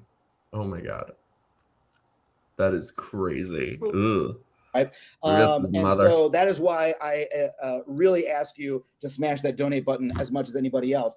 But my most important call to action for you is that we are told so often in our political culture, and there's a risk of it happening in this event as well, that all that matters from us politically is our vote or our donation. All you can do to help with politics, you can vote and you can, hit the donate. Give us your money. The donate vote button is very important. Give us your Voting money. is very important. Those are both the mandatory. rich white dude. But they're all rich those white take dudes. away your agency. You are not.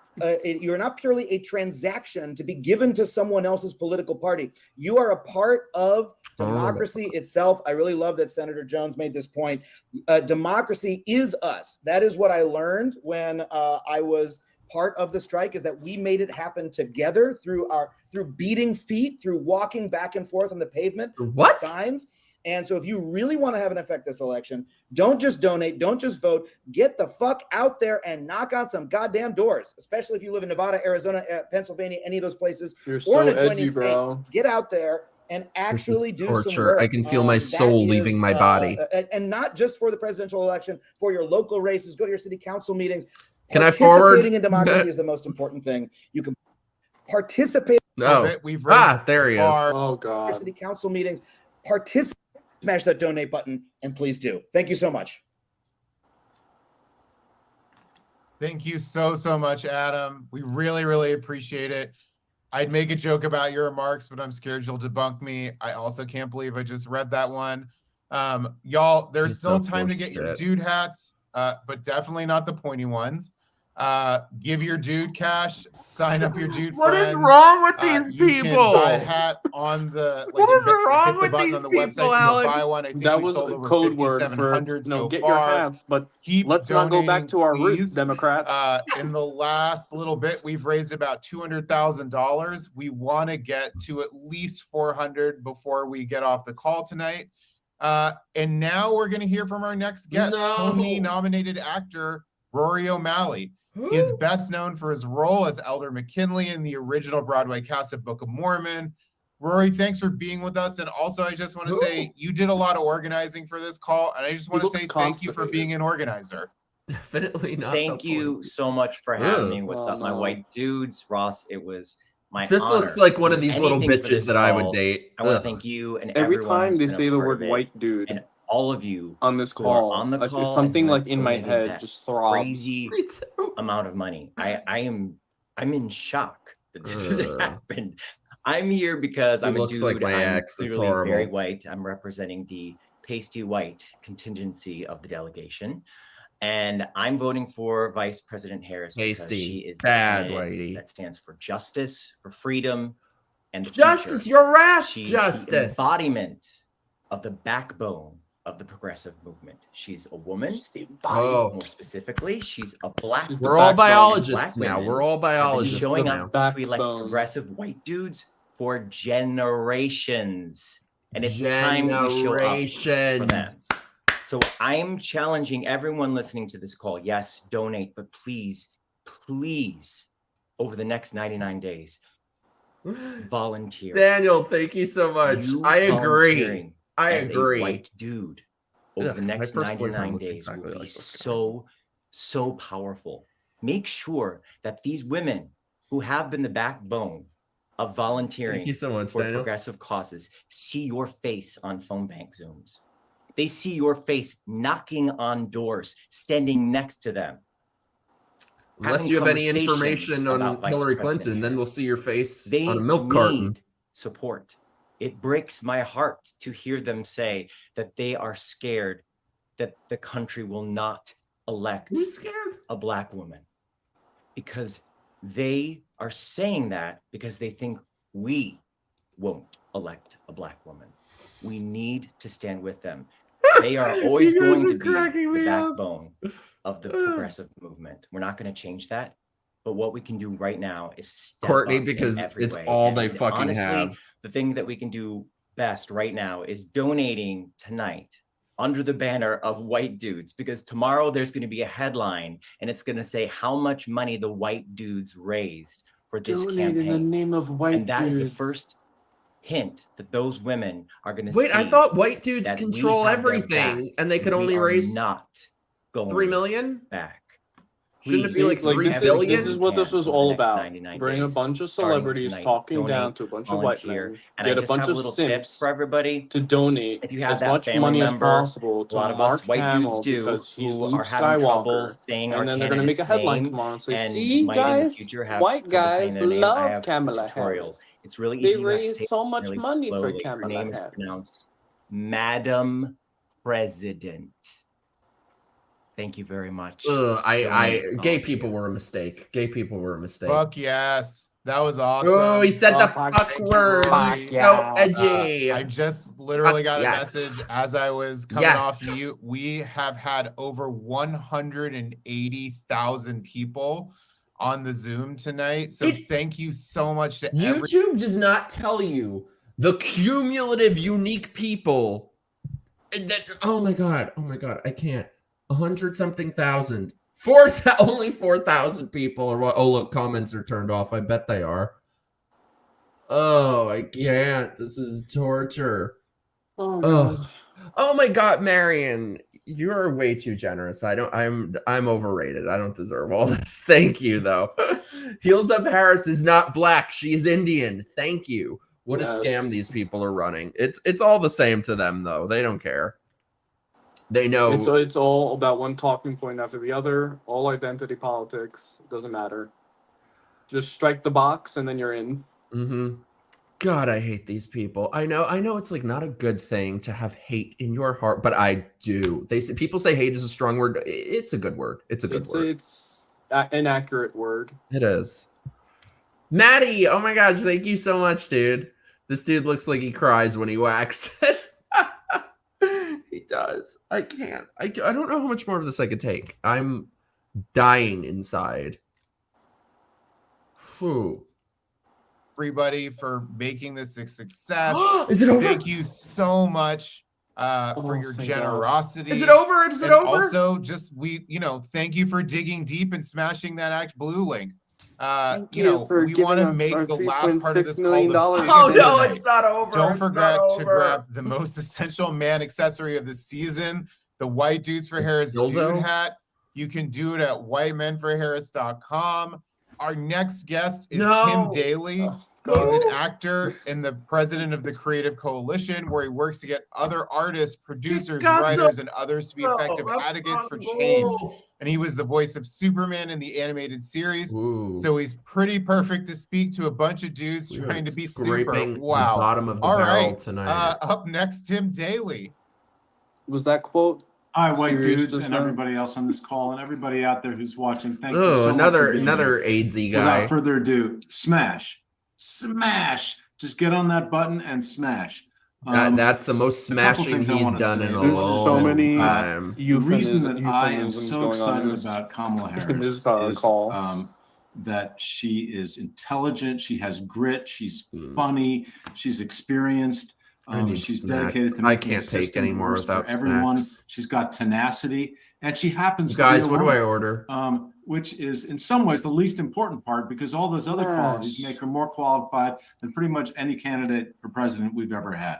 But it is time to have a woman, because that sensibility is something Hey guys, we've he's the never most popular experienced. president ever. And the experience of the White The Dudes most popular has not president to always never gone be so well for president. us in that office.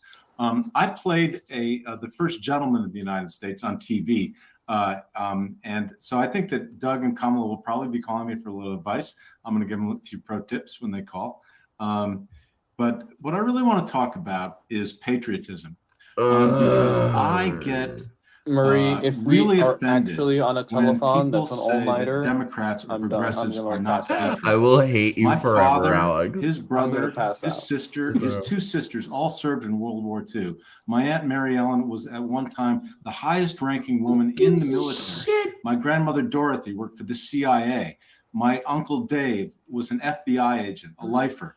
So, and these were progressive Democrats. So for people to say that Democrats are not patriots really goes up my ass a mile.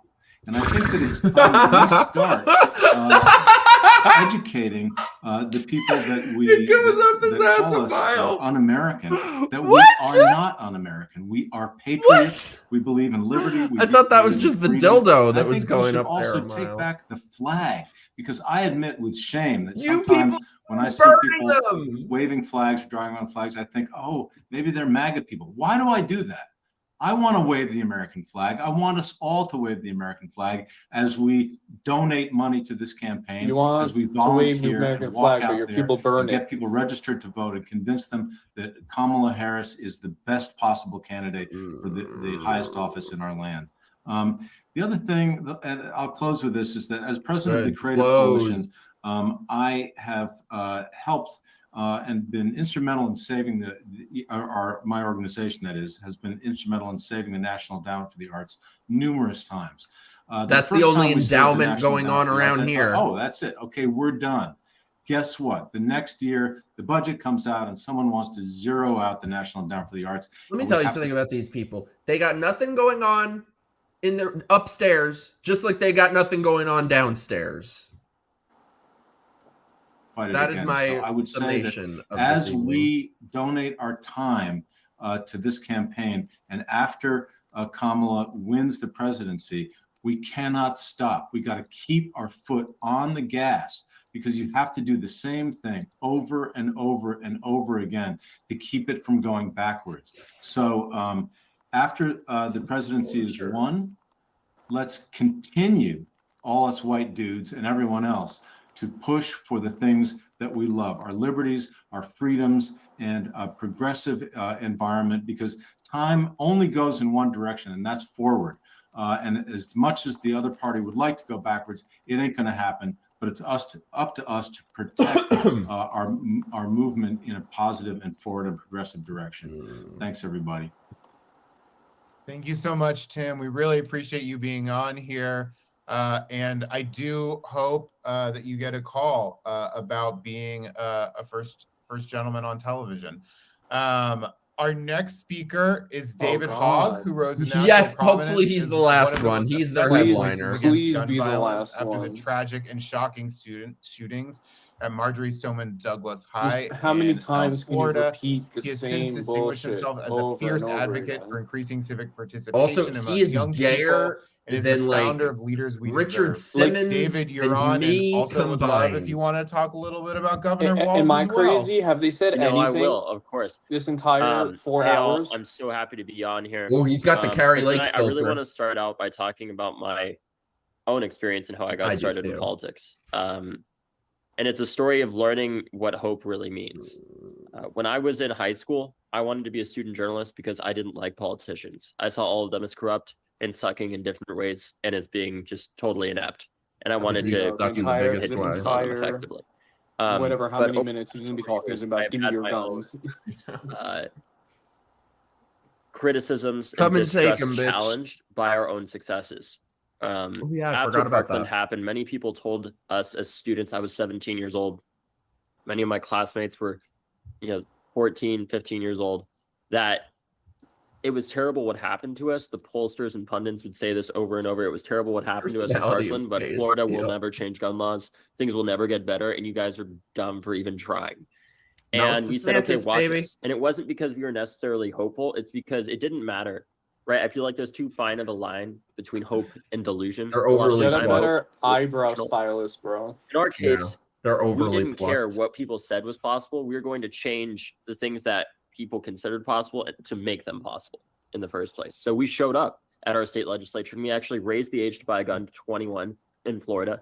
And we passed an extremist protection order or red flag law that can disarm people that are risk themselves and others. And people say all the time that criminals don't obey gun laws, and that's obvious. They're criminals by definition. I told you, they don't gun obey laws. But it's important to note the shooter at my high school was a criminal, but he was not a criminal mastermind. He was a 19-year-old former student who was able to be legally armed with an AR-15 and was able to continue legally owning that weapon despite threatening to shoot at my high school multiple times and being reported to law enforcement, the FBI, and other agencies over and over again. And because of the passage of that law after Parkland, that red flag law that can disarm people that are risk themselves or others with the right to due process and counsel, I've seen it impact my own life. My mother got a threat from the NRA, from a supporter of the NRA, that said, F with the NRA, and you will be DOA. Yeah, these people, they write them to themselves in crayon. Their death threats. These laws save lives, right? The shooter at my high school, he was a criminal. He wasn't a criminal mastermind. Just like he didn't have deep connections to the black market or the cartel or anything like that. He was a deranged and racist 19-year-old that wanted to go out and kill students and teachers.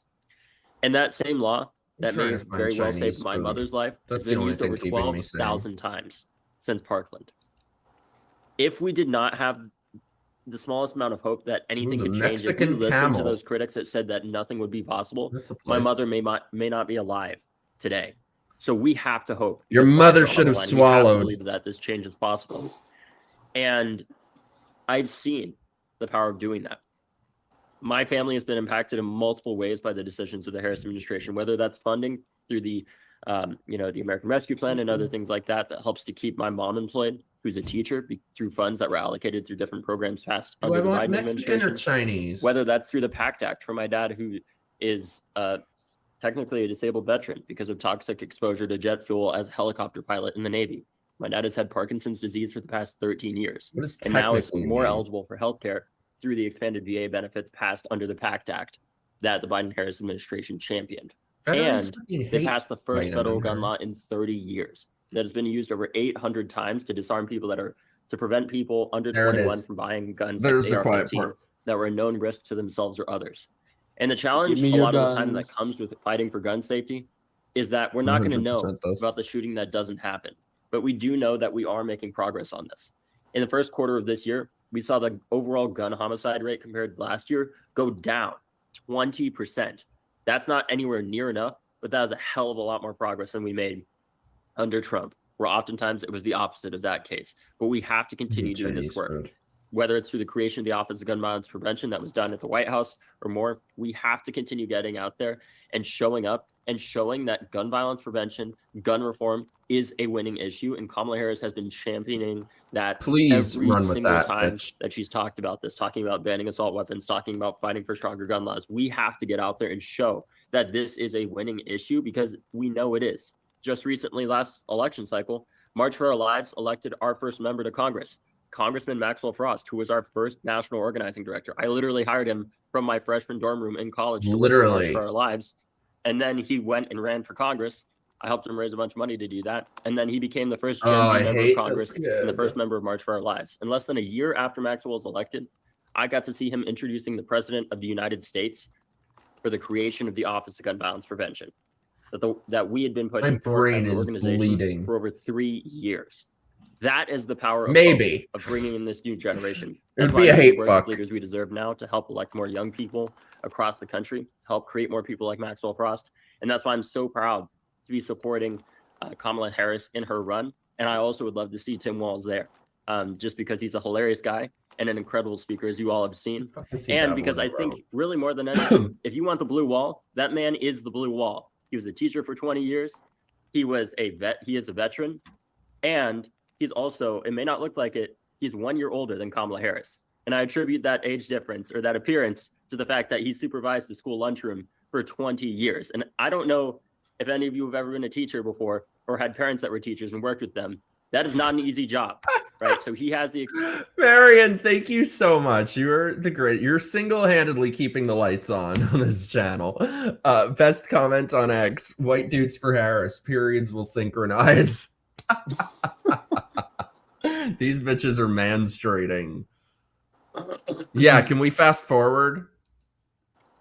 Experience, and I think he's one of the most qualified people in the country to be vice president. Oh, he's almost done. And I would love to see him. Please out there. tell me he's the last one. I cannot take any more of this. That's going to Kamala Harris elected. And let's make sure that we donate. If you can, please donate at the link below to help support this. And thank you again, Ross, and everybody else on here for having me. And yeah. Thank you so much, End David. it, Lispy. You win the award for best hat of the evening. It's a hat. I actually also have one. I just haven't been wearing it because I have the sweet man bun, and I wanted to make sure everyone could see my extremely sweet man bun. He's got the sweet man bun. David, really appreciate it. Please Our next guest leads the Wisconsin Democratic Party, and as chair, Ben Wickler's transformed the Wisconsin Party apparatus. Can we forward from organizing Ben body in the Wickler? entire country. Get rid of this guy. He previously served as a senior. What advisor are to the Wuhan, chances he's going to be and cute? He has been a good friend for many years. Zero. Gentlemen, There's going to be zero chance that he's going call that kicked off a week ago and led to so many parts of the Democratic coalition coming together. Latino women, Black men, white women, Asian Americans, Native Americans, members of the LGBTQ plus community. So many people, hundreds of thousands of people have done calls like this over this last week and raised millions. It's the tip the entire and they were country all segregated. Most under. Whoa, there's a check. Back in an election is time. What is that doing here? Maybe it's a man. In this Ben, maybe she identifies as a man. For white dudes. Always. And you know, something that everybody has been saying on this call, No women almost allowed. everyone, is that we have 99 days to the election. One thing that you never get back in an election is time. You can always raise more money. You can go out and recruit volunteers. You cannot go out and get more time. And so, as Ben said, every moment counts right now. It's critical. I'm going to make the second to last ask of the evening. You all have been super generous. I'm going to keep it easy on you and make it fast. We'd love if you bought one of the hats. Please get, and you know, like it all go, you know, like it's going to the Harris campaign. So whitedudesforharris.com, click the hat button. You know, this has just been a real honor getting to engage with really awesome people. Take any more, Alex. I'm not going to congratulate everyone on this call. It should be an expectation that we're all doing this work, but I'm really, really, really grateful that all of you are here tonight. Our final speaker of the evening is Erin. She is the executive director of Showing Up for Racial Justice, organizing majority white communities that undermine the power of the right and bring millions of white people into a multiracial movement. Erin, I'm going to kick it off to you. Hello, my white dudes. I'm Erin, as Ross just said, and I'm the director of Showing Up for Racial Justice, and I am so excited to be with you all tonight. You know, I grew up and I still live in the heart of the Rust Belt in Buffalo, New York, and I'm from a union family, CWA, and I grew up knowing that we had the things we needed in my family. She's got lip face. Shortly after I was born, the Bills lost the Super Bowl 4 times in a row. And the steel mills closed, Bethlehem Steel closed down, and I saw my city really decimated. Why? And we've been going through some shit here for decades, right? And I've seen firsthand the ways in which MAGA forces have been pulling off my neighbors and family members year after year after year. Yeah, she should be the I grew up in the 80s and 90s, and that was the era of relentless attacks on organized labor and the birth of the Southern strategy, right? Which was a plan by the Republicans to stoke white as a way to win elections and screw all of us. So I MAGA saw this forces combination, and it's what we need hats to that say moment, MAGA right? forces. Where we've got a couple of Wall Street stooges dressed up as your neighbor, saying that they're your savior and Black or brown people are to blame, right? I've seen dudes in my own family sold a sack of lies that racism and white supremacy was going to solve the very real pain and suffering in their lives. Triggered me all my life. So yes, I'm here, organizing to help elect Kamala Harris. Yes, to show up for other people, to show up for Black, brown, Indigenous people, to show up for myself as a woman. Show up. People who are most under attack. But I'm also here fighting for the white guys in my life. People who are most under attack, like me. When Trump and Trumpism is defeated, right? Because Trump and Vance, they know that they need white men silent, they need white men separated, and they need white men feeling antagonistic to multiracial movements. This is literally the same shit that we've been hearing since 2016. This is the work of Surge, right? We undermine the power of the right, and we bring white communities into multiracial fights for racial, economic, and gender justice, and to win elections, which is what we've got to do in these next 99 days. And we do this because we know if the only people talking to white guys are Trump and Vance, of course we're going to lose, right? And so we have to organize in majority white communities, rural communities, working class communities, where the GOP and the right, quite frankly, have kicked our asses, right? But it's easy to get your ass kicked when no one else shows up to the fight. So we're fighting in communities that we know we have to that little fucking cartoon right? And on so, the like side. many of you on this call tonight, Surge is showing up, and where we know we fight, we win. We have a really powerful track record moving white voters. We're the largest racial justice organization in U.S. history, organizing in white communities. In white communities. Work to move progressive white people off the sidelines to promise commit to vote and to all taking of this money action. that we see And on the we right go into some of the side toughest, is from reddest all of turfs the and deliver celebrities progressive that have videos. come on this call. We were the largest outside And the ones who independent refused to, organization like campaigning J.J. for Andy Abrams. Beshear, who just won to win his re-election in Kentucky. We won in Mitch McConnell's territory, one of the poorest, Yeah, because he's most the rural worst.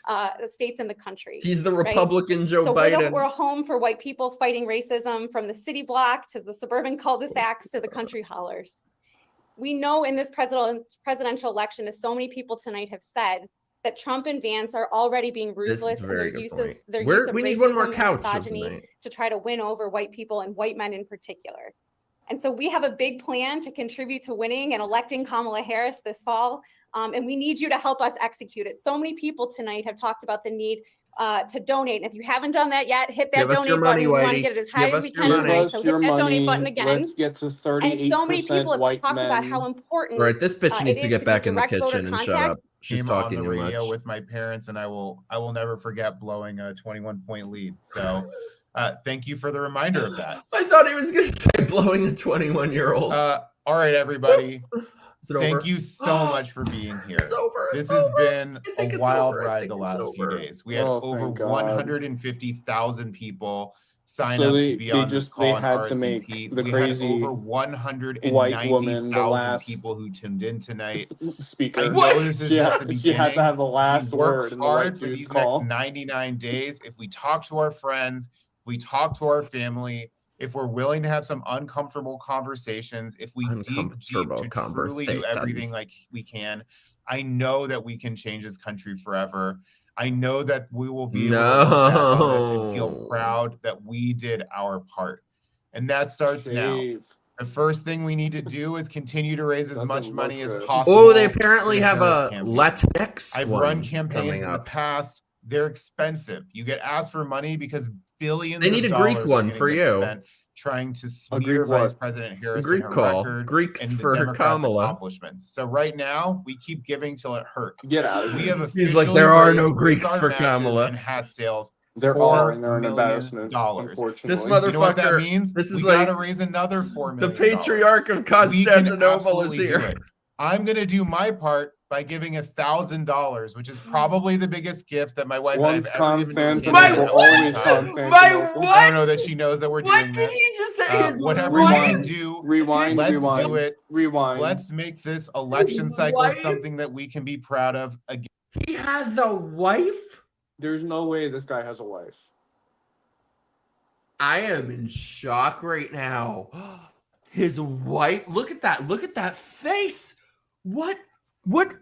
If this guy would has a not wife, slam shut. I feel bad for her. I mean, these guys are gayer than I am. Oh my God, Marion, thank you so much.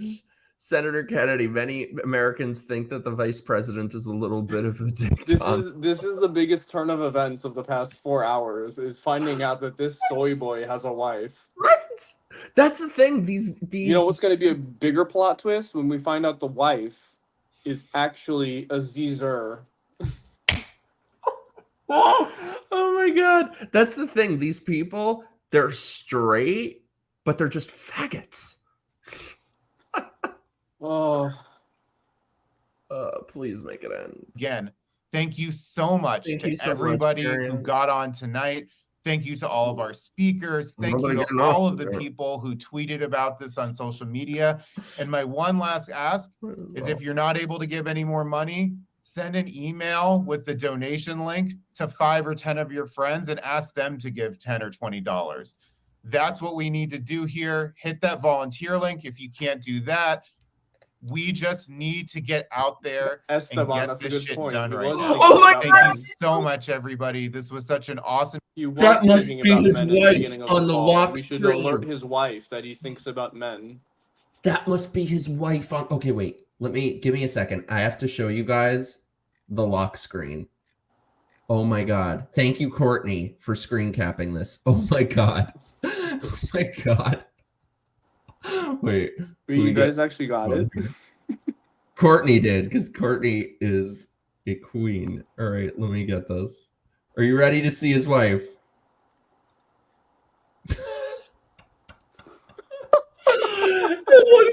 It looks like Buzz, your girlfriend. Woof. It's him, but fat. And it's him in a wig. Him in a wig, and he distorted himself. This is my wife, guys. Nobody's seen her. I can't breathe. Oh my God. That's your fucking wife. Jesus. Oh, please tell me this is the end. Evening, and especially thank you to the people who stuck around with us The for couch. all 3 hours and 20 minutes of this. With that, we'll be signing off.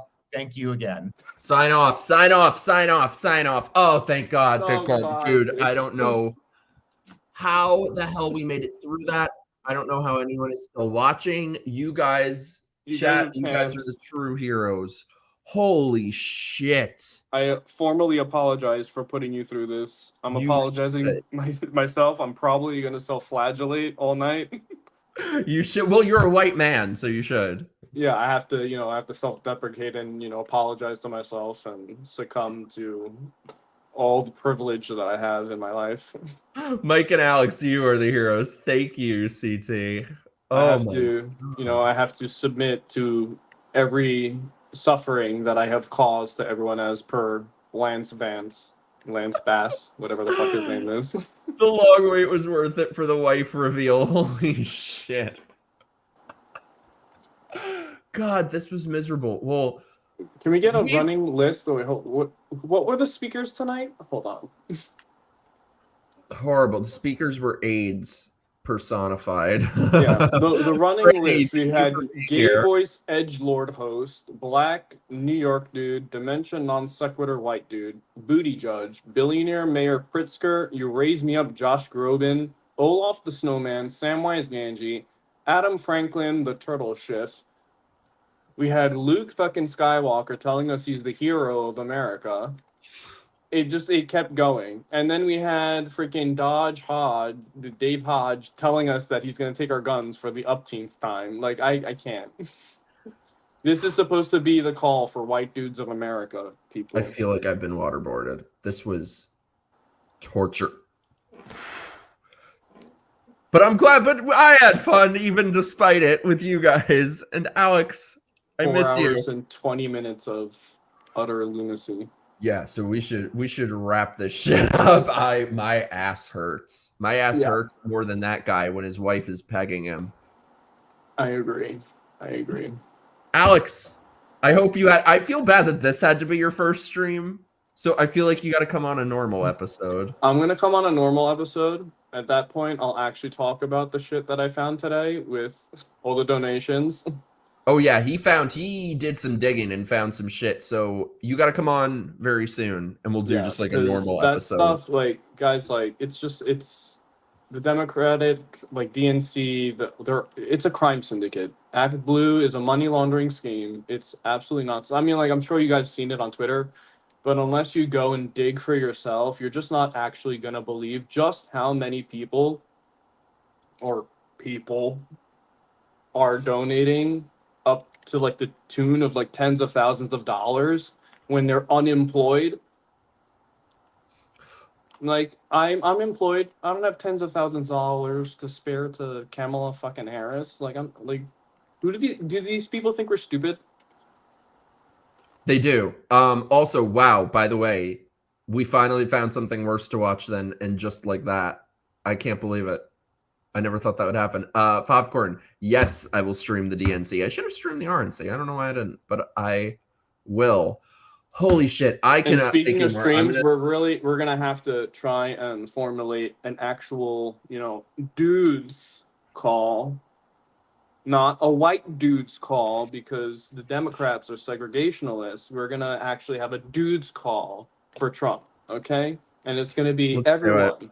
Everyone's gonna come on. Well, that's what I was gonna say is, let me be, as much as I despise these people, where are Republicans doing calls like this? Nowhere. Where are Republicans ever? Fucking nowhere. You have individuals who are doing great things, Scott Pressler and whatever, but like my party sucks. So yeah, like I've been saying this whole time, they're doing all these things. They're raising millions of dollars.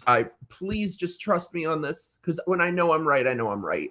Do not underestimate this bitch, because she has everything that makes liberals wet their panties. She has a very nice weave, and she's the right color, and she's the right gender, and she's very fake, and they love that. So please. She's checked off every single box. Everything is being handed over to her on a silver fucking platter. She hasn't gotten a single primary vote to her name in her life. It's utter lunacy.